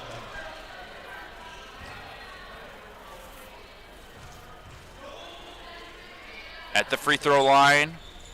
Shot in and out. Rebounded by Lucas Solomon. Cale Cleveland brings it up for Vermillion. Passes it over to Daxton Christensen. Over to Cale Cleveland. Back over to Rohrig. Breaking it down is Christensen. Cleveland drives. No good. Gets his own rebound. Gets his own rebound again. Schilling pushes the break for the Watchdogs through the contact. No good. He gets his own rebound. He takes it up. Blocked but fouled by Henry Orr.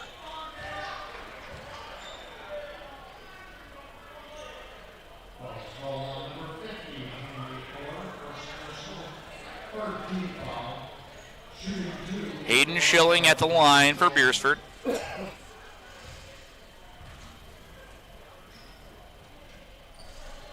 First shot, no good.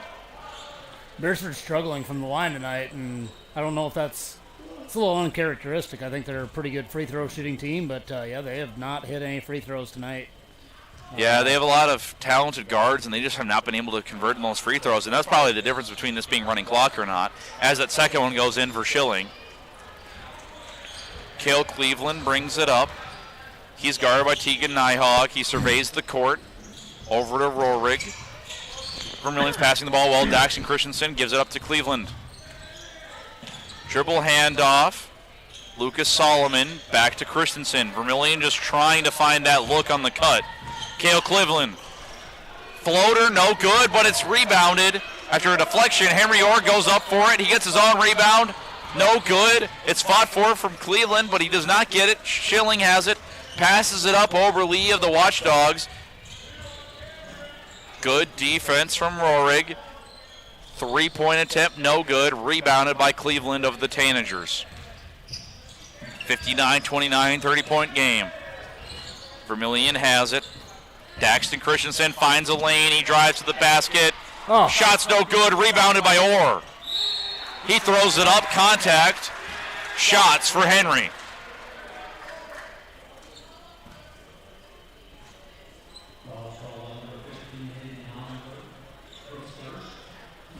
Past 2 minutes, Henry's really been fighting for those rebounds, and he gets rewarded with free throws here. First one good.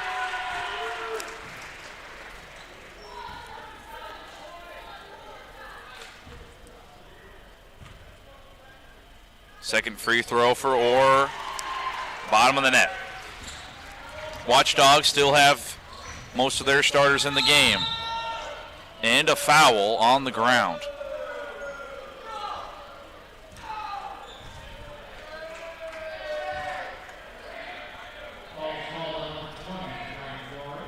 Grant Rohrig commits the foul for Vermillion, and we see Cale Cleveland take the bench for Cameron Bottleson.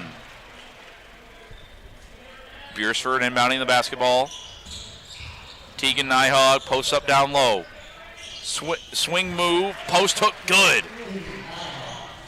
61-31, 3 to go. Just a little bit over. Fourth quarter here. Pass almost stolen, but it's completed to Daxton Christensen.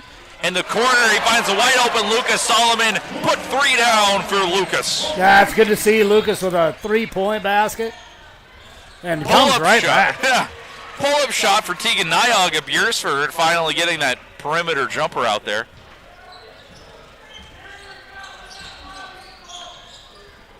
Grant Rohrig has it, top of the key. Gets that ball screen, it's slipped. Pass off to Henry Orr, he pump fakes. Goes down low, takes the shot, no good. Rebounded by Ashton Overly of the Watchdogs. Tegan Nyhawk has it, he'll pull up again. No good this time. Ball is cleared out. Lucas Solomon. Grant Rohrig's got it.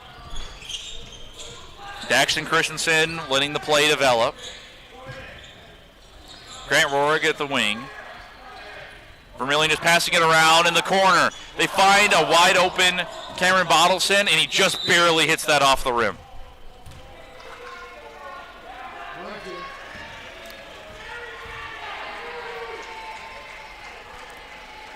And now we get Brody Meredith in the game, and Beresford makes their substitutions as they get their second unit back in the game that we haven't seen since early. Evan Rosheim hands it over. Beresford trying to break down the defense.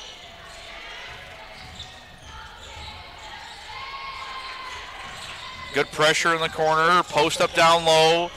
Pass is broken up, taken by Orr. He's on the ground. Jump ball forced by the Watchdogs.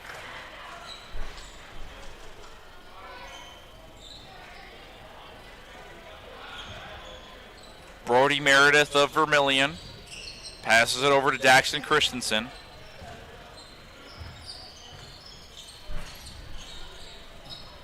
Cam Bottleson's got it at the top of the key.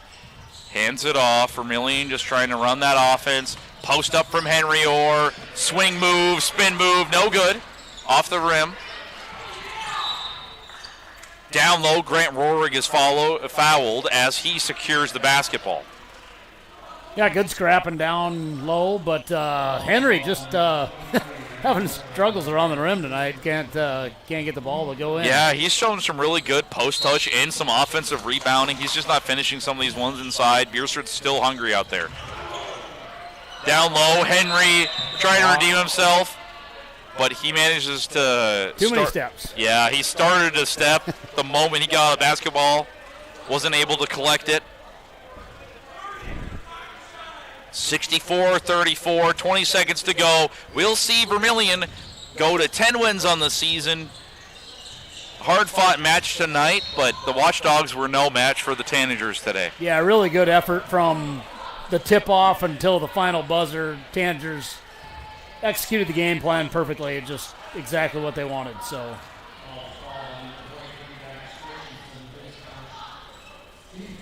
Evan Rosheim at the line for Beresford.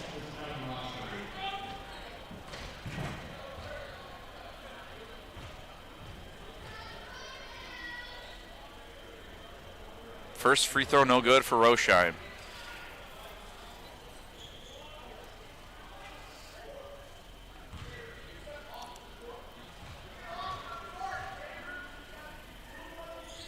Second free throw for the sophomore. Bounces all over. No good. Rebounded by Vermillion.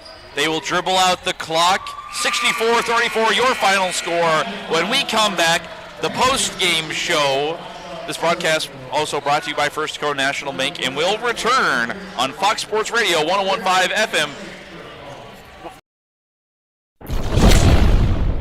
Todd's Electric, your full-service electrical contracting company.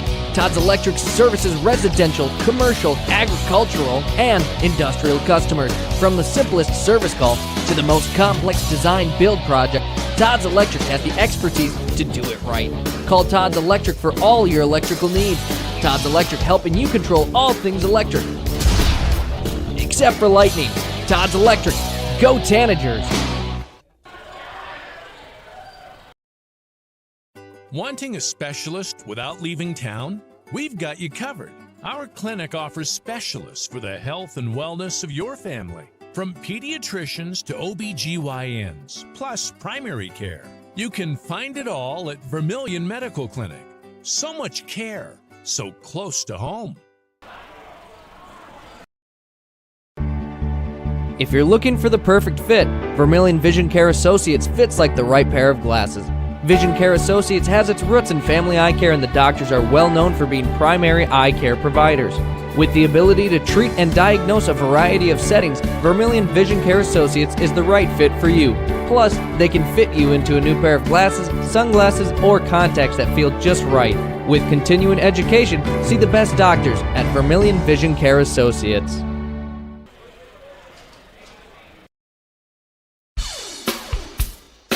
When you need top-notch appliances that last, trust the experts at Murph's Appliance. From washers and dryers to refrigerators, they have all the trusted brands to keep your home running smoothly. At Murph's, you'll find Maytag appliances built for durability and service you can count on. Whether it's a new oven or a repair, they're there for you every step of the way. Stop on down to Murph's Appliance, your local Maytag dealer in Vermillion. Maytag and Murph's, reliable just like you. Sunshine Foods in Beresford is excited to be a part of Beresford. The residents of Beresford have always been loyal to the community, which is a big reason Sunshine Foods makes Beresford home. You can count on Sunshine Foods for the best deli lunch in town. Sunshine Foods offer fresh produce, top quality meats, always clean surroundings, and a friendly staff. Proud to be a sponsor of the Beresford Watchdogs, Sunshine Foods, Beresford.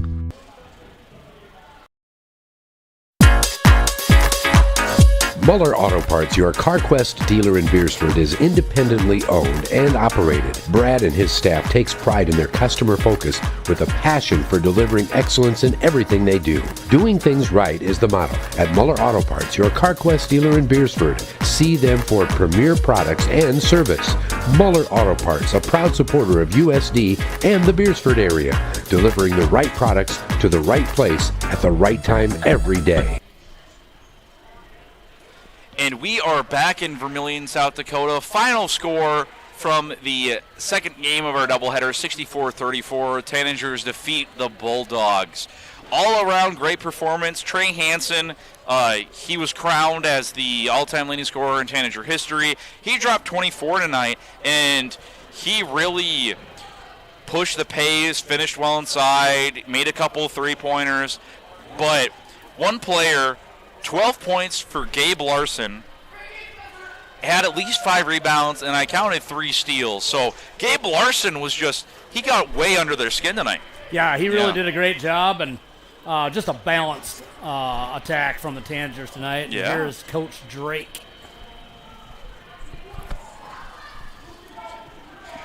So Coach Drake, Beresford out there, looks like you guys really had good execution and really pushed the pace and kind of had them off guard, and they had to do a platoon swap. How was preparing for this game? Yeah, it got off to a nice start for us. I think it was 15-0 to start the game. I thought we had a little lull there in the late first quarter. I think they went on an 8-2 run, and it's like anything. They've battled through some things this year. They've had, their best player, the Malachi James kid, got hurt right before the season. They've gone through kind of a coaching change mid-season here and stuff. So give their team a lot of credit. Their kids, they really competed, played hard.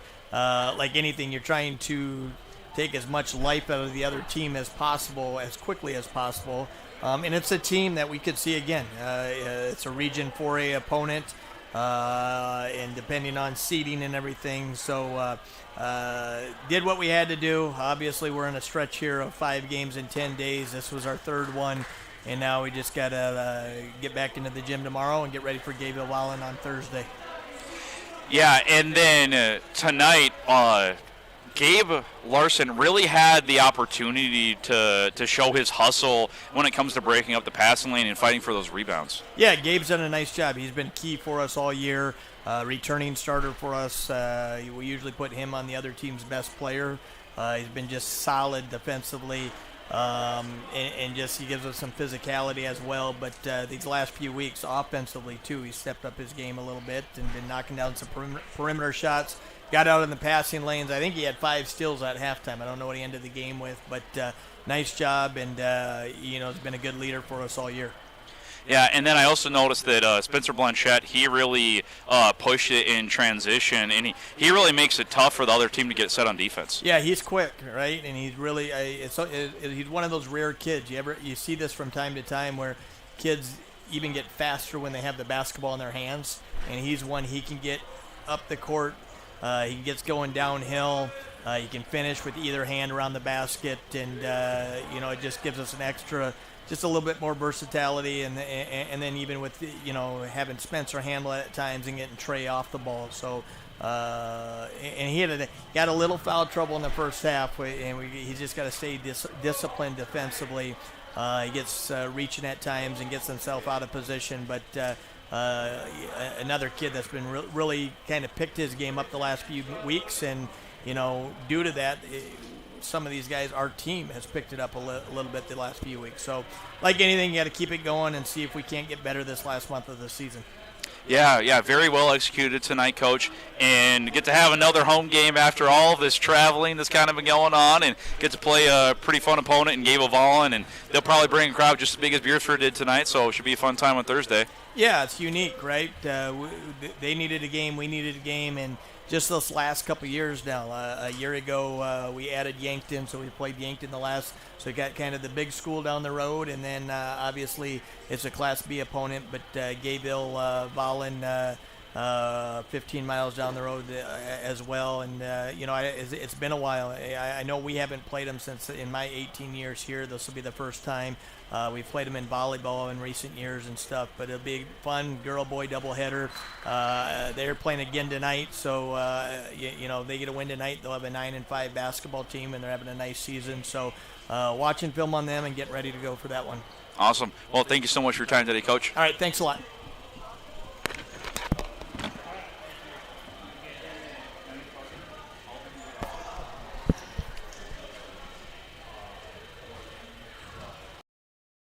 Jensen Insurance in Beresford, Elk Point, and Sioux Falls is an independent insurance agency. They represent many different companies, which is important because it allows you to choose the very best insurance at the most competitive price. Jensen Insurance is proud they selected Auto Owners Insurance as one of their carriers because Auto Owners is very competitive and they provide some of the best coverage on the market. Jensen Insurance and Auto Owners, ready to go to work for you, with locations in Beresford, Elk Point, and Sioux Falls.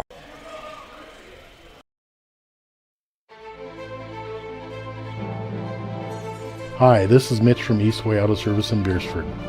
Lots of people brag about their service. What makes us stand apart is we care. We care about getting your vehicle back to you quickly and repairs done correctly.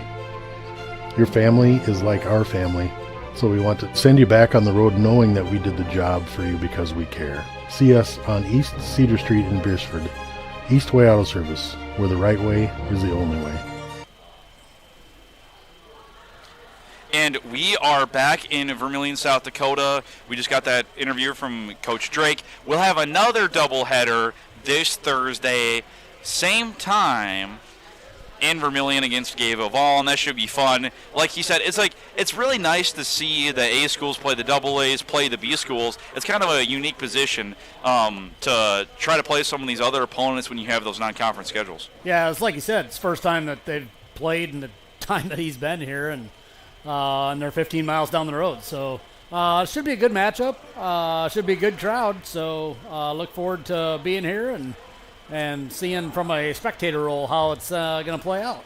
Yeah, exactly. Yeah, we'll have Gage Ravelette from the station who covers almost all of the Gayville games. So it'll be a nice back and forth. Should have a great crowd and a great crowd tuning in. So for our Kalins look around the state before we leave, Stanley County and Todd County, they lead by 31-24. Mowbridge Pollock leads 47-44 over Cheyenne Eagle Butte. And Flanger beat Del Rapids 62-54. So that's a good win for Flanger. Yeah. Chester boys beat Parker Marion 55-52. I just saw that it was under a minute to go, and it looks like they must have hit a 3 to win the game. So I'll definitely have to tune into that Chester Parker Marion replay. Webster area 40, Great Plains Lutheran 28, Britton Hecla 39, Sisseton 30, Groton area 83 over Aberdeen Roncalli 50. Wagner 75 against Hanson 53, Mount Vernon Plankington 65 over Gregory 58, Garrettson 62 over Baltic 58. That's a good game. West Central over Tri-Valley 27-10 into the first half. Parkston over McCook Central Montrose 33-29 with 7 minutes left in the fourth quarter. Lennox over Elk Point Jefferson by 25, 6 minutes left in the third. Sioux Falls Christian 95, Canton 45. Wow. Sioux Falls Christian might hit the 100-point mark in a game in regulation. Crazy. St. Thomas More 29, St. Sturgis Brown 13, Hamlin 42, Millbank 23, Hill City 30, Shadron, Nebraska 20. Gettysburg 60, Redfield 53, 4 minutes left to go. That's a close one. Dubrook area 18, Madison 15, 4 minutes left in the second. Spearfish 49, Lee Deadwood 18. And then Douglas Custer, Dual, Teosposina, Lower Blue Crow Creek. We don't have scores for these ones quite. But yeah, tonight here in Vermillion 64-34. I'm Parker Orr, joined by Chad Peterson here. Make sure to tune in on Thursday for the next Vermillion doubleheader here on Vermillion Tanagers on YouTube. And Fox Sports Radio 101.5 AM 1570. Thank you, everyone, and you have a great night.